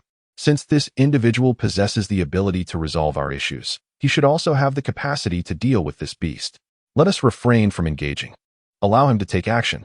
Upon hearing these words, Lin Yang smiled at Su Tian, fully grasping the underlying meaning. Although Su Tian appeared amiable and consistently exhibited a seemingly weak demeanor, Lin Yang recognized that he was an astute individual. While Su Tian may lack formidable strength, his intellect compensated for it. Lin Yang never underestimated Su Tian. Thus, upon hearing his statement, he felt no anger and instead moved steadily forward. Conversely, Shinchuchu grew displeased at Su Tian's demeanor, interpreting it as a lack of genuine cooperation and a hint of skepticism towards Lin Yang. Just as she was about to voice her concerns about Su Tian's attitude, Lin Yang had already raised his hand to confront the charging tiger. Typically, a tiger is not a creature that humans can easily confront, and its mutated state rendered it even more powerful. Consequently, when Lin Yang approached the beast unarmed, all present were astounded. Even Su Tian was taken aback, unable to fathom Lin Yang's audacious approach, which seemed tantamount to courting death. It was well known that their awakened powers stemmed from the engravings of extraordinary animals or deities, granting them the strength to combat these beasts. Lin Yang's decision to engage the tiger barehanded seemed insurmountable. Yet, as they pondered this, they witnessed Lin Yang standing firm, unwavering in the face of the tiger. His calm demeanor elicited a smile as he casually addressed the onlookers. "I possess considerable strength. Remaining motionless like a mountain is a form of power. The might of the divine stone may not be capable of striking any object, but it suffices for absolute defense, not merely a small tiger. Even an onslaught of weapons would leave me unscathed." Of course, Lin Yang chose not to disclose the specifics of his situation, as he had yet to encounter a true challenger. Revealing his trump card could attract the attention of hidden adversaries, posing a significant risk. As he contemplated this, the tiger retreated a step, fixating its glare upon him. Perhaps due to its mutation, the tiger had begun to comprehend some human speech. Realizing Lin Yang's possession of impenetrable defense, in light of this, the tiger hesitated to engage further, recognizing the potential cost of continued confrontation. However, when it attempted to dart toward another target, Lin Yang quickly intercepted its path, blocking its escape. This provoked the tiger's fury, resulting in an enraged roar. It glared at Lin Yang, seemingly intent on attacking. Lin Yang had anticipated this reaction and, upon witnessing the tiger's advance, a satisfied expression spread across his face. The tiger had previously been cautious and reserved. Thus, while he could have overwhelmed it with his absolute power, Lin Yang understood that such an action might deplete his energy reserves. Although he had partially restored his strength during their journey, he could not afford to squander it, as his challenges extended beyond a single tiger. Hence, Lin Yang had opted for defense rather than offense until the right moment arrived. As the tiger lunged at him, he was ready to counterattack, ensuring a precise strike that minimized his energy expenditure. Proving the efficacy of his strategy, Lin Yang raised his hand with determination, launching an assault on the tiger. In an instant, a bolt of lightning crackled down, and before anyone could comprehend the situation, the tiger lay defeated at Lin Yang's feet. All present gazed in astonishment, pondering whether the lightning had been a mere coincidence or a result of Lin Yang's prowess. When Lin Yang turned, electricity crackling at his fingertips, it became evident that the lightning was a manifestation of his abilities, not an act of nature. This realization instilled a mixture of admiration and trepidation among the onlookers. For Lin Yang was not a native of their city. The prospect of him becoming their enemy, intent on conquering their territory, loomed ominously. As these thoughts swirled in their minds, Su Tian, aware of their apprehensions, felt a mix of fear and elation. After all, he had allied with Lin Yang, signifying that he had found a true pillar of support. Chapter 46. The Massacre. Observing Su Tian's peculiar expression, Lin Yang chuckled and directly addressed him. Upon hearing Lin Yang's words, Su Tian turned his gaze towards him and nodded without hesitation. As for the course of action post-survival, that could be deliberated later. While Su Tian contemplated this internally, Lin Yang swiftly led a group into Su Tian's city to take up residence. Due to Lin Yang's initial display of prowess, the inhabitants of the city held him in high esteem. After resting for a day, Su Tian, unable to contain his curiosity, sought to inquire when Lin Yang intended to take action. At that moment, Lin Yang emerged boldly, surveying Su Tian before striding towards the city gates. Filled with excitement, Su Tian approached Lin Yang, expressing his enthusiasm. "I have arranged for a group to wait outside. You merely need to select those who will be of use to you. They will heed your commands." Recognizing Lin Yang's strength and the demeanor he had previously exhibited, the people understood that Lin Yang had come to assist their city rather than plunder it. If they wished to continue living, they realized they must comply with Lin Yang's guidance. Lin Yang, listening to Su Tian's remarks, merely nodded and proceeded to the city gate. Upon discovering a group awaiting them, Lin Yang casually assessed the individuals and selected a few. The chosen ones felt a whirlwind of emotions, uncertain whether to rejoice, for it seemed that collaborating with Lin Yang to address their predicament would not entail significant risk. They believed their chances of survival were favorable. Yet the unknown dangers that awaited outside loomed ominously. However, facing and overcoming these threats might indeed render them stronger. It was a gamble. As these thoughts swirled in their minds, Lin Yang, undeterred by their complexities, set forth beyond the city walls, his intention clear, to resolve all matters swiftly. With Lin Yang leading, the others followed suit, departing the city without further hesitation. Soon, they arrived at their destination. The expressions of the newcomers turned complex upon realizing that their expectations of encountering foes were unfounded. Instead, they encountered a group of humans. Many among them bore tattoos on their hands and feet, signifying their status as awakened beings. The humans appeared surprised at Lin Yang's arrival with a contingent, clearly unacquainted with him. Amidst their musings, one individual standing behind Lin Yang, feeling a surge of anxiety, addressed the group ahead. "Why are you here? Shouldn't you be dead?"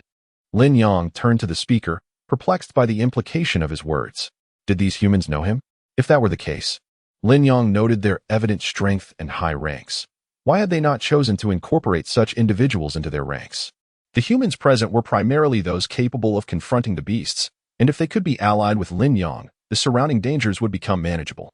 As Lin Yang pondered this, the speaker, likely sensing Lin Yang's thoughts, offered a wry smile, recognizing the reasonableness of his curiosity. Most would assume that with such a powerful individual among them, they could leverage his strength to achieve their objectives. However, their situation differed. They understood that this individual could not become their ally nor assist in their endeavors. One of the humans, his expression turning grave, spoke directly to Lin Yang. In a peaceful city, a reckless individual wielding power would undoubtedly be regarded as a devil. Thus, they could not allow such a presence to persist within their midst. Lin Yang, reflecting on their words, observed the individuals before him, considering that had they been in another city, they might have already seized control. Yet, Lin Yang held no belief that the city before him was flawed. Every city has its own set of rules, and the inhabitants' unwillingness to abide by them resulting in their expulsion was entirely understandable. Perhaps those who had been cast out never contemplated that survival outside was possible. Yet for Lin Yang, such occurrences were entirely normal. As Lin Yang mused, a smiling man at the forefront approached him. Chapter 47. The Northeast Tiger. I had never encountered you before, which suggests that you were likely brought here to assist, rather than being a native of this city. Upon hearing this, Lin Yang nodded at the man. Seeing Lin Yang's willingness to engage, a satisfied expression emerged on the man's face, and without hesitation, he addressed Lin Yang directly. You are surely aware that this era is not one of peace. It is a time of plunder. The actions we have taken previously are not fundamentally wrong. We are merely seizing what is rightfully ours. This is quite normal, for with the onset of this age, every individual becomes a predator. Indeed, the man spoke with a certain truth, yet upon hearing his words, Lin Yang could not help but display a look of resignation. He casually responded to the individual before him. However, plunder is not solely the domain of one. It may encompass the actions of many. Your current behavior seems somewhat at odds with the rules of your city, so it is not surprising that you have been cast out. Upon hearing this, the man's brow furrowed slightly. At that moment, Lin Yang nonchalantly continued, Of course, I understand that you are unlikely to accept my words. Thus, I shall refrain from further pointless chatter. Let us engage in a contest. The outcome will reveal who prevails. Those standing behind Lin Yang grew tense upon hearing this. While they had witnessed Lin Yang's prowess, they were nonetheless aware of the man's formidable strength. Although reluctant to admit it, they had to acknowledge that this individual had grown increasingly powerful after having slain many, elevating himself above them due to his advancement in rank. Consequently, he was unfazed by their opinions and could easily survive outside the city, while they remained fearful of the world beyond its walls. In such a situation, they were uncertain of Lin Yang's chances of victory. As they pondered this, Lin Yang glanced at the individuals nearby, unaware of their thoughts but perceiving their attitudes. After a moment of hesitation, he directly addressed them. If I lack the capability to resolve this confrontation with the group before me, then I may as well abandon any thoughts of dealing with others, for my abilities are, at present, insufficient. Upon hearing this, the others nodded in understanding. Taking a step back in silence, Lin Yang's intentions were clear, and they would not dare to contradict him, as they hoped for his success. After all, should he falter, their city would face new adversaries, humans who were far more menacing than the beasts they had previously encountered.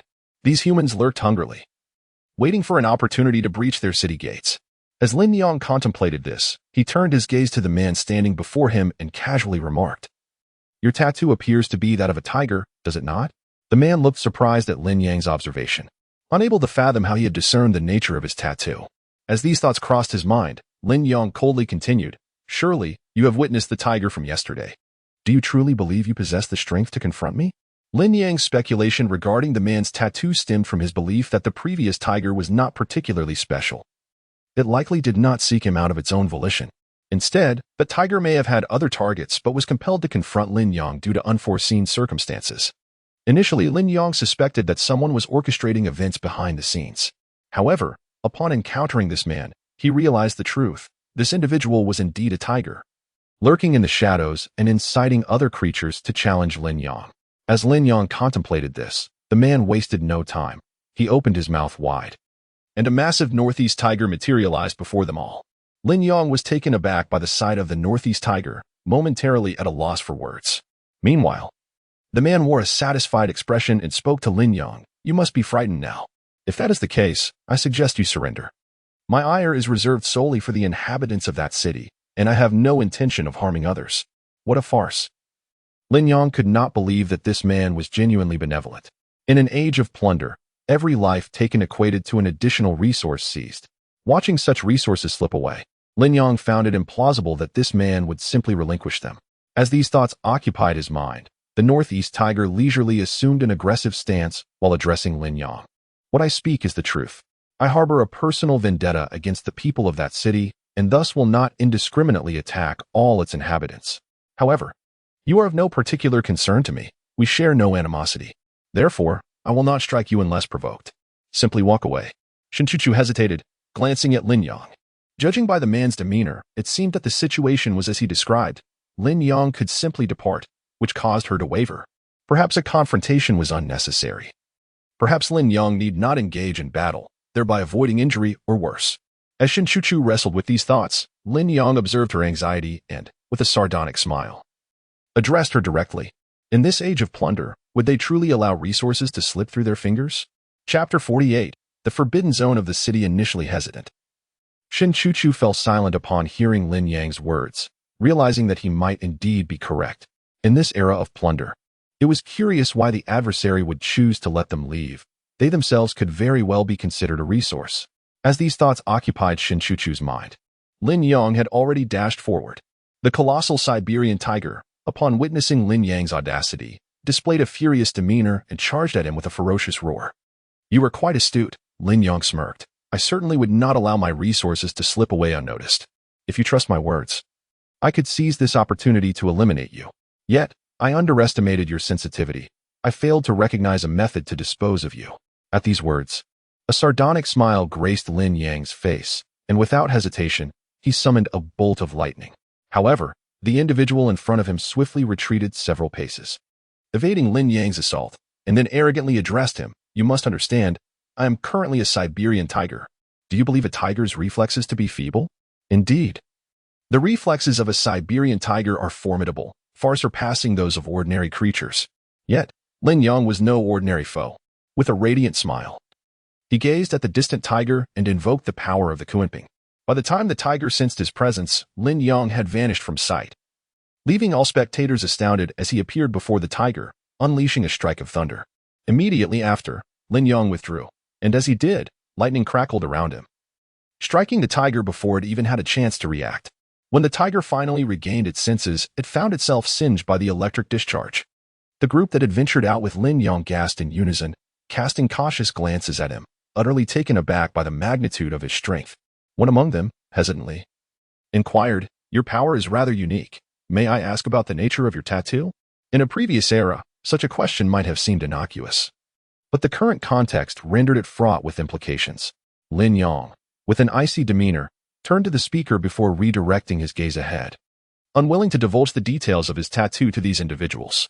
In this era defined by tattoos, while they were not the most pivotal aspect, they held considerable importance in the early stages. As Lin Yang pondered this, the others sensed his reluctance to share and exchanged awkward glances, acutely aware of the discourtesy of their inquiry. They understood that revealing their true capabilities could invite danger, making it unwise to disclose their strengths. As Lin Yang approached the Siberian tiger, he adopted a measured pace. The tiger, perhaps still unnerved by Lin Yang's earlier speed, widened its eyes in fear at the sight of him drawing nearer. Observing this reaction, Lin Yang crouched down and addressed the tiger. Why tremble in fear? I have merely come to discuss certain matters with you.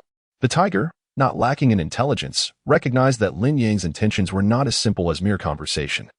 He likely sought something from it. As these thoughts crossed the tiger's mind, Lin Yang wasted no time in articulating his proposal.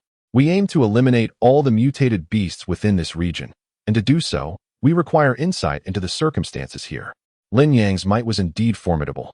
Yet no individual could single-handedly confront all the beasts. Thus, he needed to coordinate with others. But how could he do so without knowledge of the area? As Lin Yang contemplated this, the Siberian tiger, upon hearing his words, gazed at him in astonishment. After arriving in this territory, the group had initially sought to eliminate the transformed beasts but found themselves swiftly repelled. Consequently, they had settled in a random location. Fortunate that their strength was considerable enough to deter the beasts from attacking, leading to a semblance of harmony between the two parties. However, this tranquility was short-lived. Upon Lin Yang's arrival, the tiger expected to be slain but was surprised to discover that Lin Yang merely wished to confront the beasts. The man pondered deeply, uncertain of Lin Yang's true intentions. At that moment, Lin Yang addressed him again. Should you refuse to share your knowledge, I will have no choice but to eliminate you. You serve little purpose to me, and maintaining your presence would only be a waste of time. The man, incensed, glared at Lin Yang, incredulous at such reasoning. As these thoughts raced through their minds, Lin Yang continued, if I were to engage with individuals from your city, I would certainly reason with them, for they are inherently reasonable beings. There was no need for Lin Yang to elaborate further.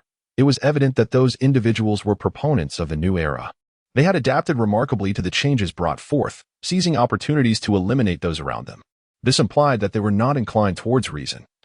Had they not been bested by Lin Yang, they undoubtedly would not entertain the notion of discourse. Chapter 49. Pursued. It was precisely because they were not individuals inclined towards reason that Lin Yang chose to confront them with an equally unreasonable demeanor. One could not deny that his words elicited a complex array of emotions within them, leaving them at a loss for a rebuttal. After delivering this statement, Lin Yang unhesitatingly summoned a surge of electricity, directing his gaze towards the northeast tiger before him, intending that should the beast fail to respond, he would administer a shock therapy of sorts. As Lin Yang contemplated this, several individuals flanking the northeast tiger stepped forward in fear, bewildered by the immense power Lin Yang possessed. However, they were acutely aware of one undeniable truth. Upon their arrival at this location, they had engaged the northeast tiger, only to be soundly defeated, indicating that the beast's strength far surpassed theirs. In the face of their inability to contend with Lin Yang or the northeast tiger, the most prudent course of action was to comply quietly. One among them, with a wry smile, addressed Lin Yang directly, stating that there was no need for violence, as they merely sought to aid him in understanding the situation and share crucial information about the terrain. Upon hearing this, Lin Yang felt a sense of satisfaction and withdrew the power he had amassed. He was not particularly inclined to squander time, especially since this group appeared to lack substantial evolutionary points, despite their commendable abilities. Should he eliminate them, it would merely deplete his strength, and given his current level, he was reluctant to expend energy frivolously. As Lin Yang contemplated this, the others exhaled a collective sigh of relief upon witnessing him retract his power. One individual cautiously spoke up, aware that Lin Yang was far from a fool. A cold chuckle escaped Lin Yang's lips at their words. Should they venture out on their own, it would signify that he could no longer maintain control over them, leaving them free to escape at any moment. In light of this, Lin Yang was not so naive as to acquiesce to their proposals without hesitation. After a brief pause, he addressed them again, stating, I can indeed allow you to depart, but should you break free from my oversight, I will not hesitate to eliminate you. The moment those words left his lips, the group trembled, uncertain of their meaning. Lin Yang continued, revealing, I possess the ability to track you. Because of this, should anyone attempt to flee, I will be aware of it at all times. Their expressions froze. Had anyone else uttered such a claim, it would have been met with derision, dismissed as fanciful thinking. Yet, coming from Lin Yang, the sentiment shifted, leading one individual to quietly inquire, what powers do you truly possess? Your abilities seem too peculiar, unlike anything that could be attributed to mere animals. It is conceivable that some deities possess unique powers. But to wield such a multitude of strengths is implausible unless you have inscribed the essence of every deity upon yourself, while a sliver of possibility existed in their musings. The sheer number of deities made it improbable for a single individual to embody such might. Moreover, they could sense that the nature of Lin Yang's power was distinctly different, transcending their understanding and resembling something out of a fantastical narrative. As these thoughts swirled in their minds, Lin Yang waved his hand dismissively, lacking the desire to divulge the nature of his abilities. Instead, he inquired, "What are your intentions? If you are willing to comply, I shall permit your survival. However, should you choose defiance, further discourse is unnecessary. Your demise would be advantageous to me." The group was momentarily taken aback. Yet soon they expressed their willingness to assist Lin Yang in resolving certain matters. Faced with such a formidable adversary, they recognized their own inadequacy. Thus, surrendering to this reality, they sought to avoid a futile struggle against Lin Yang, opting instead to aid him in addressing his concerns, wishing to preserve the powers they had painstakingly acquired. Realizing that they were merely assisting Lin Yang with trivial matters, they felt a sense of relief wash over them. Lin Yang promptly organized several teams and communicated his intentions. Upon hearing this, everyone exhaled in relief, nodding in agreement before approaching the designated individuals. The Northeast Tiger, initially agitated, glared at Lin Yang but soon quelled its emotions. Understanding that defiance would be futile should Lin Yang indeed possess the tracking abilities he claimed. With this newfound understanding, they cautiously moved forward, aware that Lin Yang's power far surpassed theirs, and it was in their best interest to comply. Lin Yang observed silently, confident that though he lacked the genuine ability to track them, the intimidation he wielded would ensure their cooperation. Chapter 50. The Roar of Dragons and Tigers Indeed. The situation unfolded precisely as Lin Yang had anticipated. Their adversaries, intimidated by Lin Yang's threats, dared not act recklessly. Furthermore, Lin Yang's companions were closely monitoring them, leaving no opportunity for escape. However, as the events transpired, the expressions of all present were far from pleasant. Initially, Shinchuchu and her companions had followed Lin Yang to eliminate the various beasts surrounding Tianhai City, believing that having witnessed numerous aberrations, they would not be overly astonished. Yet, upon their arrival at this location, they discovered that the circumstances were not as straightforward as they had presumed. The creatures here were markedly different, having evolved to the bronze level. I fear we are utterly incapable of addressing the challenges presented here. These beasts have reached the bronze level, while we remain at the iron level. This hardly seems like a manageable situation, a member of Lin Yang's entourage remarked, his expression reflecting a complex mix of emotions.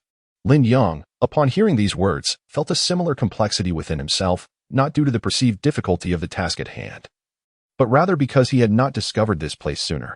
Previously, he had dealt with only iron-level beasts, resulting in minimal evolution points from his efforts.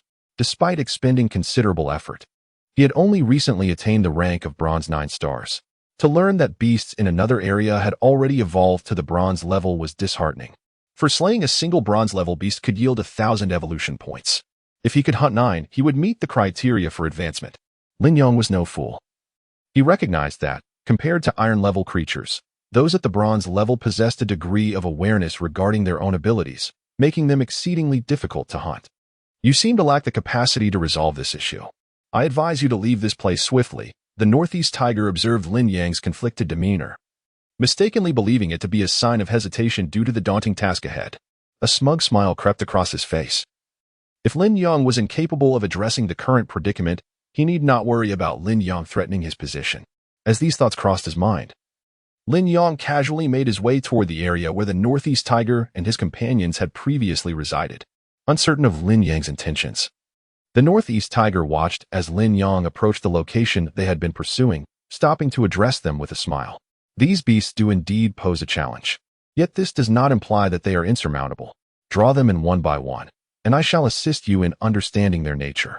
Those who had accompanied Lin Yang out of the city had initially held no strong opinions on the matter, confident in Lin Yang's formidable strength and content to witness his prowess. However, after observing the evolution levels present, they finally grasped a crucial reality. Lin Yang was but one man, and their own abilities were far from formidable. Faced with the prospect of tackling these beasts, they found the task daunting, and thoughts of retreat began to surface. Yet, at that moment, Lin Yang surprisingly instructed them to lure the beasts toward them. One individual hesitated, voicing his discontent. We may attract their attention, but you lack the ability to resolve this situation. These creatures are not mere iron-level beasts. They have ascended to the bronze level. We have no knowledge of the extent of their power, and if we fail to manage them, we could find ourselves in grave trouble. Listening to this, Lin Yang understood their apprehensions. After a moment's hesitation, he spoke with resolve. If I assert that I can resolve this issue, would you comply? If not, you may remain here, while those under my command will heed my instructions to tackle this challenge. Shin Chu-Chu, upon hearing his words, stepped forward with determination. Though she harbored fears regarding the forest's dangers, she firmly believed in Lin Yang's capabilities. Had he lacked the ability to confront these challenges, he would have revealed it long before now. As these thoughts occupied her mind, Lin Xin also approached Lin Yang, proposing, "Let us not involve them in this. We shall attract the beasts on our own, though we must agree to share the evolution points among ourselves, excluding others from participation." Upon hearing this, the others exchanged glances, and then nodded resolutely. In ordinary circumstances, they would have been reluctant to allow others to partake in the division of evolution points, as they too sought to grow stronger to protect their city. Yet, the current situation was different. They were uncertain about the safety of their city and recognized their own limitations and protection. Thus, they chose to relinquish their claims. If Lin Yang truly possessed the ability to tackle these challenges, they were willing to entrust everything to him. As these thoughts coursed through their minds, Lin Yang perceived their sentiments and waved his hand dismissively before leading the group forward. Lin Xin and Shin Chu-Chu remained true to their word, resolutely advancing to attract the beasts. As Lin Yang's companions grew increasingly anxious, a thunderous tiger roar echoed from a distance. The northeast tiger's expression shifted dramatically upon hearing the sound, realizing that the two had only just left when they had attracted such a formidable beast. He had previously encountered this creature upon his arrival, but lacked the strength to confront it, having been forced to retreat in fear. Fortunately, the beast had shown no interest in attacking humans, allowing the northeast tiger to keep others safe within the forest. Nevertheless, they remained vigilant, aware that more powerful beasts lurked within the woods. While those stronger creatures had little interest in them, this particular beast was different. It was significantly more powerful yet still within a manageable range, leaving them uncertain of when it might strike to seize their evolution points. As they pondered this, Lin Xin and Shin Chu-Chu emerged before everyone, accompanied by an immense tiger. This tiger was extraordinarily large, resembling a mythical beast rather than an ordinary tiger. It charged towards Lin Yang like a small mountain, clearly possessing human-like cognition and intent on targeting Lin Yang, the strongest among them, to seize his evolution points. Lin Yang smiled, swiftly activating the power of the Kunpeng and moving toward the tiger's rear, all the while observing its movements. During this period of scrutiny, the tiger was also assessing Lin Yang, and through their mutual observation, Lin Yang quickly discerned an important truth. Although the tiger could not communicate, it undeniably possessed a consciousness akin to that of humans. It was remarkable how, in this new era, even a tiger could exhibit human-like thought. With a sigh, Lin Yang suppressed his emotions and leaped onto the tiger's back. At that moment, the tiger, unwilling to allow Lin Yang to remain unchallenged, let out a fierce roar and began to shake its body violently, clearly attempting to dislodge Lin Yang before biting him. However, the tiger underestimated Lin Yang. He did not need to struggle to maintain his footing on its back, as his attack would flow more seamlessly from this position.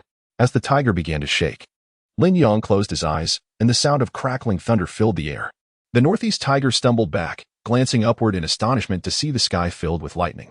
Previously, when they had fought, Lin Yang had not summoned such a tempest. The tiger had only witnessed lightning coursing from Lin Yang's hands, leading it to underestimate his true capabilities.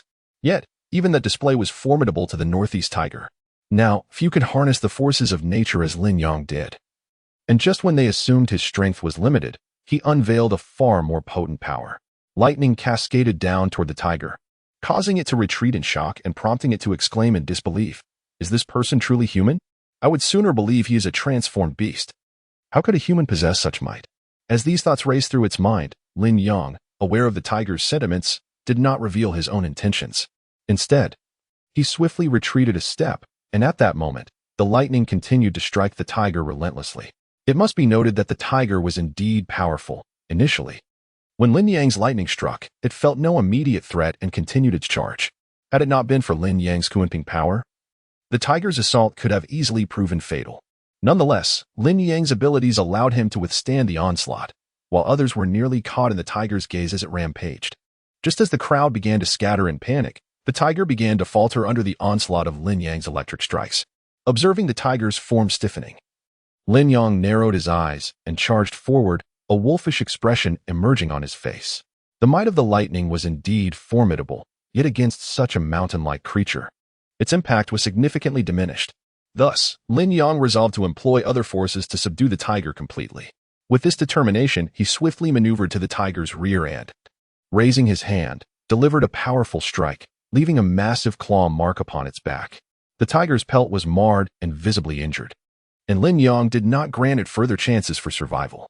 Although the tiger initially endured Lin Yang's attacks, it soon succumbed to the relentless onslaught and collapsed to the ground. You have successfully hunted a bronze 2-star beast, earning 2,000 evolution points. Current level, bronze 9-star. Current evolution points, 2,000 9,000. The flat, mechanical voice resonated as Lin Yang stepped back, resuming his human form, gazing down at the fallen beast. He could not deny that hunting some of the lower-tier beasts was remarkably simple. However, the ease of the task almost led him to forget a crucial fact. These beasts differed fundamentally from humans. The human body, inherently fragile, could easily fall victim to death without the enhancement of levels. In contrast, beasts did not rely on such enhancements and were naturally resilient, making it far more challenging for Lin Yang to slay a wild beast. Thus, while he had successfully vanquished this creature, it had indeed drained a considerable amount of his strength. Fortunately, despite the expenditure of energy, he had gained 2,000 evolution points. Chapter 52. Evolution points. As Lin Yang contemplated the favorable turn of events, others hurriedly approached him. The Northeast Tiger was the first to glance at the corpse on the ground, confirming that the beast had indeed been vanquished by Lin Yang. He silently took a step back, feeling an overwhelming sense of fortune. Had luck not favored him, he would likely have perished at Lin Yang's hands. While these thoughts occupied his mind, Lin Yang approached with a smile. Had it been earlier, the Northeast Tiger might have been more skeptical of Lin Yang's trustworthiness. After all, defeating one beast did not guarantee the ability to handle others. They had spent considerable time in this place, becoming acutely aware that the challenges here were not easily surmountable. However, witnessing Lin Yang's prowess left them at a loss, unsure of how to confront him. If he truly wished to eliminate them, it would be a trivial endeavor. As they pondered, Lin Yang casually placed his hand on their shoulders, his gaze cold as he inquired about their knowledge of the area. Having lingered here for so long, you must possess some understanding of this place. Though the group was uncertain of Lin Yang's intent, they cautiously nodded, acknowledging their limited knowledge. However, this understanding was of little practical use, as their abilities were insufficient to extract anything of value from the surroundings. Sensing their thoughts, Lin Yang recognized their limitations and did not expect them to procure anything of significance. After a moment's hesitation, he spoke directly to them. I will not indulge in unnecessary banter. This time, I require your assistance in luring out the beasts that have ascended to the bronze level. His words shocked the group, who turned to him in disbelief. Having just defeated one beast, he already sought another? Did he not fear exhausting his strength? As these thoughts swirled in their minds, Lin Yang chuckled. This time, it was merely good fortune that allowed Shin Chu-Chu to bring back a creature of higher rank. However, I am aware that most beasts in this forest are likely of black iron grade, and even the highest among them are not formidable. Given this context, Lin Yang could venture out alone to hunt. Yet, if bronze beasts were present, he must devise a strategy to draw out those lurking in the shadows.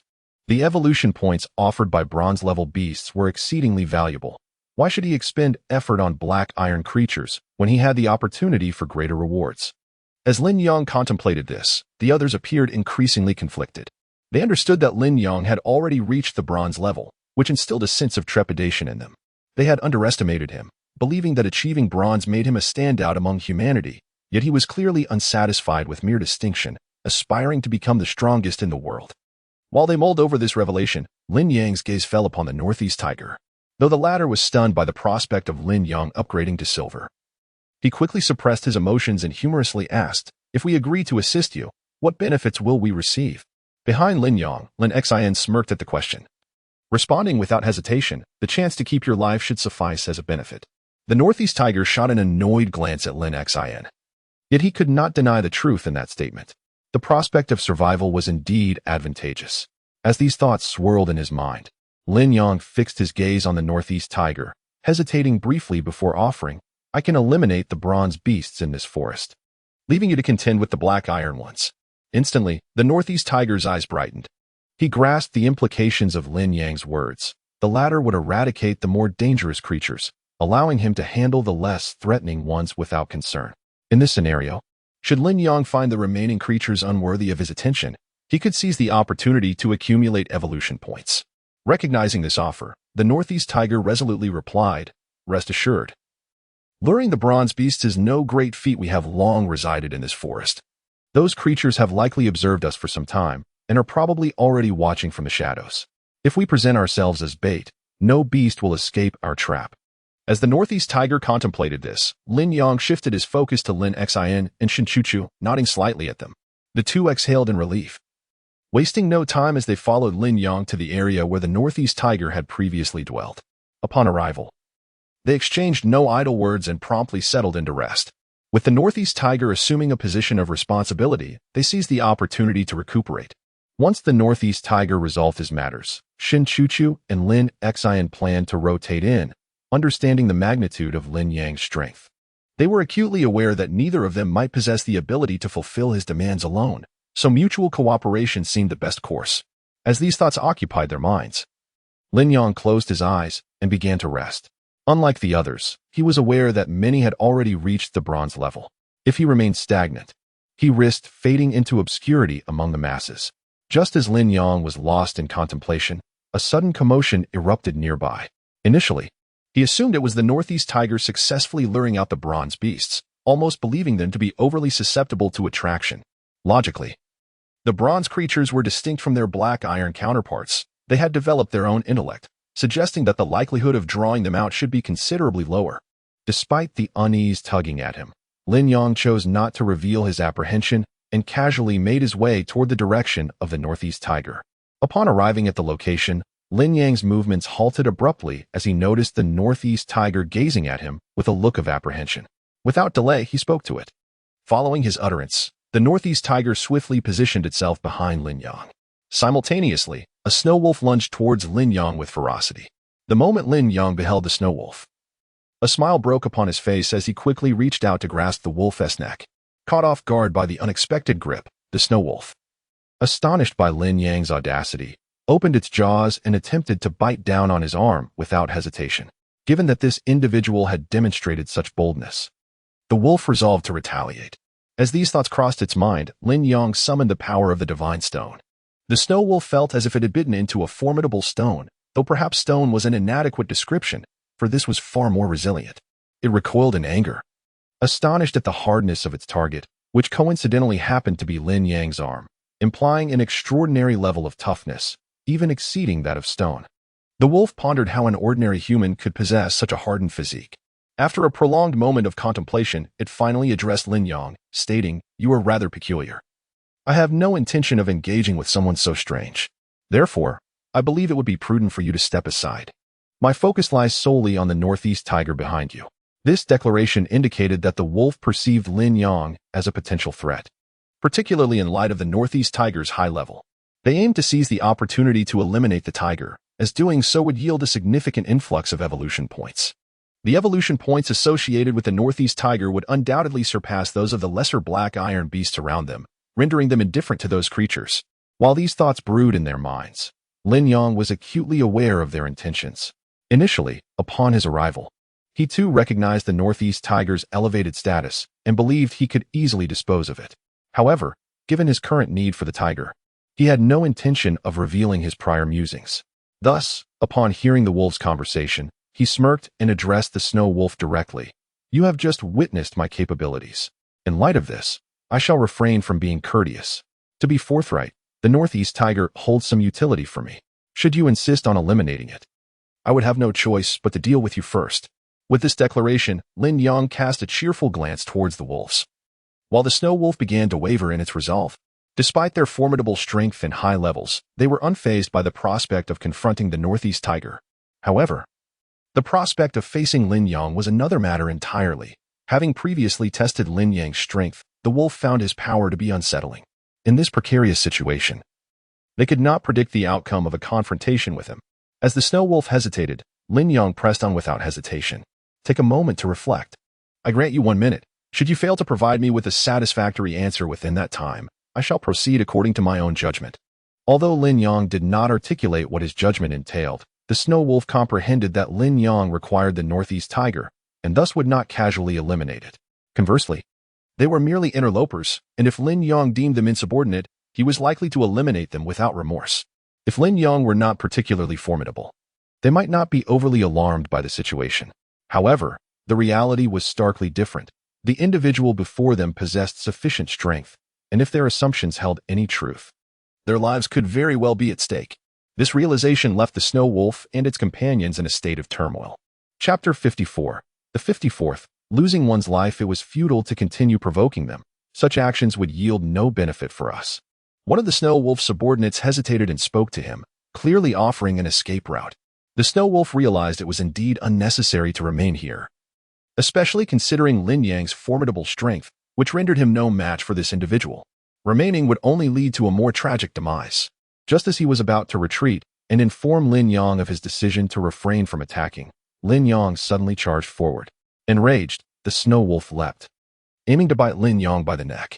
He was unaware of the circumstances surrounding Lin Yang, but it was evident that this person would not easily let him go. Thus, he deemed it unnecessary to show mercy in return. As such thoughts crossed his mind, a hand unexpectedly pressed against his throat. Although it was a simple motion, the Snow Wolf felt his entire body stiffen, and at the same time, the sky began to flicker with lightning.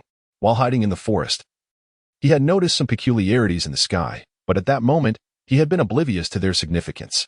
It was a natural occurrence. Regardless of the transformations in their world, the sky remained the same.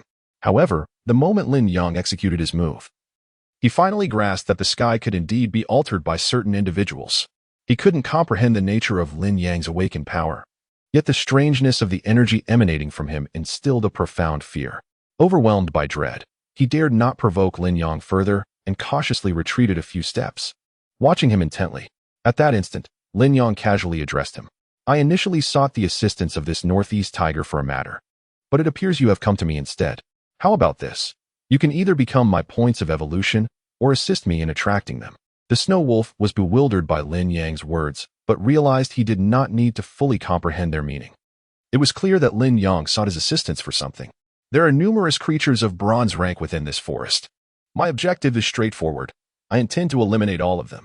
Hearing this, the Snow Wolf gasped, astonished at the lofty ambition of the individual before him. They had been in this forest for a considerable time and were well aware that it differed from others. The reasons behind the unusually high ranks of the creatures here remained a mystery. Upon their arrival, many creatures had already ascended to Black Iron Rank 3, while they were merely at Black Iron Rank 2. Initially, they had been too timid to venture out, waiting until they could collectively confront the creatures before finally daring to step outside. However, shortly after their emergence, the creatures began to level up, and by the time they realized it, numerous bronze-ranked beasts were actively hunting. To avoid becoming prey to the bronze creatures, they spent each day evading them. The prospect of Lin Yang wanting to draw those creatures out felt akin to inviting death. Why must you employ such methods to lead us to our demise? If your intention is merely to see us perish, you could state it plainly. Upon hearing this, the Northeast Tiger glared at the Snow Wolf with disdain. Initially, he had regarded the Snow Wolf as a formidable opponent worthy of caution. However, it now seemed he was merely foolish. Did he not consider why they would want to attract higher-ranked creatures to this location? If they truly desired death, they would have already perished at the hands of the Snow Wolf and would not be lingering here. As the Northeast Tiger contemplated this, the Snow Wolf slowly regained his composure, realizing he had overlooked some crucial points. At first, he believed Lin Yang was sending him to his death for no reason. Yet, after calming down, he understood why the Northeast Tiger looked down on him. If Lin Yang truly wished for them to perish, he could effortlessly dispose of them, for he possessed that capability. In this context, Lin Yang chose not to eliminate them. Instead, he requested their assistance in attracting the creatures, indicating he likely possessed the strength to confront them. The Snow Wolf's eyes brightened as he cautiously regarded Lin Yang. If Lin Yang indeed had the power to deal with those creatures, they would gladly remain by his side to assist him. After all, if Lin Yang could eliminate the formidable beasts within this realm, they would no longer need to fear for their lives. As they pondered this, Lin Yang observed their eager expressions and casually addressed them again. So, are you all still unwilling to resolve this matter? If you choose not to act, I shall have to assign others to handle it, and as for you, your lives shall be forfeit. given that these individuals could not offer substantial assistance. Becoming his points of evolution would suffice. As Lin Yang contemplated this, the snow wolf felt compelled to comply, especially after realizing Lin Yang might possess the capability to tackle those beasts. He quickly replied, "I have no objections." The northeast tiger, taken aback by the snow wolf's agreement, hesitated, worried that Lin Yang might abandon him if the snow wolf was willing to help. Such an outcome would be detrimental to him. Rest assured, my primary reason for absorbing these creatures is that you may not have the ability to attract them, and I suspect this forest holds more than just bronze-rank beasts. That is impossible. The great disaster has only just transpired, and most people have yet to reach bronze rank. How could some creatures in this forest have suddenly become so formidable?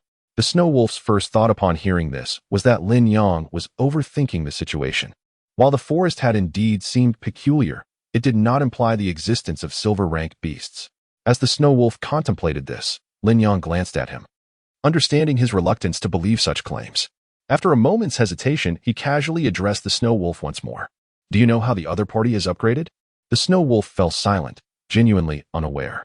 If he had known, he would have revealed the secret long ago, allowing Lin Yang to let him go. As these thoughts crossed his mind, Lin Yang, observing the silent snow wolf, chuckled lightly and casually addressed him. Logically, the current path to advancement is through hunting. Regardless of the circumstances, it involves slaying. Aside from hunting humans, it entails the extermination of extraordinary beasts. Whether human or beast, once hunted, their numbers would inevitably dwindle. In such a scenario, if the beasts in this forest upgraded through hunting, it would be inconceivable for many to remain. Most weaker beasts would have likely perished long ago. However, the forest was not as Lin Yang had envisioned. It thrived beyond comparison to any he had previously witnessed. Given this reality, Lin Yang found it hard to believe that the other party had achieved their advancement by hunting the beasts of this forest. As for the specifics, he was not entirely clear, prompting him to seek further understanding. The current group of individuals thus became instrumental in his quest for knowledge. While Lin Yang pondered this, both the snow wolf and the northeast tiger grew solemn upon hearing his words, unaware of the reasoning behind Lin Yang's conclusion. However, if the situation were indeed as Lin Yang suggested, it could indicate a new direction for advancement, which would undoubtedly be advantageous for them. Consequently, they hastily departed. After their exit, Shinchuchu hesitated before turning to Lin Yang and quietly spoke. "President Lin, shouldn't we refrain from discussing this?" Lin Yang smiled back at Shinchuchu, puzzled by her concern. As he contemplated this, Shinchuchu glanced at him, realizing that he understood her thoughts. With a resigned sigh, she whispered, "This presents a tremendous benefit for us, but if we publicize it, everyone could seize this opportunity, diminishing its allure." As Shinchuchu reflected on this, Lin Yang observed her. Although she often exhibited compassion for many, she was undeniably astute when it came to strategy. With this in mind, Lin Yang smiled and casually replied, "You are correct. Given the current circumstances, we should not broadcast this information. However, we both know that resolving certain matters independently is not so straightforward. It would be wiser to employ a few tools. Once they accomplish their tasks, I can seamlessly integrate them into my ranks." Upon hearing this, Shinchuchu felt a wave of relief. Since Lin Yang was aware of the situation, she need not worry excessively. Her spirits lifted, she remarked, "Since you are already cognizant of these matters, I shall refrain from further commentary. Yet, I must say, you are remarkably astute. I never anticipated you would consider such aspects." Lin Yang discerned from the footsteps that they were likely facing a significant crisis. Just then, the voice of the northeast tiger broke through, excitedly announcing, "We have attracted a bronze 8-star beast." Upon hearing this, Lin Yang abruptly halted, his surprise evident as he gazed forward. A bronze 8-star beast was nearing his level. This creature's rapid advancement was indeed alarming. With this thought in mind, he urged Shinchuchu and the others to hasten outside. Once they emerged, the northeast tiger and snow wolf quickly approached Lin Yang, warily observing the front. Simultaneously, a beast slowly materialized before Lin Yang. His eyes widened in astonishment as he beheld this creature. Chapter 56, The Golden Thigh. Initially, Lin Yang believed that a creature of such high rank was likely to be a formidable beast, for aside from those fierce predators, no other extraordinary beings could reach such a level. Most weaker creatures would swiftly be dealt with by the hunting humans, never having the chance to elevate themselves to a certain tier. However, to Lin Yang's surprise, the creature before him turned out to be a rabbit. Although it was indeed a colossal rabbit, it remained just a rabbit. In terms of capabilities, a rabbit could not compare to a fierce beast. As Lin Yang contemplated this, The rabbit bounded directly towards him. He quickly took a step back and glanced at the others. They clearly lacked the ability to confront this rabbit, which was classified as a Bronze 8 star. Given that they had just arrived at Bronze rank, they had no means to contend with such a creature. If they attempted to engage, it would likely result in their demise. Observing Lin Yang's glance, panic ensued among the group. Had they mistakenly assumed that Lin Yang possessed the capability to handle these higher-ranked beings? While they pondered this grim possibility, Lin Yang merely chuckled. He perceived the complexity of their expressions and casually retreated a few steps. At the moment the rabbit leaped high into the air, Lin Yang dashed forward with remarkable speed. The others had already sensed his velocity and thus were not overly astonished to see him surge ahead. Yet, they were puzzled as to his intent. Although the rabbit was indeed larger, it had not lost any speed. In fact, due to its size, each of its strides equated to dozens for the others. Competing in speed with the rabbit seemed unnecessary, and they were likely to lose. As these thoughts occupied their minds, Lin Yang had already reached the rabbit's rear. Suddenly, he transformed into the form of the Nine-Nether Hound. The group exchanged glances, astonished to witness this unfamiliar manifestation of Lin Yang. Feeling as though they had glimpsed his true essence, this realization brought them joy. Perhaps they would finally uncover his genuine prowess rather than relying on mere speculation. However, while they nervously observed him, Lin Yang leaped high, landing on the rabbit's back and sinking his claws into its fur. He summoned the power of the Kunpeng. Yet even this force could not be freely wielded upon the rabbit's unstable form. As he attempted to maneuver, the rabbit's claws descended. The onlookers anxiously turned their gazes toward Lin Yang, recalling his previously witnessed power, which could render his body as hard as stone against numerous attacks. However, such resilience might not withstand the assault from a Bronze 8-star creature. They anticipated Lin Yang would surely be injured. While they harbored these concerns, Lin Yang activated the power of the Divine Stone. They believed his abilities were ordinary. Even if his body were as unyielding as rock, it would ultimately shatter before overwhelming force. Yet, Lin Yang's strength stemmed from the realm of illusion, the power of the Divine Stone, which was fundamentally different from ordinary stone. Therefore, as long as Lin Yang unleashed his power, no matter how formidable the force, he would not be easily shattered. As Lin Yang contemplated this, the rabbit suddenly turned its head to gaze at him, its claws crashing down. Just as Lin Yang had surmised, the Divine Stone was indeed distinct from regular stone, allowing him to confront the rabbit head-on without the need for evasion. With a serious expression, he prepared to directly overpower the creature. The rabbit, sensing Lin Yang's formidable strength, hesitated to provoke him further and soon attempted to flee. The others, initially worried about Lin Yang's safety, felt certain that he would meet a dire fate under the rabbit's immense claws. Yet, to their astonishment, the rabbit began to act frantically, desperately trying to escape from Lin Yang. They were not foolish and quickly deduced that the rabbit's behavior was likely due to Lin Yang's overwhelming power. Both animals and humans understood that if someone was excessively powerful, it was wise not to provoke them, lest one face peril. Witnessing the rabbit's frantic demeanor and Lin Yang's unscathed form, the group's expressions turned sober as they realized they had indeed latched onto a golden opportunity. As these thoughts coursed through their minds, Lin Yang casually addressed them, urging, "Stop dwelling on futile thoughts. Move ahead and block this rabbit for me. I intend to capture it, and once I do, I shall ascend in rank, becoming even more formidable as a silver." While Lin Yang withheld clarity regarding his future intentions post-ascension, the others had no expectation of his elaboration. They recognized their inability to challenge him, understanding that even if he divulged his plans, they could do nothing but comply.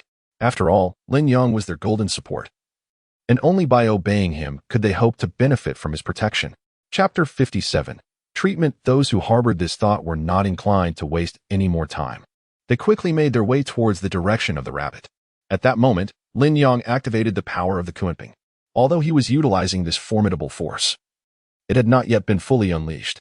Thus, he could only harness a fraction of its potential, rendering his speed rather unremarkable. Under these circumstances, capturing a rabbit proved to be an arduous task. As Lin Yang pondered this, the rabbit suddenly came to a halt, clearly indicating that Lin Yang's strategy was taking effect. The rabbit, obstructed by a group of individuals, was filled with rage and began to retaliate against them. Observing this, Lin Yang hastened to his destination. Noticing that both the Northeast Tiger and the Snow Wolf were encountering difficulties, he casually urged them, "Enough wasting time. We must retreat quickly. Otherwise, should any misfortune befall us, I shall suffer the loss of an employee." Upon hearing this, the two individuals were not inclined to linger any longer. Had Lin Yang not instructed them to stay and block the rabbit's path, they would have fled long ago. Now that the opportunity to escape had finally arrived, they had no desire to remain and seek trouble. However, as they departed, they cast anxious glances back at Lin Yang, awaiting his success in the battle against the rabbit. At that moment, the rabbit, driven by fury, launched a ferocious attack towards Lin Yang. Despite Lin Yang's invocation of the power of the god-slaying stone, he was still at a relatively low level. This meant that fully unleashing his strength was not feasible. Nevertheless, the rabbit was not in an enviable position either. Due to Lin Yang's assault, it was now severely weakened. It became evident that they would have to perish together, should that occur. The rabbit would have no chance to resist, allowing Lin Yang to activate the power of the phoenix. However, the rabbit was different. It lacked the ability to resurrect. Consequently, Lin Yang would not need to squander much time to eliminate it. As Lin Yang contemplated this, the rabbit launched another attack. This time, he decided not to expend any more energy, for his strength was finite. If he were to allocate a portion of his power to activate other abilities, he might not have enough left to invoke the power of the phoenix. With a stern countenance, Lin Yang advanced and struck at the rabbit. As his attack descended, the rabbit began to falter. Thunder rumbled ominously in the sky. At the moment the rabbit's assault met Lin Yang, lightning crackled down from the heavens, striking the rabbit relentlessly. Witnessing Lin Yang's formidable prowess, the others perceived that he was merely diverting the rabbit's attention towards himself. This was a reasonable assumption. If Lin Yang intended to deliver a final blow to the rabbit, he would have to take a risk. Thus, they anxiously observed Lin Yang, awaiting the outcome. Just then, the rabbit collapsed with a resounding crash, accompanied by a cacophony of noise. The northeast tiger, witnessing this, could not suppress his elation and quickly turned to the snow wolf, exclaiming, "I never imagined Lin Yang possessed such strength to dispatch a bronze 8-star creature. We have indeed latched onto a golden opportunity." After uttering this, the northeast tiger joyfully rushed towards Lin Yang, while the snow wolf, observing this, felt a twinge of unease. If this individual continued to grow stronger, could he pose a threat to the world? As the snow wolf contemplated this, they approached Lin Yang's side, only to find him on the brink of collapse. The northeast tiger stared at Lin Yang in confusion, unable to comprehend why he had sacrificed himself to endure such an attack. He became anxious and questioned, "How could you so recklessly shield yourself with your life? What if something were to happen?" "I may not have much time left," Lin Yang replied. "You need not worry. Just stay close by." The northeast tiger gazed at Lin Yang in bewilderment, unsure of the meaning behind his words. However, before he could inquire further, he saw Lin Yang's body grow rigid, unmistakably indicating that he had perished. The snow wolf was taken aback, shocked that such a powerful individual would choose to perish alongside a bronze 8-star creature. Yet, soon after, a glimmer of hope emerged within the snow wolf. Since this person had met his end, could they not seize the opportunity to acquire something valuable from Lin Yang? Chapter 58. The Power of Resurrection. With this thought in mind, the snow wolf swiftly approached the northeast tiger. The northeast tiger, noticing the exuberance radiating from the snow wolf, cast a curious glance in its direction. Meanwhile, Shinchuchu, accompanied by a group of individuals, hurried over to the scene. Upon discovering that Lin Yang had seemingly lost all breath, they were momentarily taken aback. However, perhaps due to the trust they had in Lin Yang and the words he had spoken moments earlier, Shinchuchu did not feel overwhelming fear. Instead, she was convinced that Lin Yang would undoubtedly return to normal, especially since he had mentioned that he would lose consciousness shortly but instructed them not to worry and simply to remain by his side. This suggested that Lin Yang had foreseen his own fate and, perhaps, had devised a solution. Lost in her thoughts, Shinchuchu was interrupted as the snow wolf cheerfully addressed everyone. "This individual's power is so formidable that we are no match for him. If he continues to grow stronger, we may find ourselves in dire straits, unable to resist him any longer." Upon hearing this, the northeast tiger found the snow wolf's statement utterly perplexing. Did they truly possess the capability to oppose Lin Yang? Clearly, they did not. Regardless of whether Lin Yang would indeed grow stronger, they lacked the means to resist him. In such circumstances, why would they contemplate rebellion? Lin Yang had not coerced them in any way. Compared to others who were persistently threatened by powerful beings, they were rather fortunate. While the northeast tiger contemplated this, the snow wolf continued with his exuberant declarations. Now that such a powerful Lin Yang is in peril, it is entirely possible that he has already lost his life. In this situation, we could very well strike him down, perhaps even earning some evolution points in the process. Evolution points were the sole currency in a world where such points dictated everything.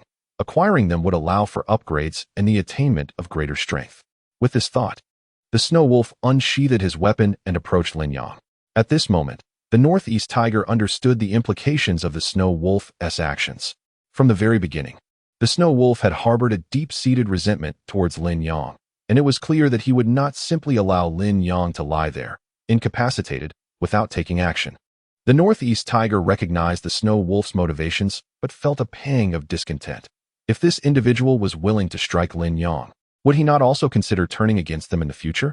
It was evident to the northeast tiger that this individual lacked integrity, and he was reluctant to ally with someone of such dubious character, fearing that collaboration could lead to their own downfall. As these thoughts swirled in the northeast tiger's mind, the snow wolf had already reached Lin Yang, raising his weapon to strike. Shinchuchu, witnessing this, cried out in alarm, urgently addressing the snow wolf. "Aren't you afraid that Lin Yang might kill you once he regains his strength?" The snow wolf could not help but laugh at this remark, utterly bewildered by Shinchuchu's reasoning. "Do you truly believe that he can return to his former self in this state? I have never seen anyone revive after death. Even gods would find it exceedingly arduous to achieve such a feat." Just as Shinchuchu was about to respond, flames suddenly erupted around Lin Yang, startling everyone present. They instinctively recoiled, unsure of how Lin Yang had ignited into flames. The northeast tiger also retreated swiftly. He was not fiercely loyal to Lin Yang, and while he regarded the snow wolf's actions as reckless, he certainly would not sacrifice himself for Lin Yang's sake. Shinchuchu, however, could not help but rush forward. Throughout the calamity that had befallen them, she had always been by Lin Yang's side, unwavering in her allegiance. Consequently, her loyalty compelled her to protect him from harm. At that moment, the snow wolf seized Shinchuchu, fully aware that her strength was no match for his own. To him, she was merely a fragile butterfly, easily crushed. Dismissing her entirely, he pushed her aside and charged toward Lin Yang, eager to eliminate him. What the snow wolf did not anticipate was that, after the flames subsided, Lin Yang slowly rose to his feet. The snow wolf staggered back, taken aback by the unfathomable power Lin Yang exhibited. As the snow wolf pondered this, Lin Yang opened his eyes and surveyed his condition. To his astonishment, the power of the phoenix had allowed him to be reborn from the ashes, fortifying his body beyond what he had known. He could not discern whether this newfound strength stemmed from the bronze 8-star beast he had vanquished, his elevation to silver status, or the phoenix's influence. However, Lin Yang suspected that the phoenix's power played a significant role. Resurrection from flames was no simple matter. With this in mind, Lin Yang swiftly suppressed his emotions. Though the situation remained unclear, he would gradually uncover the truth. For now, he needed to assess his level. Successfully defeated a bronze 8-star beast. Evolution points gained, 8,000. Current evolution points, 1,000, 10,000. Current level, silver 1-star. Upon reviewing his status, a smile crept onto Lin Yang's face. He then approached Shinchuchu, who was equally astonished, unable to comprehend how Lin Yang had truly returned to life after seemingly dying. Hesitantly, she took a step back, then quietly spoke to him. Lin Yang smiled at Shinchuchu, fully aware of her surprise. However, he quickly suppressed his emotions, casually addressing her. Chapter 59. Incredibly powerful. Some individuals, when faced with the brink of death, may boldly declare their strength to others, leading Snow Wolf to believe that Lin Yang was merely posturing and not as formidable as he appeared. Upon reflection, he realized he had underestimated Lin Yang. The latter was indeed a genuine powerhouse, capable of ruthlessly confronting those he deemed weaker. The thought that he, a mere weakling, could suppress such a strong adversary was utterly laughable. As these thoughts crossed his mind, Lin Yang approached him directly. He had witnessed Snow Wolf's previous actions with clarity. Given Snow Wolf's intent to eliminate him, Lin Yang felt it necessary to deal with this individual first. With that resolve, he lunged towards Snow Wolf. Recognizing his own inadequacy against Lin Yang, Snow Wolf retreated several paces, fully aware that a confrontation would result in his demise. Desperate to avoid becoming mere fodder for evolution points, he quickly backtracked, while another Snow Wolf appeared before Lin Yang. Observing the creature darting into the forest without panic, Lin Yang halted and turned to the northeast tiger, smiling as he spoke. "You should be capable of dealing with that Snow Wolf, correct?" The northeast tiger, upon hearing this, was uncertain of Lin Yang's implication. Alone, he would undoubtedly struggle, but with his subordinates, success was assured. After all, the Snow Wolf, despite its strength, was ultimately just a bronze-level creature. Their levels were relatively comparable, and with his superior numbers, the snow wolf stood no chance. While the northeast tiger pondered this, Lin Yang wore a confident smile and addressed him without hesitation. I do not intend to continue my pursuit of that bronze creature. While it could yield some evolution points, you have yet to level up. If this continues, you may not withstand the onslaught of those alien beasts. Therefore, I entrust this matter to you. Handle it accordingly. The northeast tiger clenched his fists, genuinely surprised that Lin Yang was willing to delegate this responsibility rather than selfishly pursue his own ascension, indifferent to the fate of others. It was evident that Lin Yang was a leader who cared for his subordinates. After a brief moment of hesitation, the northeast tiger smiled and replied, I did not expect your generosity. Given this, I shall not waste any more time. I will leave my team to swiftly resolve this matter. Upon hearing this, Lin Yang nodded, and the northeast tiger, visibly excited, hurriedly departed with his subordinates. Lin Yang then turned to Shinchuchu and the others nearby. You may also hunt some alien beasts. Should any issues arise, do not hesitate to inform me. I will assist you. Understanding the implications of Lin Yang's words, Shinchuchu realized that tackling the challenges within the forest alone would be no easy feat, and the risk of death loomed large. However, Lin Yang's formidable strength, having already vanquished an 8-star bronze beast, ensured that the other creatures would think twice before engaging him. With Lin Yang as their backing, they felt emboldened to act freely. As these thoughts occupied Shinchuchu's mind, Lin Yang yawned and casually made his way to the northeast tiger's former camp. Observing this, Shinchuchu clenched her fists before turning to Lin Xin. Let us not remain feeble forever. Lin Xin immediately grasped the meaning behind Shinchuchu's words. When Snow Wolf had aimed to attack Lin Yang, she had wished to intervene, but the Snow Wolf's strength had rendered her powerless. She could only watch helplessly as Lin Yang faced the threat. Had he not awakened, she likely would have witnessed his demise. In light of this, it was only natural for Shinchuchu to desire strength, and Lin Xin shared her sentiment. After all, Lin Yang had previously guided their group and provided them with numerous opportunities, sparing them from the wrath of the 4 great families. Their ability to roam freely was a direct result of Lin Yang's presence. Otherwise, most awakeners would have hidden during the day or night, seeking to grow stronger before venturing out. Few awakeners dared to act as recklessly as they did, leveraging Lin Yang's reputation despite their inherent weakness. Faced with this reality, they could no longer afford to remain weak. Grateful for the opportunities Lin Yang had provided, they resolved to seize this moment to grow stronger. With renewed determination, they sprinted ahead, while Lin Yang closed his eyes, sensing the overwhelming power coursing through him after his rebirth from the ashes. Despite the formidable strength he now possessed, he was acutely aware of its potential to overwhelm him. Having upgraded to silver, he felt adequately powerful, yet he understood that limitations still existed. As Lin Yang contemplated this, he began to rest. Meanwhile, the northeast tiger had located Snow Wolf. Snow Wolf, upon seeing the northeast tiger and his entourage approach, narrowed his eyes. My inability to defeat Lin Yang does not imply that I cannot handle you. Should you continue your arrogance, do not blame me for my lack of courtesy. Chapter 60. The heist. The northeast tiger harbored no belief in the seemingly feeble words of the Snow Wolf. If it were merely a matter of his own strength, he would indeed lack the prowess to contend with the Snow Wolf before him. After all, the very fact that the Snow Wolf could lie in wait within this forest to hunt them attested to its formidable nature. However, if they were to band together in numbers, the situation would dramatically shift. With this thought in mind, the northeast tiger hastily led his companions towards the Snow Wolf. Transforming into its true form, the Snow Wolf cast a cold, piercing gaze at the surrounding individuals, then suddenly lunged at the northeast tiger, baring its formidable jaws. Since the northeast tiger had no intention of sparing him, the Snow Wolf resolved that he could no longer allow this tiger to inflict harm upon him. Today would either mark his ascendance through the demise of the northeast tiger, or he would become fodder for others, a mere point of evolution for them. As the Snow Wolf bared its teeth and charged towards the northeast tiger, the latter swiftly retreated. Simultaneously, the northeast tiger's companions surged forward to confront the Snow Wolf. The abruptness of their advance startled the Snow Wolf. Yet, before it could react, the northeast tiger opened its mighty jaws and, in a shocking turn of events, seized the Snow Wolf by the neck, casting a derisive glance at it. Did this individual truly believe he would refrain from action?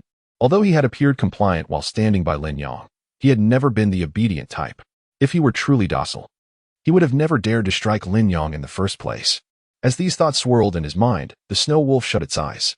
Moments later, The northeast tiger heard the sound of evolution points being awarded. He took a step back, glanced down at the snow wolf, and ultimately resigned himself to depart with his followers. In truth, he had initially harbored no intention of engaging the snow wolf, primarily because Lin Yang had never truly belonged to their faction. However, the snow wolf was different. It was a creature of this land and had thrived here. Thus, despite their ongoing rivalry, there was a certain merit in uniting for warmth if circumstances permitted. Regrettably, the snow wolf appeared to have grander aspirations, and Lin Yang was undeniably a formidable force. The snow wolf's ambitions were not inherently misguided. The error lay in placing such aspirations upon a stronger opponent without possessing the means to confront that strength. As for those lesser beings of the forest, they had largely been dealt with by the northeast tiger. Naturally, Shinchuchu and Lin Xian took advantage of this time to advance their own abilities. By the time they had cleared the entire forest, each individual had grown significantly stronger than before. Meanwhile, Lin Yang had attained a new level, now standing as a silver 2-star. Although this may not sound particularly impressive, especially in the realm of gaming where silver is considered a lower tier, in this world, Lin Yang was undoubtedly among the elite, perhaps even unparalleled in strength.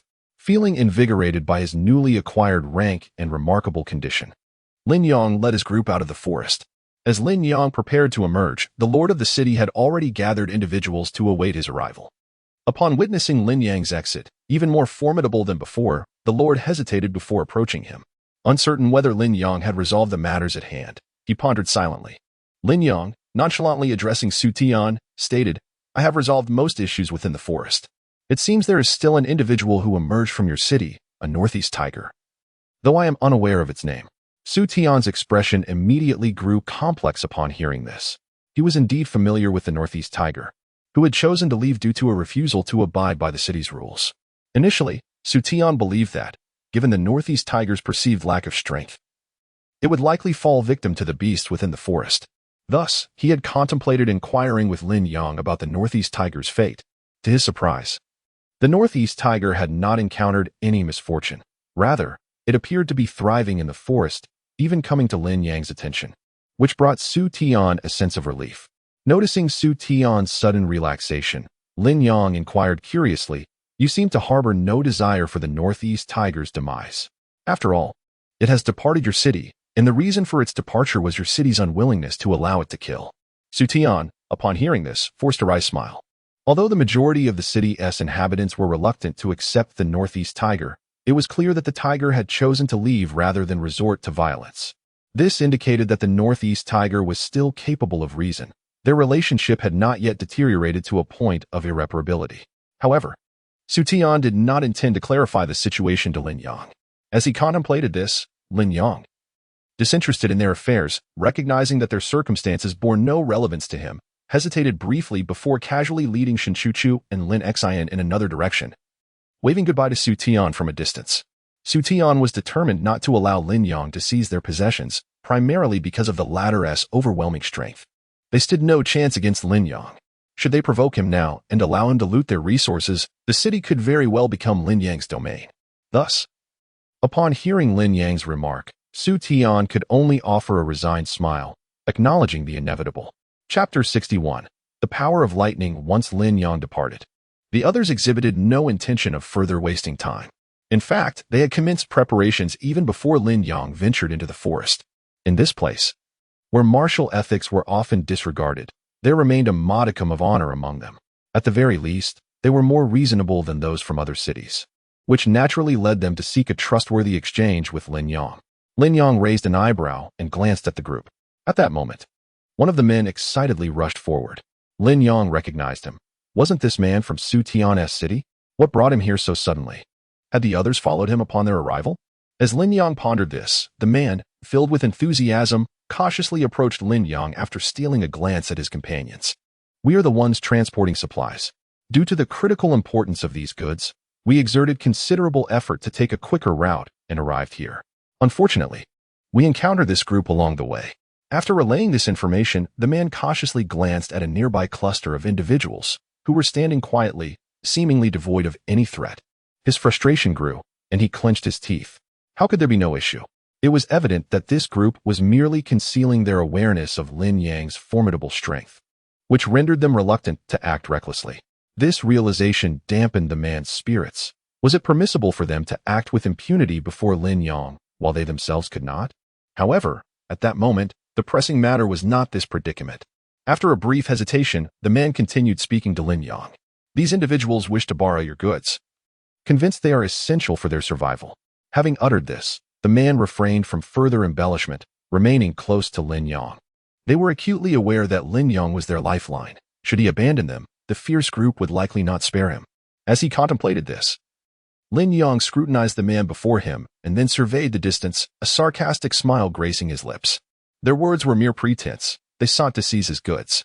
Yet, they were undoubtedly aware of Lin Yang's might, understanding that appropriating his supplies would yield them no benefit.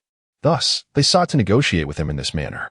However, should Lin Yang decline their request, it was inevitable that they would attempt to stealthily abscond with some items.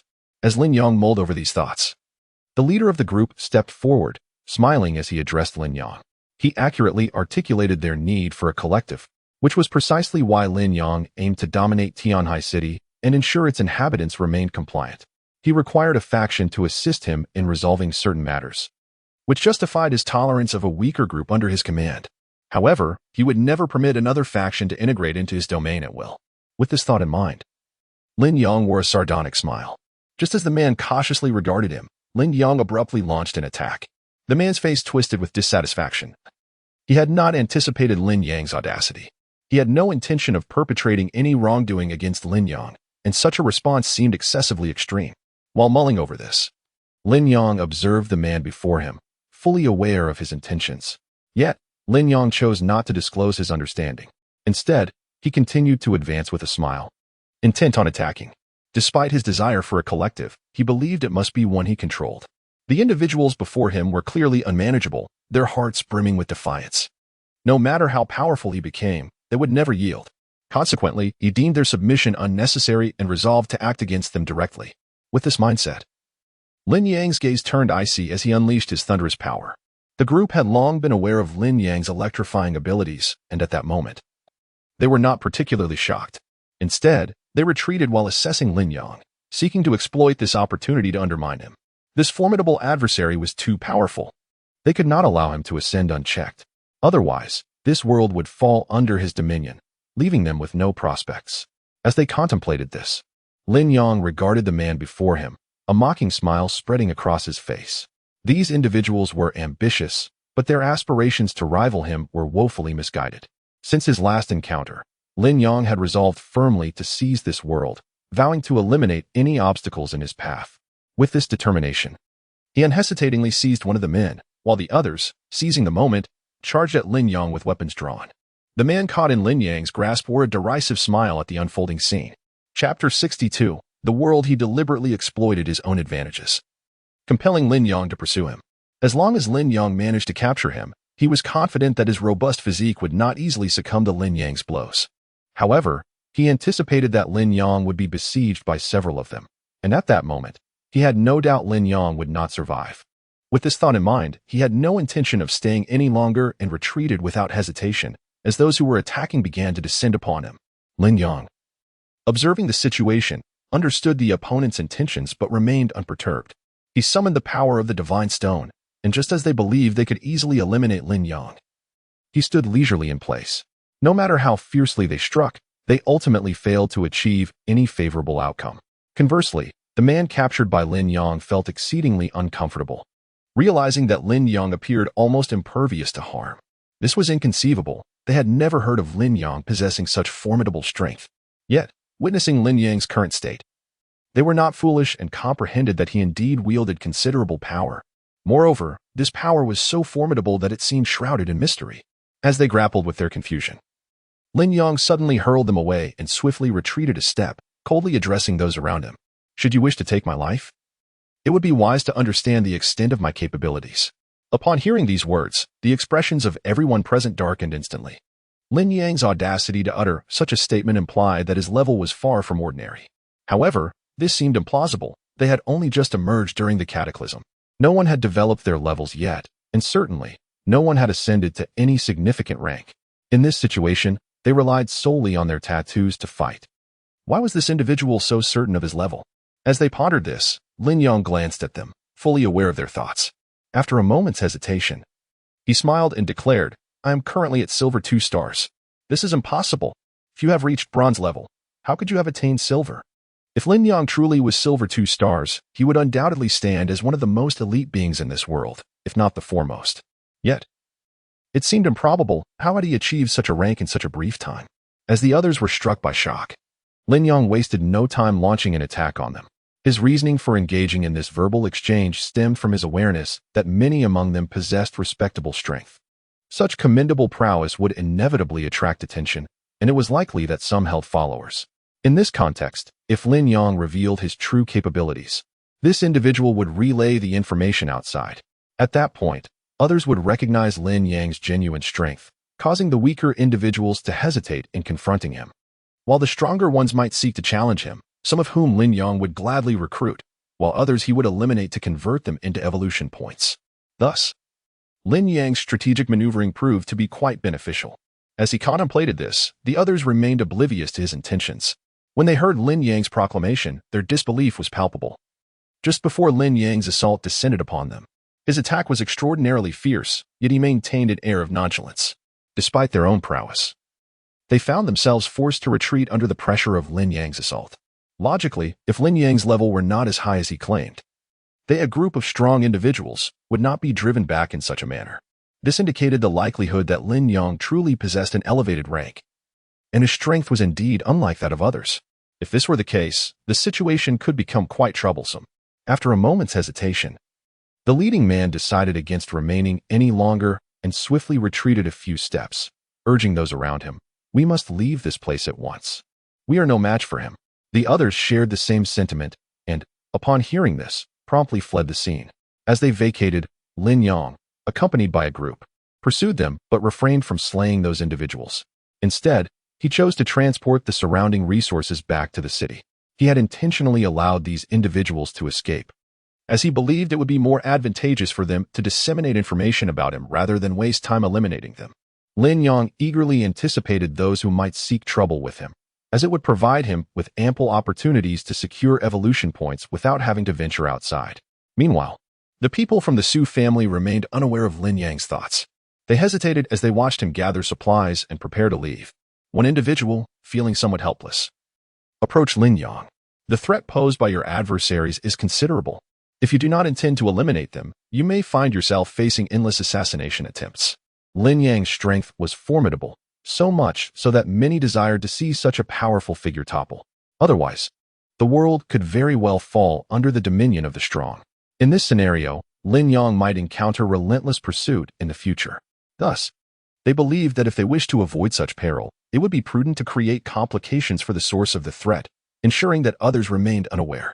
As for those who were informed, it was inconsequential. Their alliance with Lin Yang guaranteed his safety from harm. Contemplating these thoughts, Lin Yang chuckled. Chapter 63.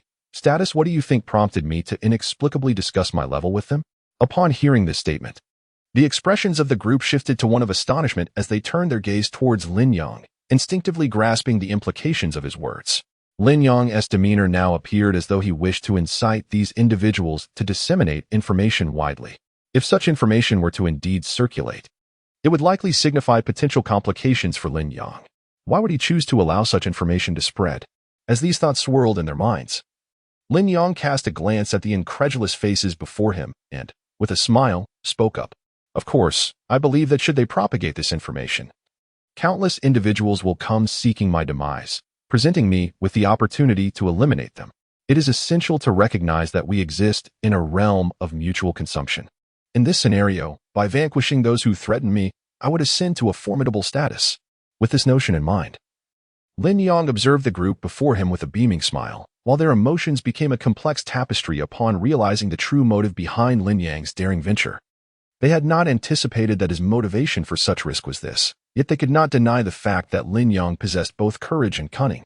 As these thoughts lingered in their minds, Lin Yang had already ushered those matters into the city. They were not residents of this city and had no intention of remaining, for they had numerous other concerns to address. Meanwhile, Lin Yang had entered the city and, upon doing so, noticed a crowd hurriedly emerging in the distance.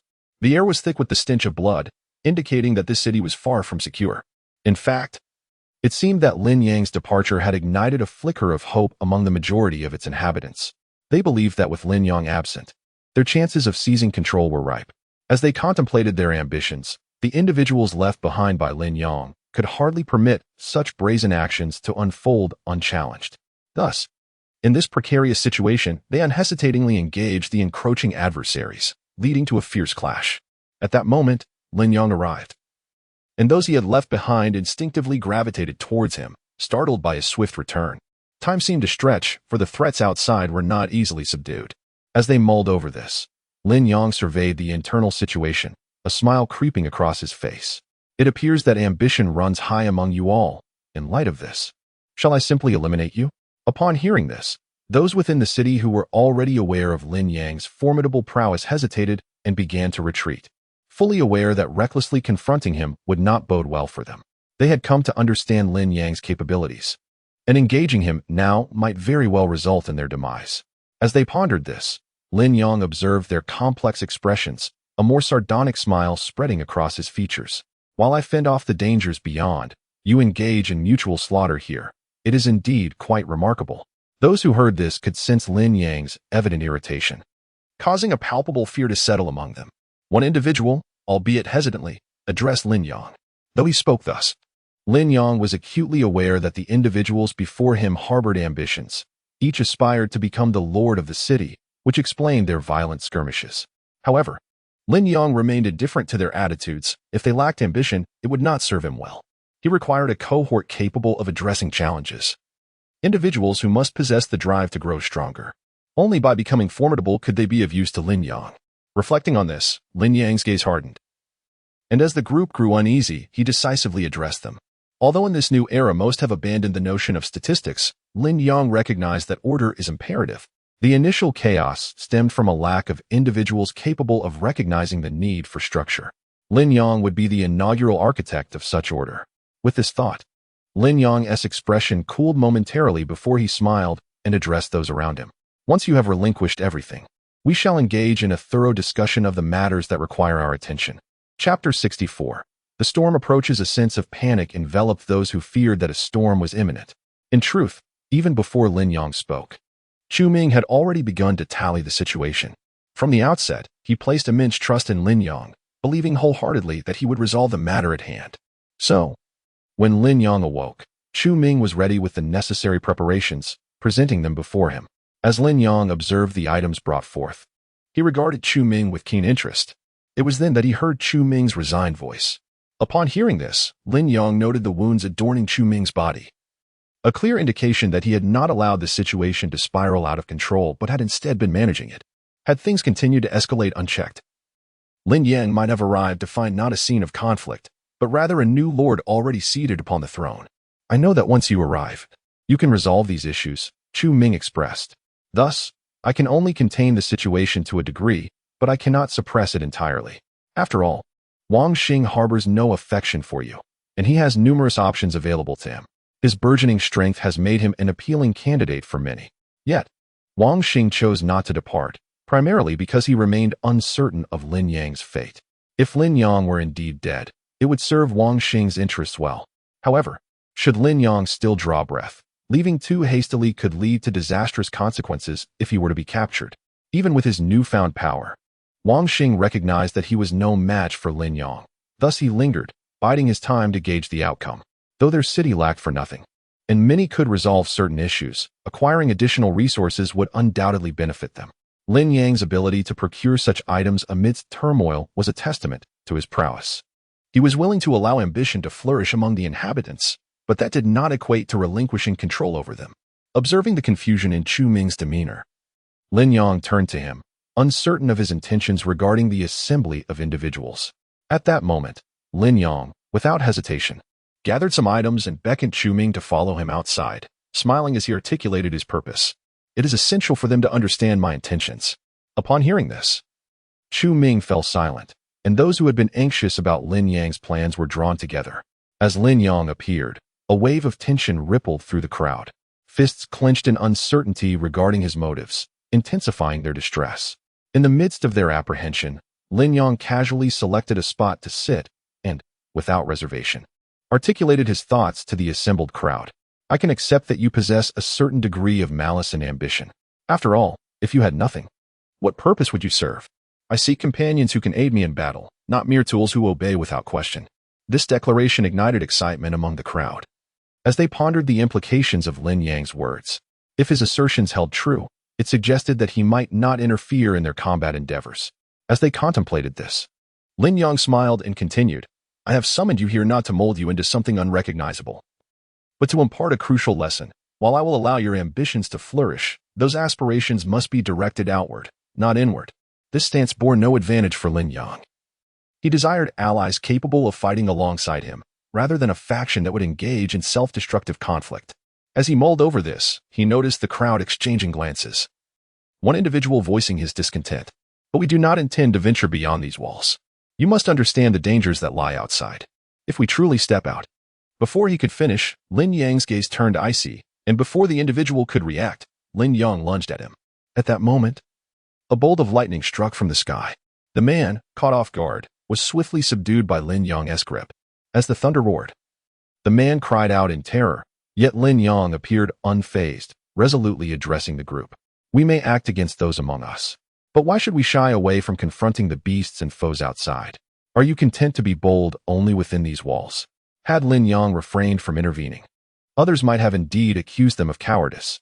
The individuals within the walls lacked formidable strength, allowing them to act recklessly without fear of dire consequences. In contrast, the adversaries outside were undeniably powerful, having honed their combat skills through experience. To leap into that arena would be tantamount to courting death. As they contemplated this, Lin Yang, observing their trepidation, smirked. I recognize that many of you are ordinary individuals, unlikely to recklessly seek your demise. Thus, I will accompany you. But you must train and grow stronger. Having witnessed how Lin Yang dealt with the earlier individual, they understood clearly that outright refusal would not bode well for them. Faced with hesitation, Lin Yang continued, if you choose to disobey, I will have no choice but to transform you into points of evolution. You must understand that my intentions in keeping you here are not born of kindness, but of necessity. I require a cohesive team to fight alongside me.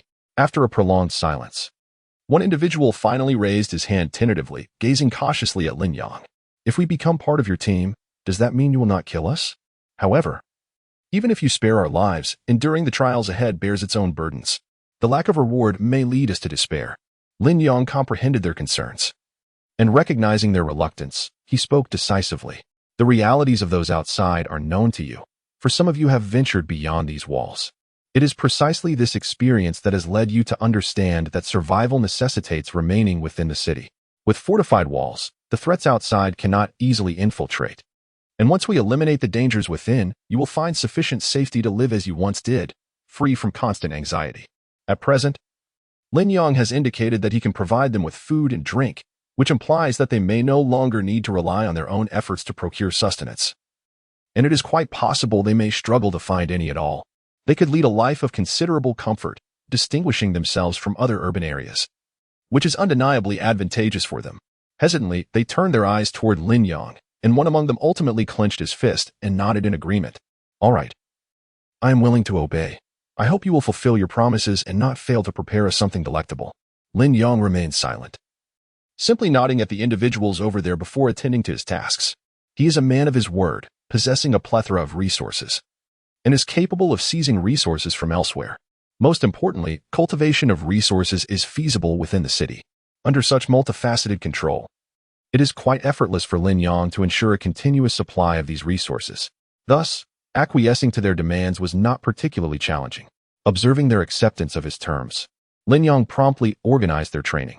As Lin Yang contemplated these matters, the individuals engaged in training remained oblivious to his thoughts, each pondering whether their alliance with him would yield benefits, or how they might fare should they venture outside.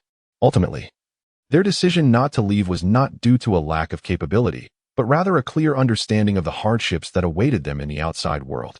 The prospect of enduring the elements was far too daunting. In the absence of alternatives, they would prefer to toil diligently within the confines of their current situation. But given a viable option, why would they choose to live in fear? Lin Yang spoke the truth. They were merely ordinary individuals. Consequently, this group of common folk soon began to train willingly, and Lin Yang, observing their commitment, smiled and summoned Wang Xing and Chu Ming. The two summoned individuals held genuine admiration for Lin Yang, astonished by how swiftly he had secured the allegiance of those in the city. As they contemplated this, Lin Yang glanced at the astonished group before him, wasting no time in articulating his plans. The time he had anticipated was rapidly approaching. They were nearing the 2-week mark of the Great Catastrophe, during which most regions had begun to stabilize. Once stability was achieved, more formidable cities would commence their efforts to absorb others, seeking to amass greater resources and establish dominance amidst the chaos, treating their fellow beings as adversaries. Once those cities grew powerful, Lin Yang would take the initiative to decisively conquer those attempting to absorb others, thereby reaping a substantial reward of evolution points. Chapter 66. The small group when they ventured outside, whether as individuals or as a group, a palpable fear engulfed them. It is worth noting that Lin Yang possessed considerable strength. Should any mishap occur, he could indeed assist them in overcoming their challenges. With this thought in mind, they promptly followed Lin Yang into a nearby forest. Previously, Lin Yang had only destroyed a single forest, leaving others untouched, primarily because the other beasts, though formidable, had not yet reached a level of power sufficient to threaten him. Moreover, Lin Yang desired these beasts to grow stronger, as he would gain more evolution points upon their defeat. Thus, he allowed their existence. As Lin Yang contemplated this, one man suddenly began to wail in terror. Lin Yang cast a cold glance at him, and sensing Lin Yang's intimidating presence, the man hastily spoke up. "I just saw a person with a snake beneath him." The others appeared as they always had, albeit with a more terrifying aspect, sometimes transforming into animals. Yet, they had only ever interacted in human forms and had never witnessed a fusion of human and beast. This revelation sent the man into a panic, prompting Lin Yang's expression to turn serious. He recalled similar occurrences from his previous life, though they had been rare.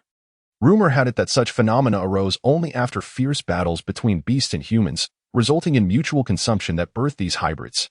Lin Yang remembered that such occurrences typically took months to manifest, so it was astonishing to see them arise so swiftly this time. Had they already been present, unbeknownst to them, waiting for the right moment to emerge? If that were the case, why would these individuals choose to wait until later to reveal themselves? Perhaps they sought to form a new collective, as in this new era, all manner of beings could arise. The emergence of new species and the formation of a new humanity were indeed plausible.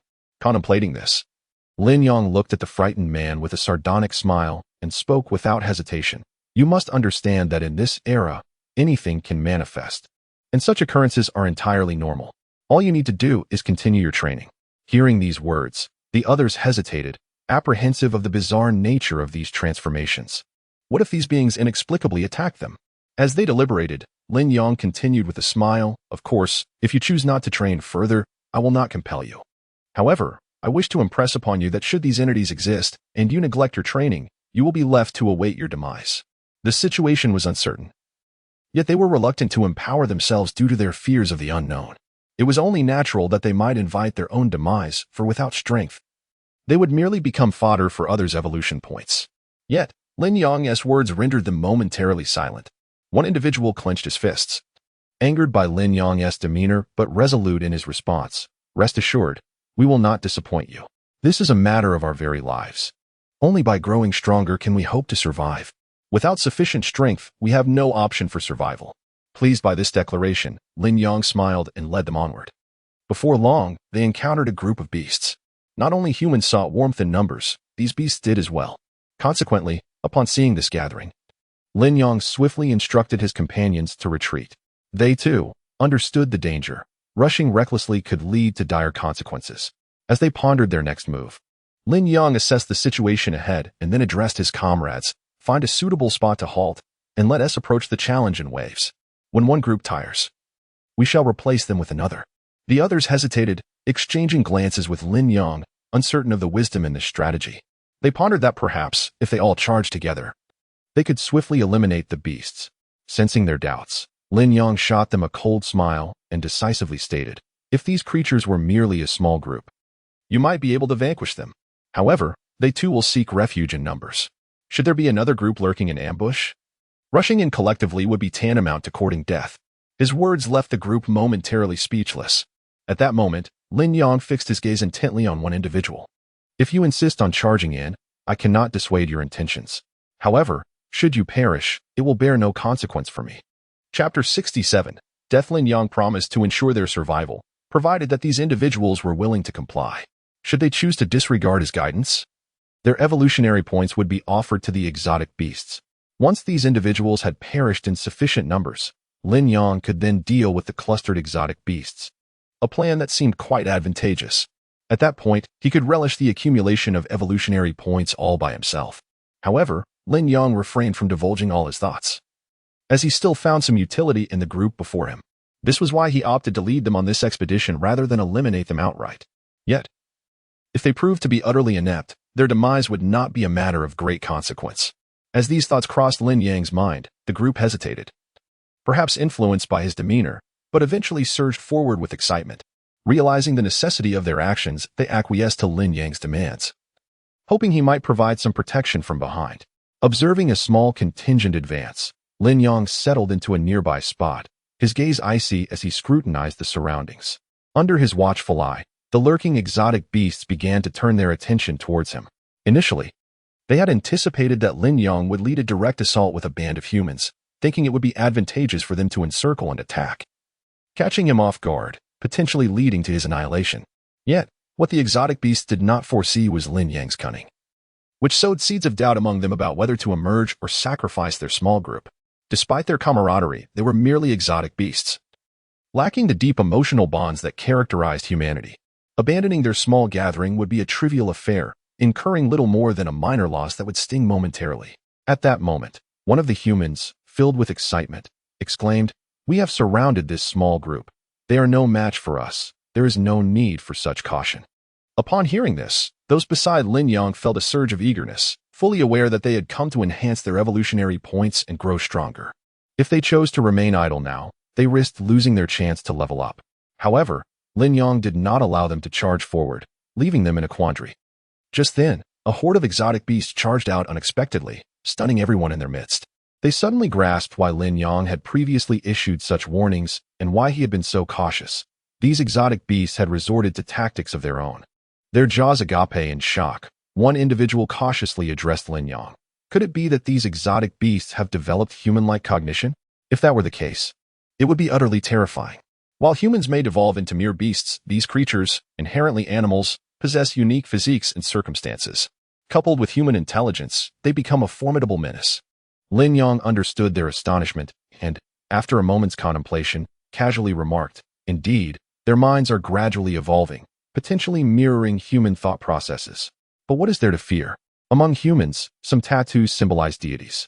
Do you believe these exotic beasts can vanquish the divine?" The group exchanged wry smiles, acknowledging Lin Yang's point, yet expressing concern over the rarity of deities. Most individuals did not opt for divine tattoos, and many of their own tattoos were rather feeble. As they contemplated this, Lin Yang closed his eyes and continued speaking. "I also wish to convey this. While it may appear that only tattooed individuals are growing stronger in this world, there are others, formidable beings without tattoos, who are continuously evolving. We simply have yet to discern the criteria for their advancement." Those who heard this clenched their fists. Had Lin Yang made such claims earlier, they would have been reluctant to accept them, given the prevailing trends of the world. Yet, due to Lin Yang's previous accurate insights, they began to realize his strength and profound understanding of the world. Perhaps it was time to place their trust in him. Otherwise, they might face dire consequences. As these thoughts swirled in their minds, Lin Yang waved his hand to the side. He had heard the anguished cries of those he had dispatched not far away and knew it was time to act without delay. We should hasten to assist them, otherwise their suffering may worsen, and they could even lose their lives. Injuries were acceptable, for they could be replaced, allowing others to step in. Thus, injuries could be mended, and concerns alleviated. However, death was entirely unacceptable. Once lost, all was gone. Therefore, Lin Yang maintained strict control over the situation, permitting injuries but ensuring that death remained at bay. Those following Lin Yang were oblivious to his true intentions, and upon hearing his words, they rushed forward without realizing he was safeguarding their limits. Meanwhile, the injured began to descend one by one, subsequently engaging in the combat strategy Lin Yang had outlined, advancing in waves rather than all at once.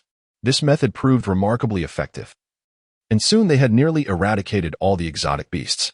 The remaining concealed beasts, recognizing the shift in dynamics, refrained from further emergence. Lin Yang felt a twinge of disappointment.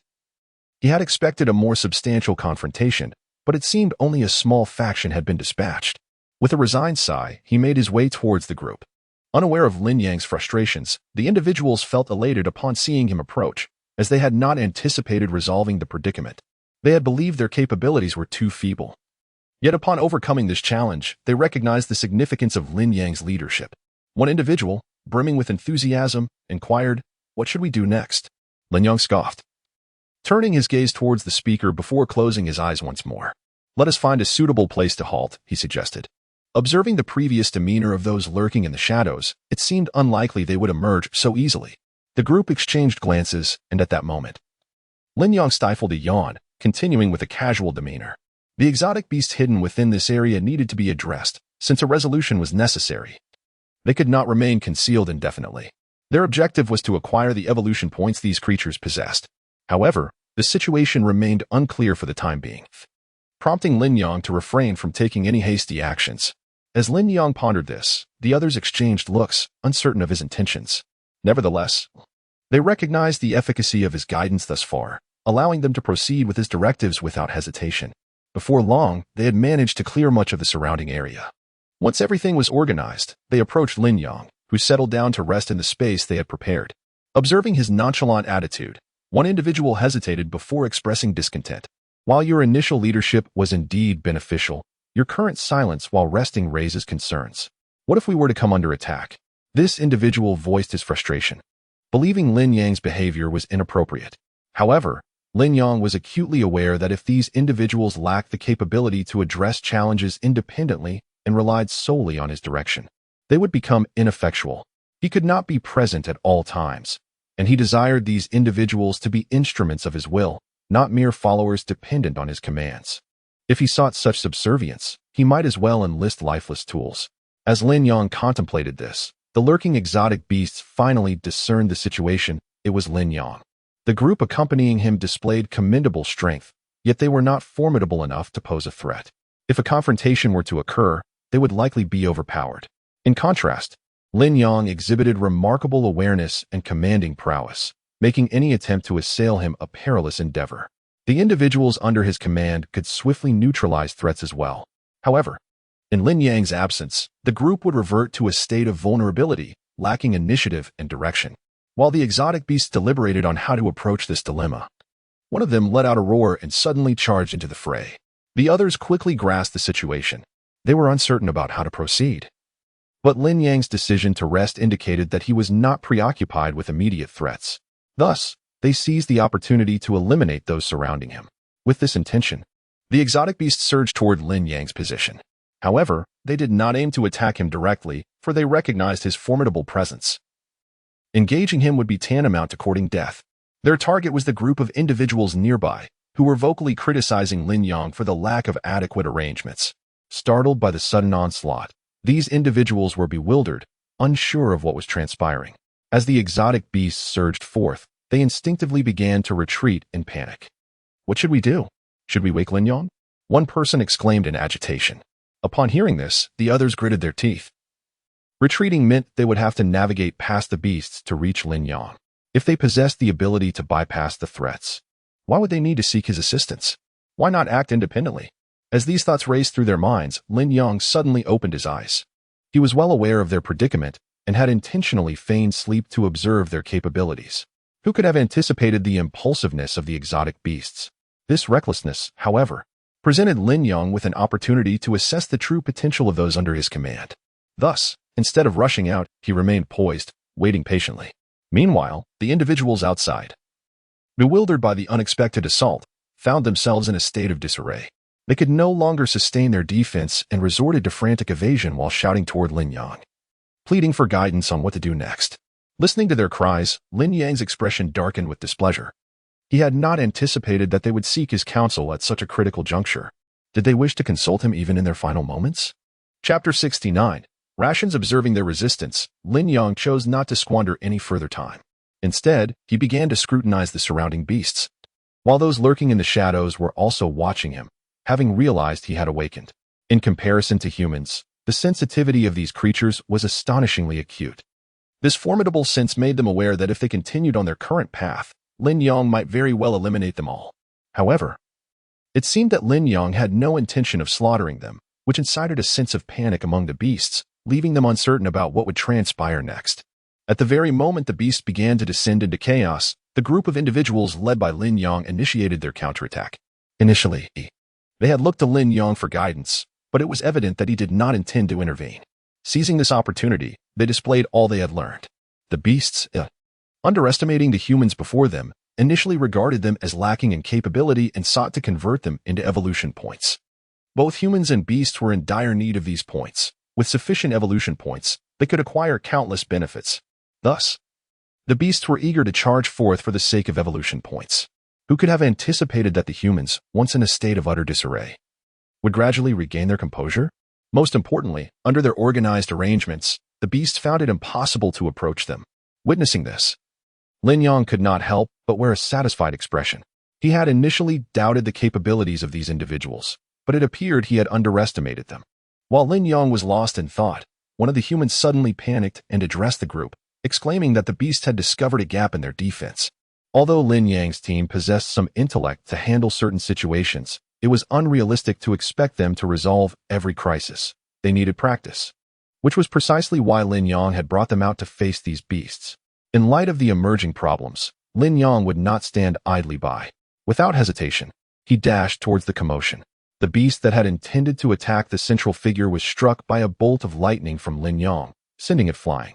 The humans, being relatively weaker, could not fend for themselves. As long as Lin Yang remained uninvolved, the beasts would have the upper hand.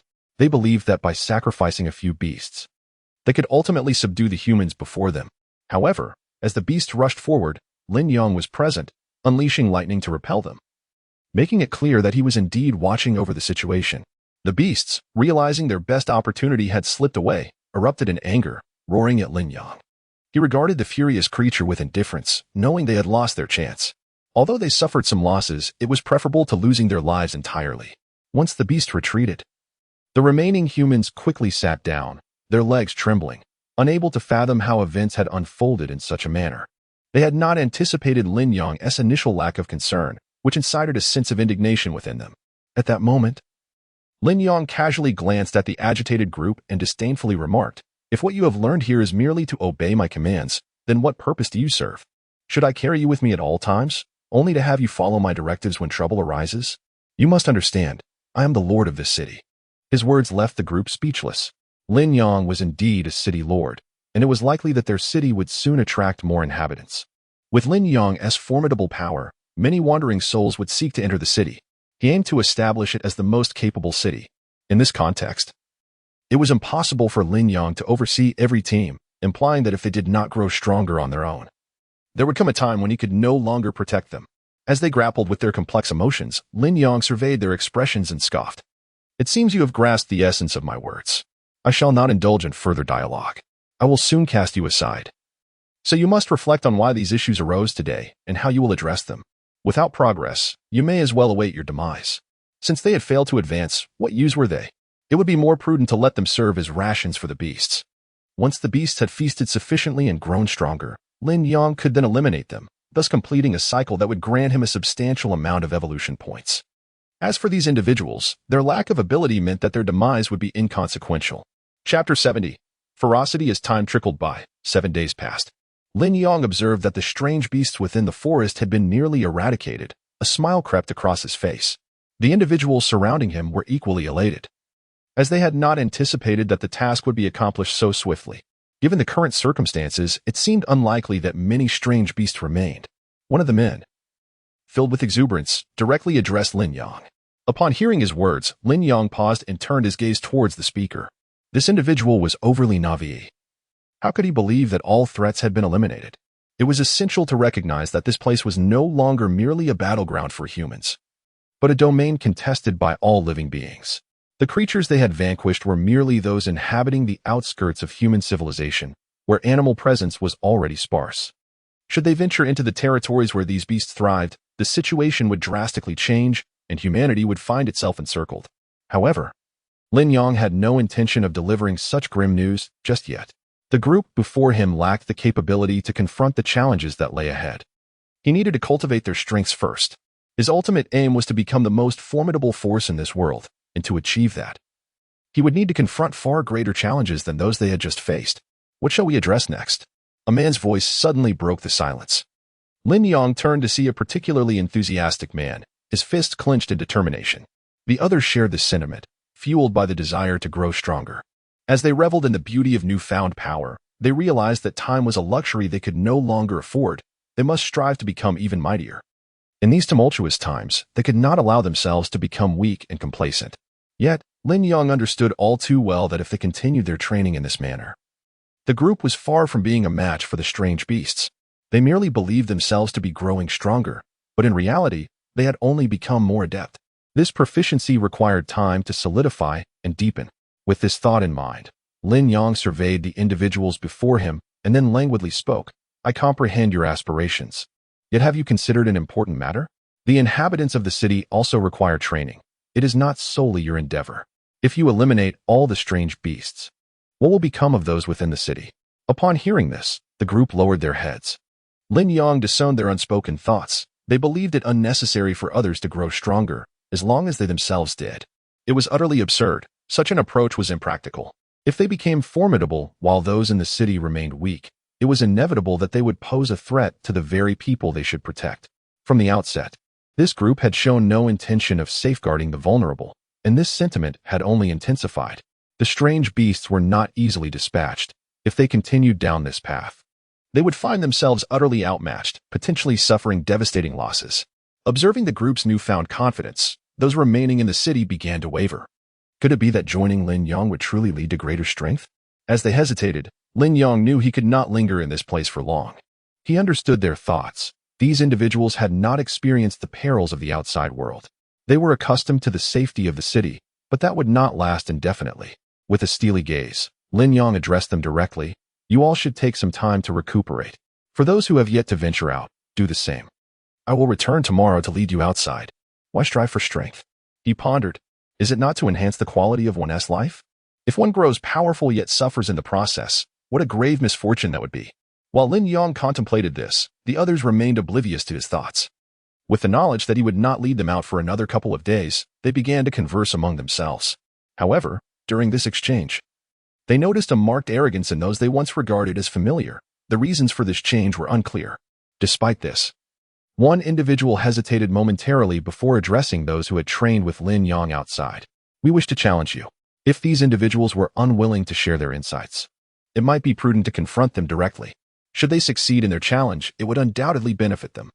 Chapter 71. Successful challenge. As long as they succeeded in their challenge, it would demonstrate that Lin Yang's decision to bring these individuals along was entirely justifiable. However, should they fail, it would still bode well for them, as it would imply that Lin Yang's group had indeed grown significantly stronger, and their current demeanor was merely a reflection of their inflated egos. Regardless of the outcome, it was a fortuitous situation for them, which elicited excited smiles across their faces.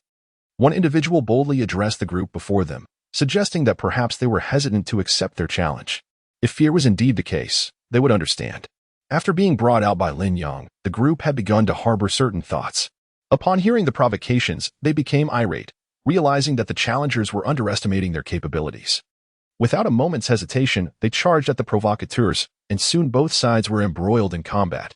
Unlike their previous encounters where they fought to the brink of annihilation, this time they maintained a semblance of restraint.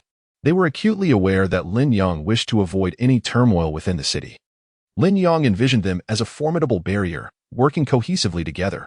Meanwhile, the residents of the city halted their actions, their expressions turning grave as they sensed something amiss.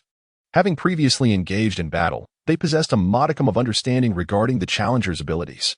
Realizing their opponents seemed to have grown stronger, one of them remarked, "Have they truly become more formidable?" In truth, while they had not drastically increased in strength, there was a noticeable enhancement, even in their ranks. If a confrontation were to occur now, those who had not ventured out for training would undoubtedly be at a disadvantage. Staring in astonishment at the group before them, they clenched their fists. One individual chuckled, commenting, "It appears Lin Yang was indeed serious about taking us out for training. Do you doubt Lin Yang's words?" They replied, somewhat bewildered. The group, still uncertain about Lin Yang's trustworthiness, exchanged glances. In reality, skepticism lingered among them all, including those who had been taken out by Lin Yang. However, They were beginning to acknowledge that Lin Yang might possess the capability to address the pressing issues at hand, thus choosing to place their faith in him. Yet, they had never witnessed Lin Yang's true prowess and remained unaware of his full strength. Even though Lin Yang was undeniably formidable, their trust would not come easily. Observing the demeanor of the challengers, they felt a shift in their willingness to believe. Resolutely, they stated, "In about a day, we shall venture out for training. We hope you can remain safe within this city, which we now regard as our home. Should it fall to another city, it would spell disaster." Meanwhile, Lin Yang arrived at the scene, quickly discerning that the individuals before him were inclined to trust him. He smiled and confidently spoke to those yet to undergo training.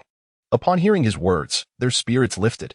They had harbored concerns about the monstrous creatures outside the city, fearing they might invade.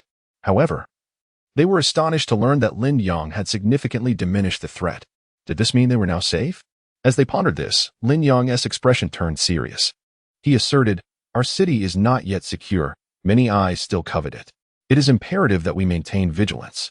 Nonetheless, with a significant portion of our enemies vanquished, their strength will wane, and we shall one day emerge as the strongest force in the world." His statement prompted a mix of embarrassment and belief among them. As they had witnessed Lin Yang's capabilities firsthand, they nodded affirmatively, recognizing the potential for him to claim the title of the world's strongest. Not wishing to squander further time, Lin Yang prepared to depart, but just then, a man stepped forward, resolutely asking, "If we have indeed vanquished most of the beasts, does that mean this apocalypse is less about our struggle against the monsters and more about human conflict?" This question had lingered in their minds for quite some time. The nature of this apocalypse remained a mystery, and the unforeseen occurrences left them at a loss for action. Thus, they were eager to hear Lin Yang's perspective on the matter.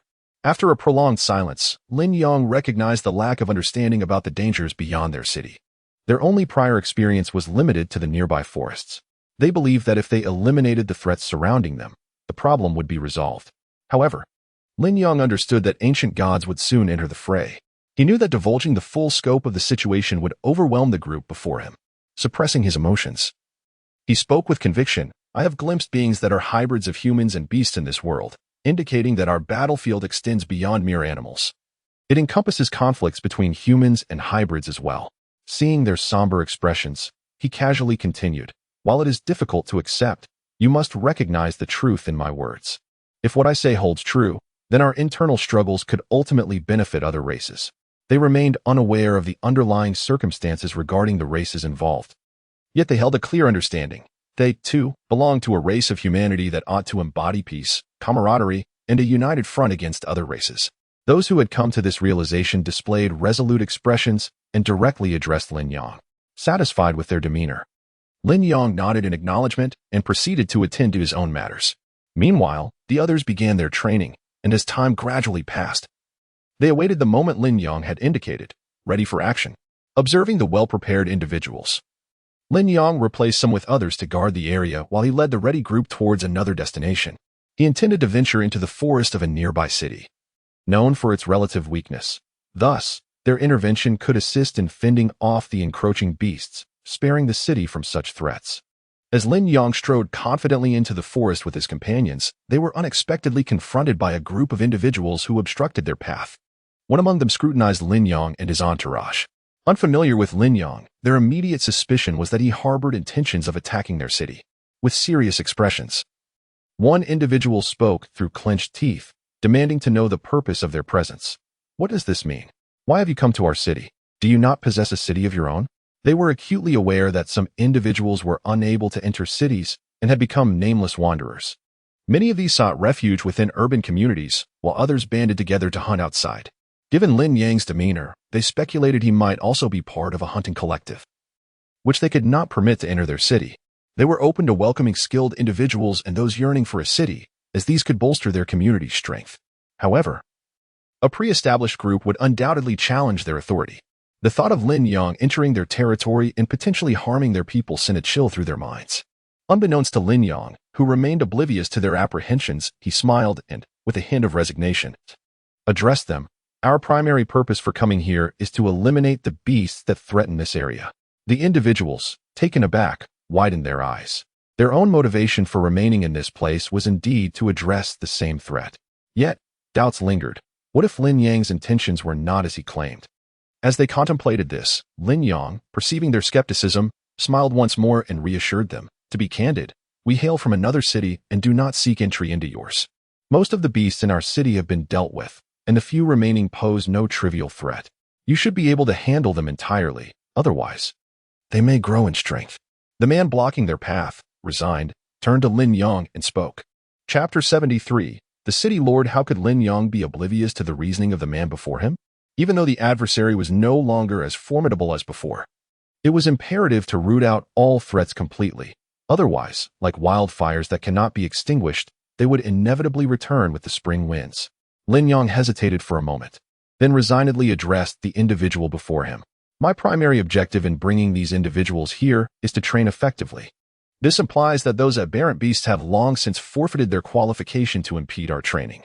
Under such circumstances, why squander our time? It would be more prudent to allow them to grow stronger before confronting them. Upon hearing these words, the man could no longer contain his astonishment. He had sensed Lin Yang's formidable aura from the outset, yet he had not anticipated it to such an extent.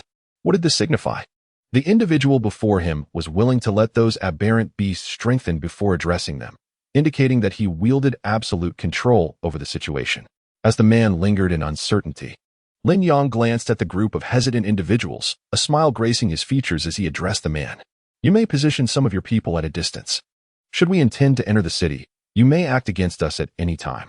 However, if we have no such intention, it would be wise for you not to act rashly, as we are here to assist you, are we not? Lin Yang's assertion rang true. If he had no intentions of entering, there was no need for them to act, for he genuinely came to offer assistance, which was indeed invaluable. Thus, from any perspective, this was undoubtedly a fortuitous circumstance for them. While they contemplated this, Lin Yang stood still, allowing the man to deliberate. Time trickled away until, after a considerable interval, the man finally sighed in resignation. Uncertain of Lin Yang's true intentions, he opted to employ the method Lin Yang had suggested. Perhaps, as Lin Yang claimed, he was indeed there to help them. With this thought in mind, the man swiftly summoned the brothers tasked with addressing the aberrant beasts. The summoned individuals, clearly bewildered, approached the man, sharing his initial apprehension that Lin Yang might pose a threat to their city. Their loyalty to their city remained steadfast, as it was their sanctuary. Without it, they would be left to fend for themselves in the elements, a fate they could scarcely endure. As they pondered these matters, Lin Yang maintained his silence, allowing the man to elucidate the situation. Upon hearing that Lin Yang had come to assist in dealing with the aberrant beasts, the group's expressions transformed into joy. They were oblivious to the earlier exchange between the man and Lin Yang, but they understood one fundamental truth, since the individual had validated Lin Yang's intentions. It suggested that there was little to fear. Lin Yang observed their reactions, a smile playing on his lips as he waved his hand dismissively. Enough of this. There is no need to overthink. What matters now is to remain vigilant, as we must continue our training. We cannot afford to linger here. Initially, this group lacked the capability to confront the aberrant beasts, much like the previous lot Lin Yang had brought forth. However, under Lin Yang's guidance, they swiftly adapted. Witnessing this transformation, the man gasped, realizing Lin Yang's true strength.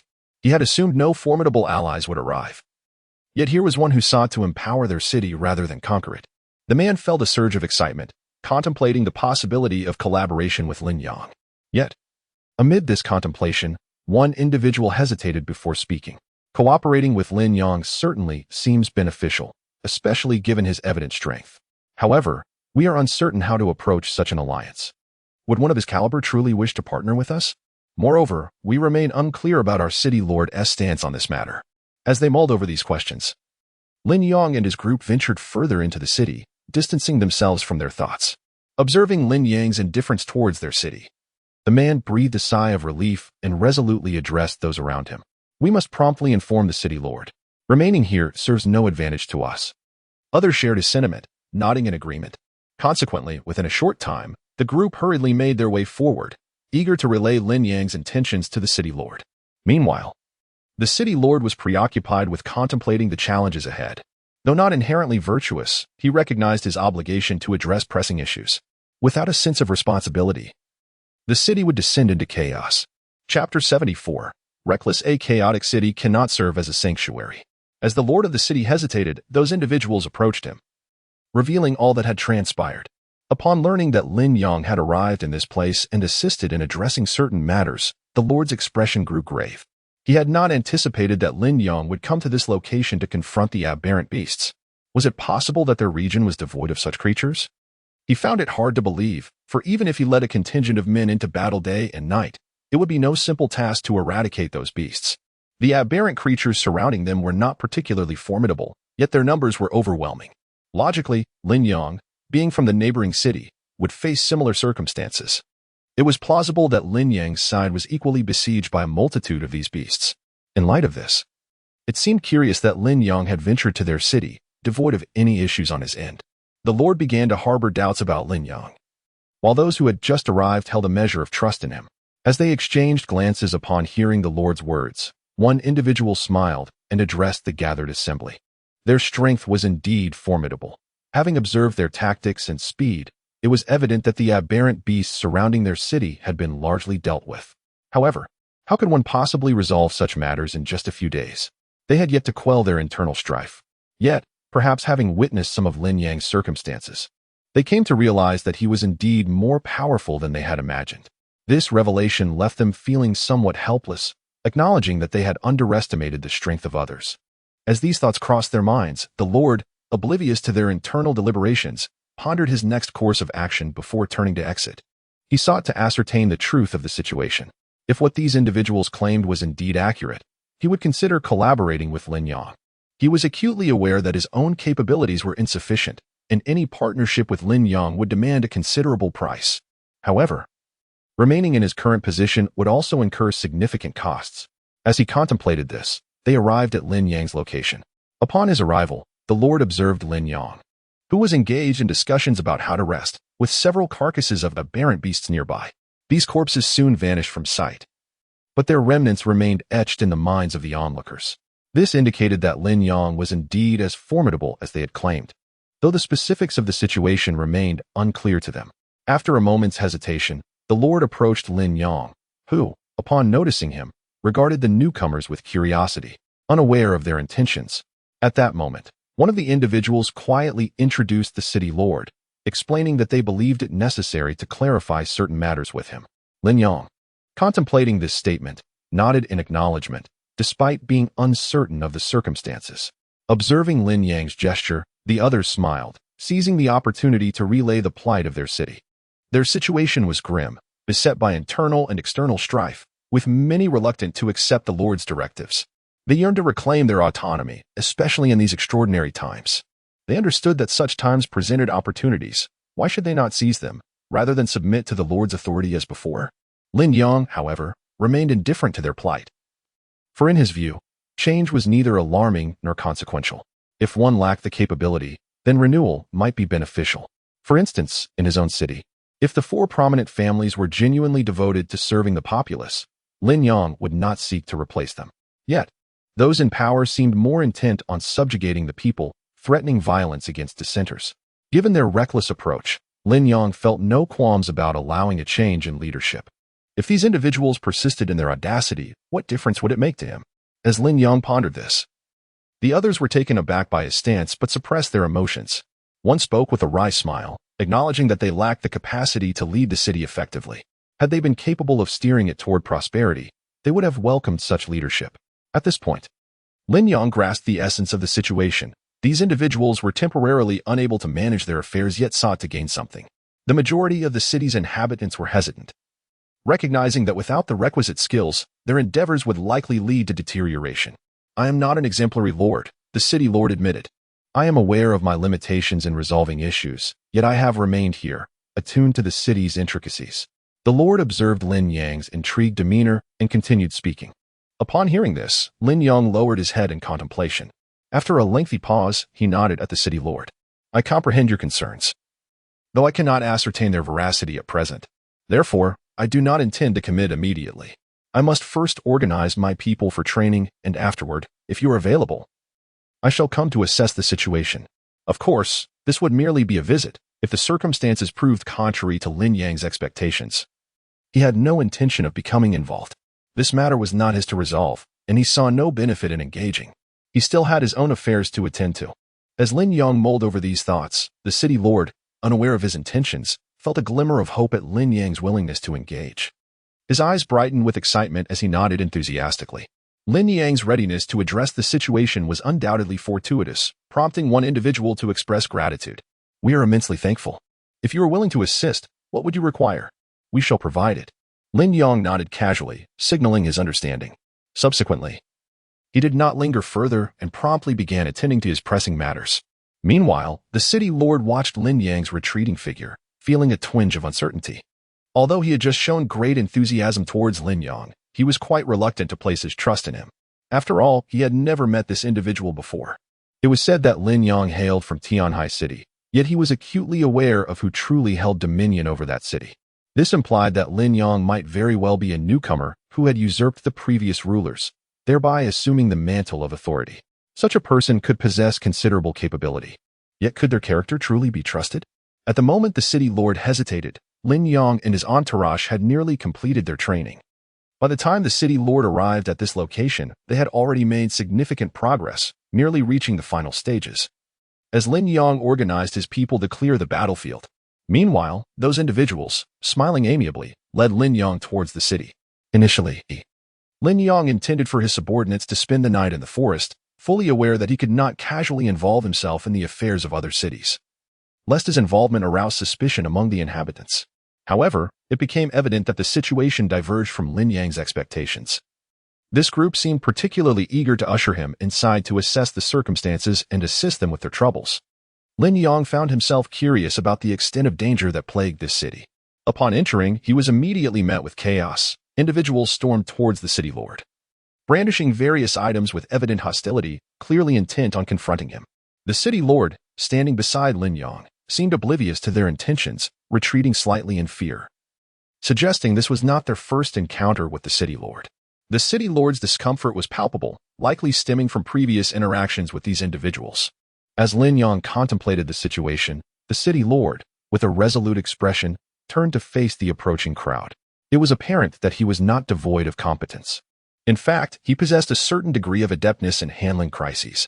Just then, one of the individuals stepped forward, grinning broadly as he addressed the city lord.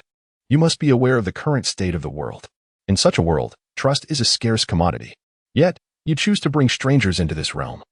I deem you unfit for your position as city lord." The city lord, fully cognizant of the implications behind these words, understood that the speaker had never regarded him as competent. This confrontation was merely a means to oust him from his position. However, he resolved not to be swayed by mere words, responding firmly, "Whether my actions are deemed suitable is a matter for me to determine, and it bears little relevance to you. If you wish to challenge my authority, let us do so openly." To his surprise, the man did not take the bait. He merely scoffed, well aware that he was no match for the city lord. Had he been capable of besting the city lord, he would have done so long ago. Uncertain of the circumstances surrounding Lin Yang, he recognized that the individual before him did not yet possess the means to pose a threat. The city lord's residence was a grand villa, and upon entering, Lin Yang observed a group awaiting the city lord's return. Amused by the scene, he casually took a seat, prompting the city lord to join him and divulge the entirety of the city's situation. The inhabitants were discontented, each vying for supremacy, resulting in significant losses. Amidst this turmoil, they faced invasions from monstrous creatures, compelling them to allocate resources to combat these threats. Consequently, although safety reigned within the city, it was precariously balanced, leaving the city lord vulnerable to troublemakers. "What do you believe I can do to assist you?" Lin Yang inquired. Intrigued by the city lord's extensive knowledge of the city's plight, the city lord fell silent, contemplating his response. He held two potential courses of action in mind, yet revealing them could jeopardize his ability to secure Lin Yang's aid. Conversely, withholding them might leave him without any assistance at all. Observing the city lord's contemplation, Lin Yang interjected, "It is clear you harbor reservations about trusting me. Therefore, let me be direct. If you are unwilling to collaborate, then we need not pursue this partnership. Should you choose to trust me, we can work together fully." Lin Yang sought a definitive stance, and the city lord, with a wry smile, recognized the weight of this proposition. Though he had brought Lin Yang here, he was acutely aware that he might lack the capability to forge a lasting alliance. Lin Yang's words prompted a flicker of doubt within the city lord.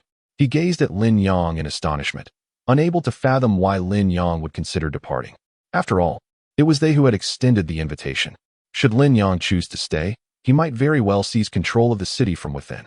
Lin Yang, observing the astonished expression on the city lord's face, could not suppress a scornful smile. He resolutely stated that if the situation unfolded as he anticipated, he had no intention of squandering more time and would instead seek a genuine partnership. Lin Yang possessed both the trustworthiness and the capability to resolve issues, rendering him an ideal collaborator. Yet, what if the reality diverged from Lin Yang's assertions? While the city lord pondered this, Lin Yang and his entourage found a place to rest. The city lord's subordinates, gritting their teeth, were incredulous at Lin Yang's audacity. Although they were not the most formidable individuals in the city, they were certainly among the elite. Lin Yang's brash demeanor irked them, and one individual, hesitating briefly, suggested, "How about we challenge him to a contest? If he truly bests us, we may as well trust him. But if he fails, what good would such trust serve?" The city lord, not lacking in acumen, recognized their dissatisfaction with Lin Yang's demeanor and the opportunity to temper his arrogance. Regarding their current attitude, the lord of the city found himself in a quandary, uncertain whether to acquiesce. Should he indeed consent? What if it incited Lin Yang's wrath? Just as the lord hesitated, one individual had already begun to stride towards Lin Yang's direction. Observing this, the lord could only offer a wry smile to the others and suggested, "You might as well inquire politely. However, I strongly advise against casually offending this person. A friendly approach would suffice. Otherwise, should he truly possess the capabilities he is rumored to have, what do you think might transpire?" Upon hearing these words, a knowing smile emerged on the face of one from the group, fully aware of the underlying implications of the lord's statement. He casually waved his hand at the lord before resolutely making his way to Lin Yang's location. Upon their arrival, Lin Yang was engaged in discussions with others regarding how to handle their current affairs. The majority believed it prudent for Lin Yang to refrain from intervening, as the matter at hand pertained solely to a particular city. Yet, a minority felt that they could indeed lend assistance, subsequently asking for some form of compensation from this small city, thereby benefiting all parties involved. While they deliberated, one man approached, a smile gracing his face as he observed the ongoing discussions. With unwavering resolve, he addressed Lin Yang directly. "Might we assist you in resolving this matter? However, our primary intention is merely to request a friendly competition, so we may gauge your abilities." Upon hearing this, the others, not lacking in discernment, quickly realized that this individual clearly regarded them with disdain, believing them incapable, hence his desire to issue a challenge. Chapter 77, Thunder and Lightning. Initially, the majority believed there was no necessity to assist the inhabitants of this small city. After all, the circumstances of this city were their own concern, not theirs. However, at that moment, the group before them uttered words that only deepened their discontent. One individual abruptly rose, resolutely addressing Lin Yang. "I believe we need not continue our collaboration with them. To persist would only invite further insults. We can certainly engage in a competition, as it is clear that you are keen to compete. Therefore, you may arrange a venue for the contest." Upon hearing this, the others were taken aback, glancing at Lin Yang in disbelief. They had not anticipated that Lin Yang would genuinely be willing to compete. What could this mean? Was he not afraid of any unsavory actions from their side? As uncertainty clouded their minds, Lin Yang seemed unfazed, brushing off the dust from his attire and striding confidently forward, addressing them without hesitation. "However, should you lose the competition, what will you offer us in compensation?" "I do not engage in frivolous contests." The response from the other group was immediate laughter. They were oblivious to Lin Yang's true intentions. Yet, they understood one thing. If Lin Yang merely sought material gain, they could accommodate him. One man swiftly produced an item, which Lin Yang scrutinized closely. Observing the man's demeanor as he confidently declared, "We have extracted the nutrients from our food supplies and transformed them into a nutrient solution." Lin Yang's expression shifted to one of astonishment, mirrored by the others. If the man's claims were accurate, then this substance indeed held considerable value, as many places had yet to overcome the basic necessity of sustenance. This city, seemingly unremarkable, had unexpectedly advanced to the point of developing nutrient solutions. While the group pondered this revelation, the man boldly opened the container, allowing Lin Yang and the others a clear view. Inside, a translucent blue liquid shimmered, exuding a delightful aroma. The man placed it aside, observing Lin Yang's astonished reaction, and firmly stated, "Are you now prepared for a proper match? If so, let us compete. Regardless of whether we present this nutrient solution, we will ultimately have to reveal it. By exposing this valuable resource to everyone, they hope to mitigate any potential hostility that might arise from this transaction," which explained their willingness to share it. Lin Yang, understanding their position, gazed thoughtfully at the group before him and replied with a smile, "In light of what you have presented, I am ready. Let us engage in a fair contest." With those words, Lin Yang wasted no time, charging directly at the man. The latter, however, remained unperturbed. In his eyes, the one who initiated the attack was undoubtedly the weaker party. If the opponent were truly strong, why would they resort to a preemptive strike? The other party possessed sufficient capability to handle the situation. As he contemplated this, Lin Yang closed the distance between them. Just as he raised his hand to strike Lin Yang down, the sky erupted with thunder and lightning. In that moment of distraction, Lin Yang seized the opportunity to deliver a blow. With Lin Yang's action, the man widened his eyes in shock. Noticing that Lin Yang's arm was enveloped in crackling purple lightning, he stared in disbelief, unable to comprehend the source of this extraordinary power. Why had he not discerned what Lin Yang had awakened? Lost in thought, he barely registered Lin Yang's unflinching demeanor as the latter lifted his fist again, ready to strike. The man, realizing the urgency of the situation, quickly retreated several steps to evade Lin Yang's attack and drew his weapon without hesitation. He had no intention of wasting time. He fired several rounds at Lin Yang, believing that these shots would at least inflict some damage, if not fatta Chapter 78. Taking action, however, to everyone's astonishment. Their attempts to confront Lin Yang were utterly futile. He steadfastly endured their assaults. Remarkably, despite this, Lin Yang appeared entirely unperturbed, wearing a cheerful smile as he gazed in their direction. Had this been a battlefield, they would have likely succumbed to despair, but fortunately, their current circumstances were not as dire, allowing them to remain relatively composed. They were indeed shocked, unable to comprehend the sheer strength of the individual before them. As they marveled at his prowess, one man could no longer restrain himself and boldly queried Lin Yang, "Are you even human?" Lin Yang had merely activated the power of the divine stone, and upon hearing the question, he nonchalantly turned to the speaker. Meanwhile, the others were equally captivated by Lin Yang's formidable capabilities, particularly the versatility of his strength, both offensive and defensive. They were at a loss as to how they might breach his defenses. Contemplating this, Lin Yang brushed off the dust from his clothes and disdainfully addressed the individuals before him. "There will be many who surpass me in strength. If you believe my current abilities signify a pinnacle, then this city may well reach its limits." Upon hearing this, the group exchanged surprised glances, acknowledging the truth in Lin Yang's words. Indeed, there would inevitably be others who were even stronger. They shared an awkward smile before Lin Yang continued. "Is there anything further to contest? If not, I shall take what I desire and take my leave. Should you wish to compete again, I would be willing to engage in a proper match." During the previous contest, all had been spectators, which led them to quickly assess Lin Yang's capabilities.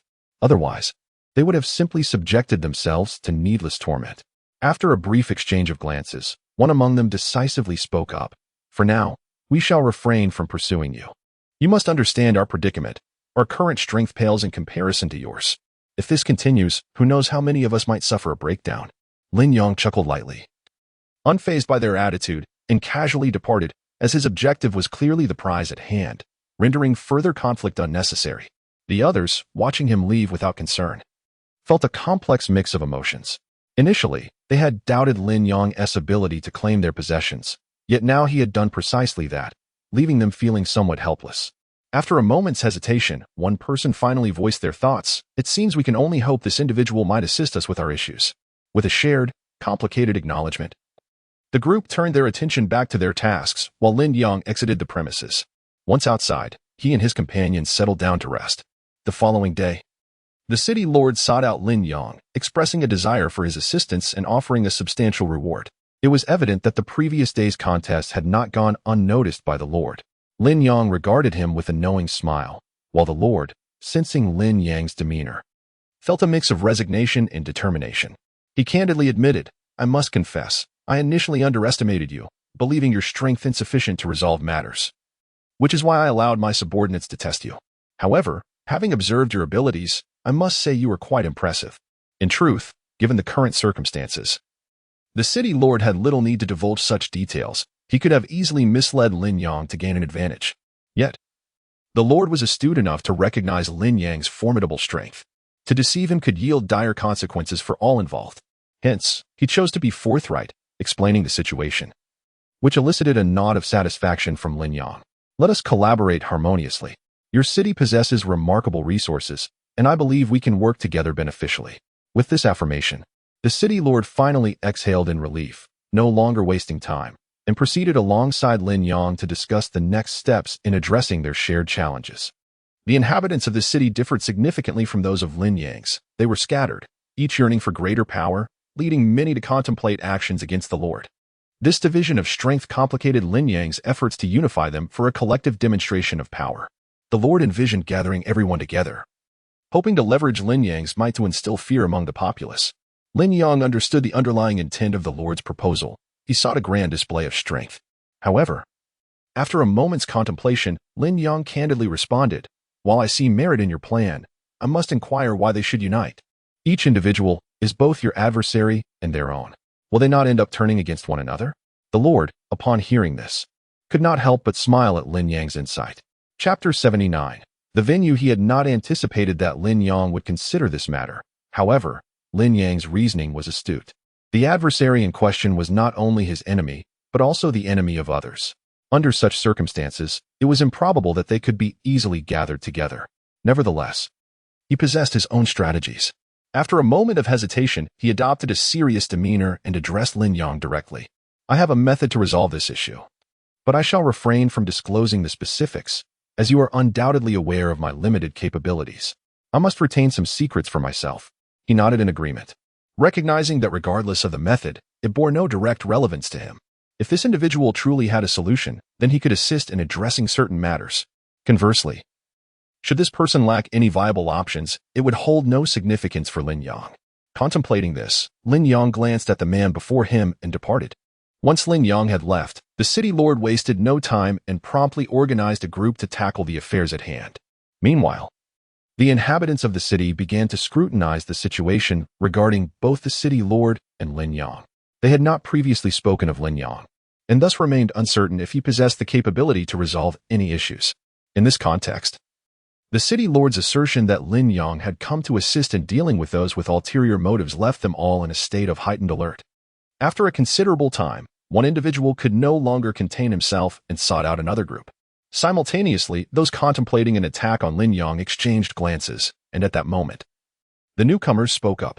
"This individual appears exceptionally powerful, and we have heard that he is quite formidable in the outside world, capable of vanquishing numerous exotic beasts. In such a scenario, dispatching a small group against him could lead to unforeseen complications." Upon hearing this, the group exchanged wary glances. It was then that one of the individuals spoke with conviction. "My proposal is rather straightforward. Let us seize this opportunity to collaborate, eliminate him, and then resume our own pursuits. What do you think?" This suggestion prompted the group to lower their heads in contemplation. Was it truly essential for them to unite against Lin Yang? After all, while they presented themselves as inhabitants of one city, they harbored intentions of turning against the city lord. In truth, each individual was deeply dissatisfied with the others, fully aware that once they resolved their issues, they would likely engage in a reckless confrontation. Thus, collaborating at this juncture would only reveal their trump cards. As they pondered this, another group arrived, expressing a desire to join forces, leading the previously conflicted individuals to lift their gazes and adopt a more serious demeanor. Something felt amiss. As they contemplated this, one person, exhibiting a hint of disdain, addressed those in turmoil without hesitation. "What is there to deliberate? If you perceive no significant issues, we ought to cooperate. You must realize that, despite our individual agendas, this individual poses a considerable threat. Regardless of our personal motives, we cannot afford to disregard him, or we may find ourselves eliminated by him." Upon hearing these words, the group that had been sought after fell silent for a long while, ultimately breaking into reluctant smiles. "Very well. Since you have articulated your thoughts so clearly, we shall cooperate. However, how do you propose we deal with Lin Yang? Was it truly as simple as they believed to act against this individual?" As they contemplated this, the group began to strategize their approach towards Lin Yang. One member, appearing somewhat resigned, addressed those around him. Hearing this, those who had been conflicted nodded in agreement, signaling that they had no objections. They then commenced their preparations. Concurrently, Lin Yang received news of these developments, along with the city lord. Upon learning of the situation concerning the other party, the city lord expressed his exasperation. Having not anticipated how easily they had fallen into a trap, this prompted a serious conversation with Lin Yang. "It seems they are quite eager to resolve matters swiftly. Continuing down this path holds no benefit for you. Are you certain you wish to proceed? If so, we can commence our actions." Lin Yang smiled at the individual across from him. Regardless of the circumstances, they had already entered into a collaboration. If he were to shy away now, would the person before him be pleased? Thus, without hesitation, Lin Yang nodded in agreement. Let us proceed with the implementation. If I were to outright refuse, I suspect you would not be particularly pleased. The city lord felt a moment of awkwardness upon hearing this and chose not to pursue the matter further. Instead, he began to organize others to handle various tasks, while also preparing a venue for Lin Yang. Meanwhile, Lin Yang found himself facing the taunts of those around him. Chapter 80 Invitation. Upon arriving at this location, one individual swiftly charged towards Lin Yang with the intent to attack. However, at that very moment, Lin Yang abruptly seized the arm of the assailant. The sudden grip left the attacker bewildered, as he had not anticipated such an effortless resolution from Lin Yang. His primary objective in making this move was to catch Lin Yang off guard. He could not have imagined Lin Yang's reflexes would be so remarkably swift. As these thoughts crossed his mind, Lin Yang observed the person before him with a knowing smile and then hurled the individual away, launching himself towards the others. Despite their initial belief in their superior numbers and the perceived lack of Lin Yang's prowess, they remained cautious, retreating while keeping a watchful eye on him. Noticing their wary retreat, Lin Yang's expression morphed into one of disdain, and without hesitation, he launched another attack. This time, his assault was even more ferocious, leaving his adversaries unable to withstand his onslaught. In a matter of moments, panic ensued among them, prompting them to consider fleeing. Just then, ominous clouds gathered in the sky. Having ascended to the rank of silver, Lin Yang possessed a greater reservoir of power and was not about to let these individuals escape so easily. Harnessing the strength of the Kunping, he appeared before them before they could react. Lightning crackled down from the heavens, striking the group before they even comprehended the situation. As the dark clouds loomed and the thunder boomed, it became evident that this was no ordinary storm. The fact that Lin Yang stood unscathed amidst the lightning only heightened the strangeness of the encounter. Those who had initially underestimated Lin Yang, believing him to lack any significant abilities, were now struck with awe. It was inconceivable. Even deities could not wield lightning power so casually. They understood that the might of powerful deities was finite, making it implausible for a human to command such strength unless they had reached an extraordinary level. As these thoughts occupied their minds, Lin Yang, perceiving their astonishment, smiled and nodded knowingly. What if I were to say that the power of lightning is my own summon? What would you think? Do not jest with us. It is impossible for you to possess such formidable power. Although they had begun to harbor some suspicions, they were still reluctant to accept Lin Yang's assertion. If his strength was indeed that profound, their own fate would be dire, for they had initially regarded him as insignificant. Now, it dawned on them that it was they who were truly lacking, and the prospect of being effortlessly subdued by Lin Yang loomed ominously. As these thoughts swirled in their minds, Lin Yang, noting their shocked expressions, grew impatient and addressed them directly. Enough of this fruitless chatter. Regardless of the source of these powers, the fact remains that they have come to attack you. With that, Lin Yang wasted no time and moved towards them. Before they could comprehend his rapid advance, they were met with a creature resembling a wolf, which lunged at them with astonishing speed. In an instant, the creature transformed into Lin Yang, leaving claw marks upon their bodies. None among them realized the true extent of Lin Yang's might. They were steadfast in their belief that he was no threat, thus emboldening them to act against him. Initially, they had considered using Lin Yang as a pawn to assert their dominance, given that their lord appeared to lack formidable power.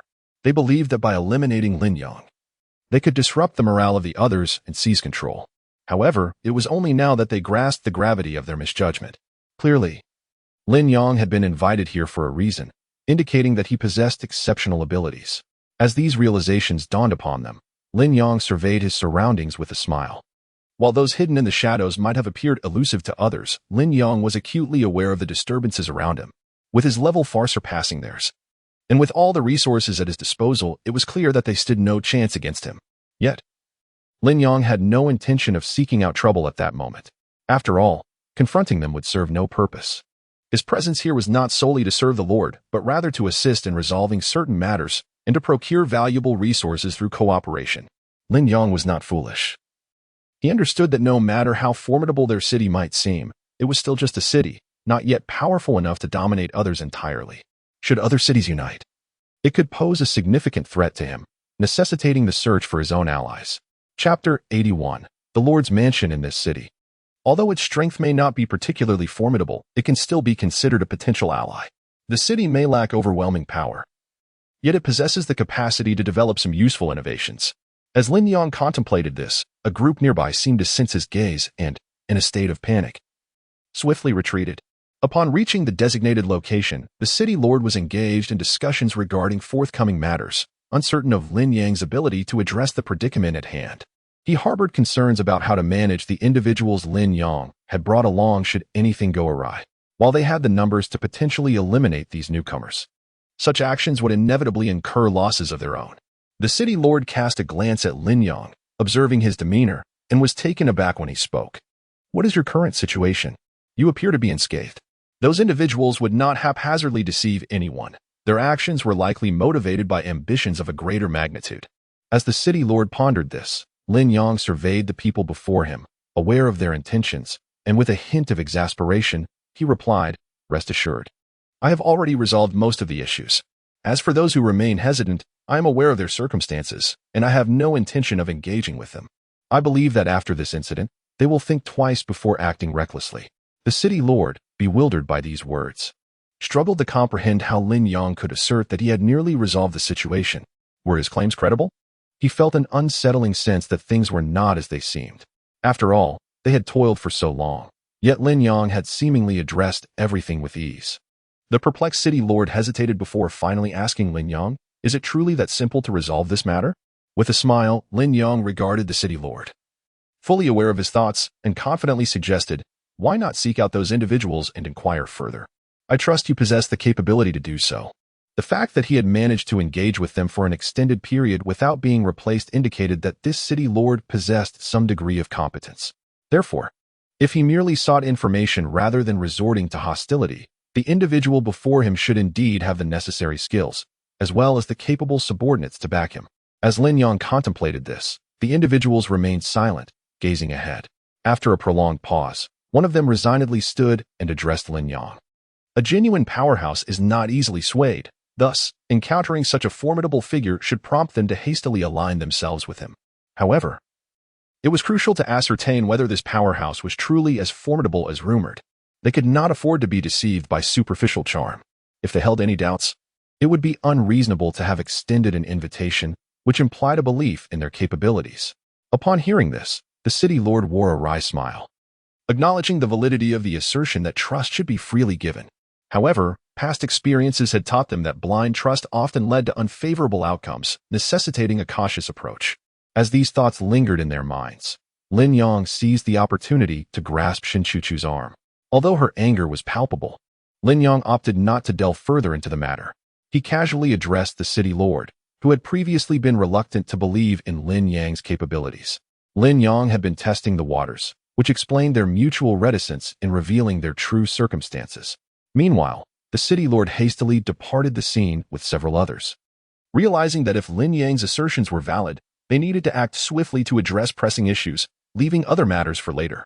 With this resolve, the city lord quickly left to confront a faction that was resisting and inquired about their situation, unbeknownst to them of the dynamics between Lin Yang and the city lord. Upon witnessing the latter's demeanor, the rebels grimaced and retorted, "You know full well that we have lost. Is it not rather excessive to come here and insult us maliciously?" Chapter 82. The executioner, the lord of the city, upon hearing the words of the group before him, had already gleaned certain truths. Lin Yang had indeed resolved all matters within a remarkably short span of time.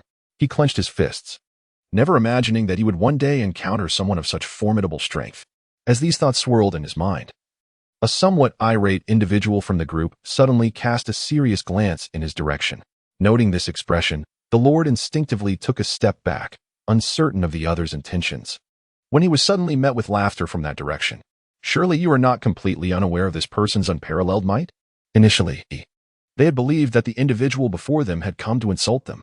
However, observing his demeanor now, they understood that Lin Yang was not to be trifled with. Even the lord, who had extended the invitation to Lin Yang, remained oblivious to this revelation. After a moment's contemplation, one among them hesitated briefly before approaching the lord with a smile. "I can assure you, the person you have invited is exceptionally powerful." Upon hearing these words, The Lord recognized that the speaker likely had ulterior motives. After all, there was no need for such an assertion if there were no hidden agendas at play. Realizing that the Lord was not a fool, the speaker maintained composure, albeit hesitantly, and addressed him again. The connections between cities are not advantageous for us, who possess nothing. You are aware that not all cities harbor benevolent intentions. Some wish to dominate, while others merely seek to emerge as the strongest amidst chaos. Moreover, our city has the opportunity to collaborate with Lin Yang. Should that transpire, we would no longer need to fear certain predicaments. The Lord, absorbing this information, regarded the individual before him with curiosity, pondering the reason behind this revelation. The speaker, noting the Lord's perplexed expression, sighed, understanding why the Lord seemed taken aback. Even if the outsiders unite, what does it matter? They cannot simply launch an assault on our city at will. Yet, with Lin Yang's emergence, it dawned on them that should the adversary's strength reach a certain threshold, their capacity for resistance would be utterly nullified. As this realization settled in, the speaker's emotions grew increasingly complex, prompting him to share this insight with the Lord. He recognized that he lacked the capability to ascend as the new Lord. Thus, it became imperative to safeguard their city, which not only belonged to the formidable Lin Yang but also represented their sanctuary. Venturing outside the city would spell hardship. And if other cities genuinely sought conflict, they would likely target the scattered populace first. Life beyond the city's walls would hardly be favorable. It would be wiser to collaboratively fortify their own. As these thoughts coursed through his mind, the Lord, contemplating the speaker's comments, nodded resolutely. I understand the gravity of this situation. I shall clarify matters with Lin Yang. Although the Lord suspected Lin Yang might already possess knowledge of certain developments, it was crucial to relay this information. Failure to do so could result in Lin Yang's dissatisfaction, which would bode ill for him. The Lord had already grown fond of Lin Yang, and with this thought in mind, he donned a serious expression and hastily sought out Lin Yang. When he found Lin Yang, the latter was engaged in discussion with Shin Chu-Chu regarding various matters. Shin Chu-Chu, evidently unaware of the unfolding situation, looked at Lin Yang with evident anxiety, uncertain of how to proceed. Lin Yang, sensing her distress, momentarily fell silent before addressing her with a grave tone. I have long anticipated that those cities would take action, so there is no need for you to panic. I have already laid certain plans within our city. Despite this assurance, Lin Yang felt a twinge of surprise. The fact that others had already witnessed his preparations indicated that the situation was on the verge of eruption. As these thoughts unfolded, the Lord released a heavy sigh of relief, thinking to himself that Lin Yang had likely been aware of the circumstances all along. However, if he remained silent, Lin Yang, privy to certain information, might choose not to engage or share his thoughts with him.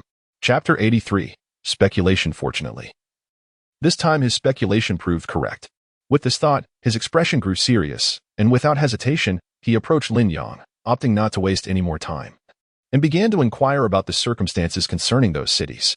Most city leaders were generally reluctant to harm others without reason, as they were acutely aware that they needed formidable power to inflict damage on other cities. Otherwise, they risked becoming targets themselves, and provoking another city without cause could lead to their own downfall. Thus, they need not worry about most cities, but rather about a few that were particularly powerful. The mayor, having gathered some information, lowered his head. At that moment, he heard Lin Yang assertively speak up. After hastily seeking out information, "You are eager to collaborate with me, aren't you?" The individuals present were taken aback by this statement, not anticipating such a direct proposition. Yet, it was undeniably true. He had long desired to partner with Lin Yang.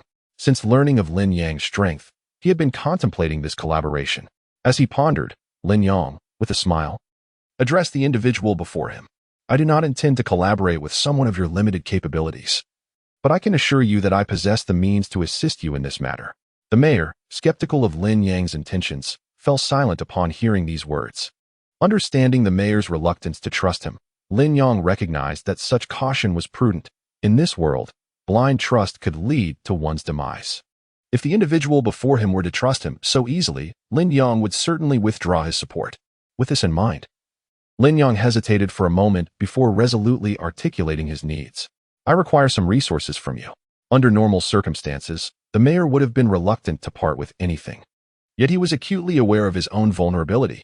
If he refused to relinquish anything, he would ultimately possess nothing. Thus, despite his reluctance, the mayor complied and provided Lin Yang with certain items. At that moment, Lin Yang accepted the offerings with a smile, rising to address the mayor. The mayor sought this outcome, and upon hearing Lin Yang's words, he nodded in agreement with a smile. Once assured that there were no significant issues from the mayor's side, Lin Yang swiftly departed the location with his entourage, as their task was nearing completion, and lingering was no longer necessary. Upon reaching their destination, Lin Yang halted, turning to face his companions, and firmly proclaimed, "I can unequivocally inform you that an assault on our city is imminent. Our city is not weak. Yet it is precisely because of this strength that audacious individuals choose to attack us. Had they refrained from targeting the city, no one could predict how long it would endure or how many resources would be depleted. Thus, the more daring and powerful cities aimed to seize this opportunity to usurp our resources.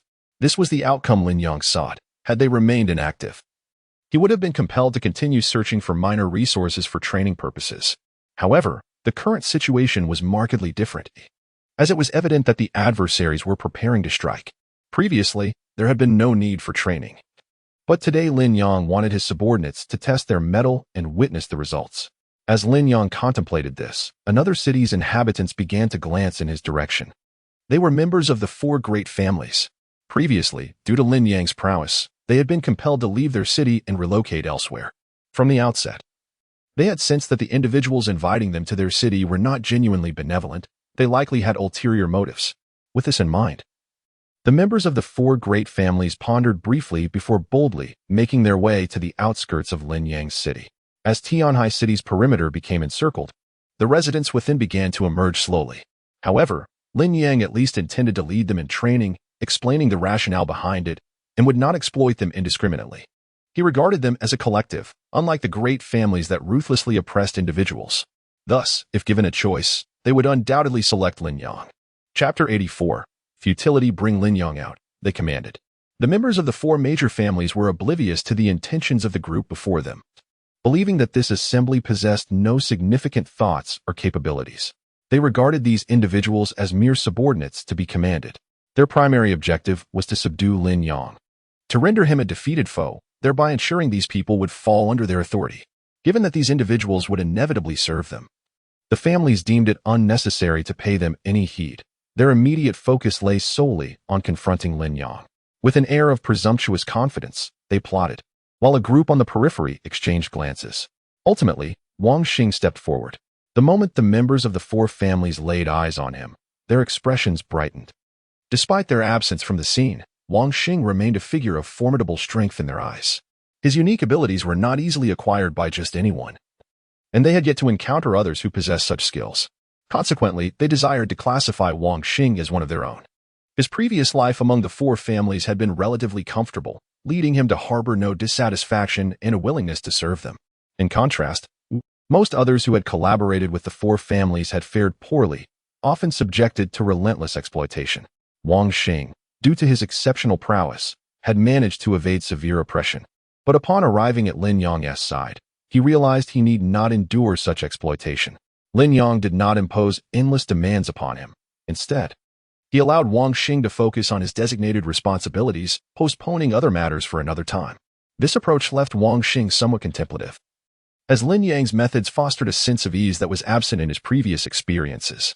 Others, too, found comfort in aligning themselves with Lin Yang, appreciating the safety and security it provided, free from constant fear. Just as they began to feel settled, the four major families returned, stirring complex emotions among them. As Wang Xing stood in bewilderment, Lin Yang received news of the approaching confrontation, surprised by its swiftness. Nevertheless, he quickly suppressed his emotions, stepping outside with a cheerful demeanor. Regardless of how the situation unfolded, he was prepared and felt no need for excessive concern. Lin Yang was indeed more powerful than they had anticipated, compelling the four families to retain Wang Xing, but the dynamics had shifted. With newfound capabilities, why would they allow such a formidable individual to vanish from their grasp? As these thoughts coursed through their minds, Lin Yang appeared, blocking Wang Xing's line of sight. With a smile, he addressed the members of the four families, stating, "If you wish to summon my subordinate, you must first consider my willingness. Should I refuse, your efforts will be in vain." This proclamation soured the expressions of those present. What did he mean by asserting that their summons would be futile if Lin Yang was unwilling? Wang Xing had once been their subordinate. Without him, this predicament would not have arisen. In a sudden fit of anger, a member of the Han family charged toward Lin Yang, launching an attack. Seeing the assault unfold, Lin Yang recognized their impatience. Remaining unfazed, he deftly dodged their strikes while observing their tactics. Initially, he presumed they would employ the same weaponry as before, which had granted them considerable strength, especially since they bore no tattoos. Apart from these weapons, they seemed devoid of any special abilities. However, as Lin Yang continued to watch, he became increasingly astonished. This group was not as he had envisioned. The weapons they wielded were uniquely crafted, exhibiting a precision and swiftness surpassing that of animals. This gave rise to a significant disadvantage for most awakened individuals, whose powers were primarily derived from animalistic traits. In such circumstances, if their animalistic strengths were neutralized, their human capabilities would diminish considerably. While Lin Yang pondered this, the assault on him persisted. Observing closely, he noted that alongside the skilled weapon wielders, there was another faction among them, individuals devoid of tattoos, yet capable of harnessing certain powers. Chapter 85. Resolute. Why were they able to handle such matters in such a short time? As Lin Yang pondered this question, the group of individuals who had failed to attack him were visibly exhausted. Their current strength was insufficient, rendering them no match for Lin Yang. They could only rely on sheer numbers to prevail. While their expressions were rife with complexity, Lin Yang ceased channeling the power of the Kunping. Although this energy was incredibly effective, he was keenly aware that excessive use would lead to significant bodily exhaustion. Even though he now possessed the strength of silver, a far cry from his previous state, which required extensive time to recuperate, he still faced considerable depletion. Sensing the fatigue coursing through him, Lin Yang contemplated a swift resolution to the conflict. Should he fail to achieve a decisive victory today, it would be prudent for him to refrain from further combat. Otherwise, his exhaustion would be exposed, and those adversaries would not easily relent. With this thought in mind, Lin Yang smiled and took a step back. Addressing the motionless adversaries with a light-hearted demeanor, he suddenly issued a mocking laugh, unhesitatingly speaking out to them. However, they remained silent, as Lin Yang had not exhibited any inappropriate demeanor. In this delicate situation, uttering words that might jeopardize matters could lead to complications. Thus, observing Lin Yang's intent to leave without further comment, they swiftly followed suit. The members of the four prominent families were momentarily bewildered by this unexpected retreat, clearly unprepared for such an easy withdrawal from their opponent. If this were indeed the case, it would certainly incite their frustration. Just as these thoughts crossed their minds, Lin Yang abruptly halted, turning to face the members of the four families with a smile. Having just entered the fray, those who had remained silent were unable to contain their emotions any longer. One individual, filled with fervor, directed his words at Lin Yang, expressing concern over the unique powers they wielded. If they continued their assault, the city might not withstand the onslaught for long. Although Lin Yang had previously fortified the city, he understood that resolving such matters was not a simple task. During the renovation period, the four families had been diligently adapting their weapons to suit the current era. Aware of the thoughts swirling in front of him, Lin Yang chose not to divulge his plans outright, as he had yet to ascertain the situation of these individuals. After a moment's contemplation, he addressed the anxious crowd with a smile. It depends on your circumstances. If you wish to remain by my side, I am willing to share my true intentions with you. However, if you do not intend to ally with me, I can allow you to depart at this moment. Lin Yang's words carried the tone of a benevolent leader. After all, he had nurtured these subordinates for so long, and now to suggest they could leave was a complex sentiment. As this realization settled in, they felt a mix of emotions. At that moment, they heard Lin Yang's mocking tone once more. If anyone desires to leave this place, I shall not obstruct you. I recognize that hindering your departure would be futile. It is far better to let you go freely. The individuals, upon hearing this, exchanged awkward smiles, fully aware of the implications behind his statement. If Lin Yang were to forcibly retain them, it would undoubtedly lead to complications. Moreover, such individuals would not genuinely become his subordinates. At best, they would be traitors. Lin Yang evidently wished to avoid adding unnecessary burdens at this juncture, making his desire to let them leave entirely reasonable. As these thoughts occupied their minds, Lin Yang began to scrutinize those around him, awaiting their response. He was uncertain of their intentions but recognized their inner turmoil. However, after a prolonged silence, the group resolutely remained in place. One individual, gritting his teeth, finally spoke up.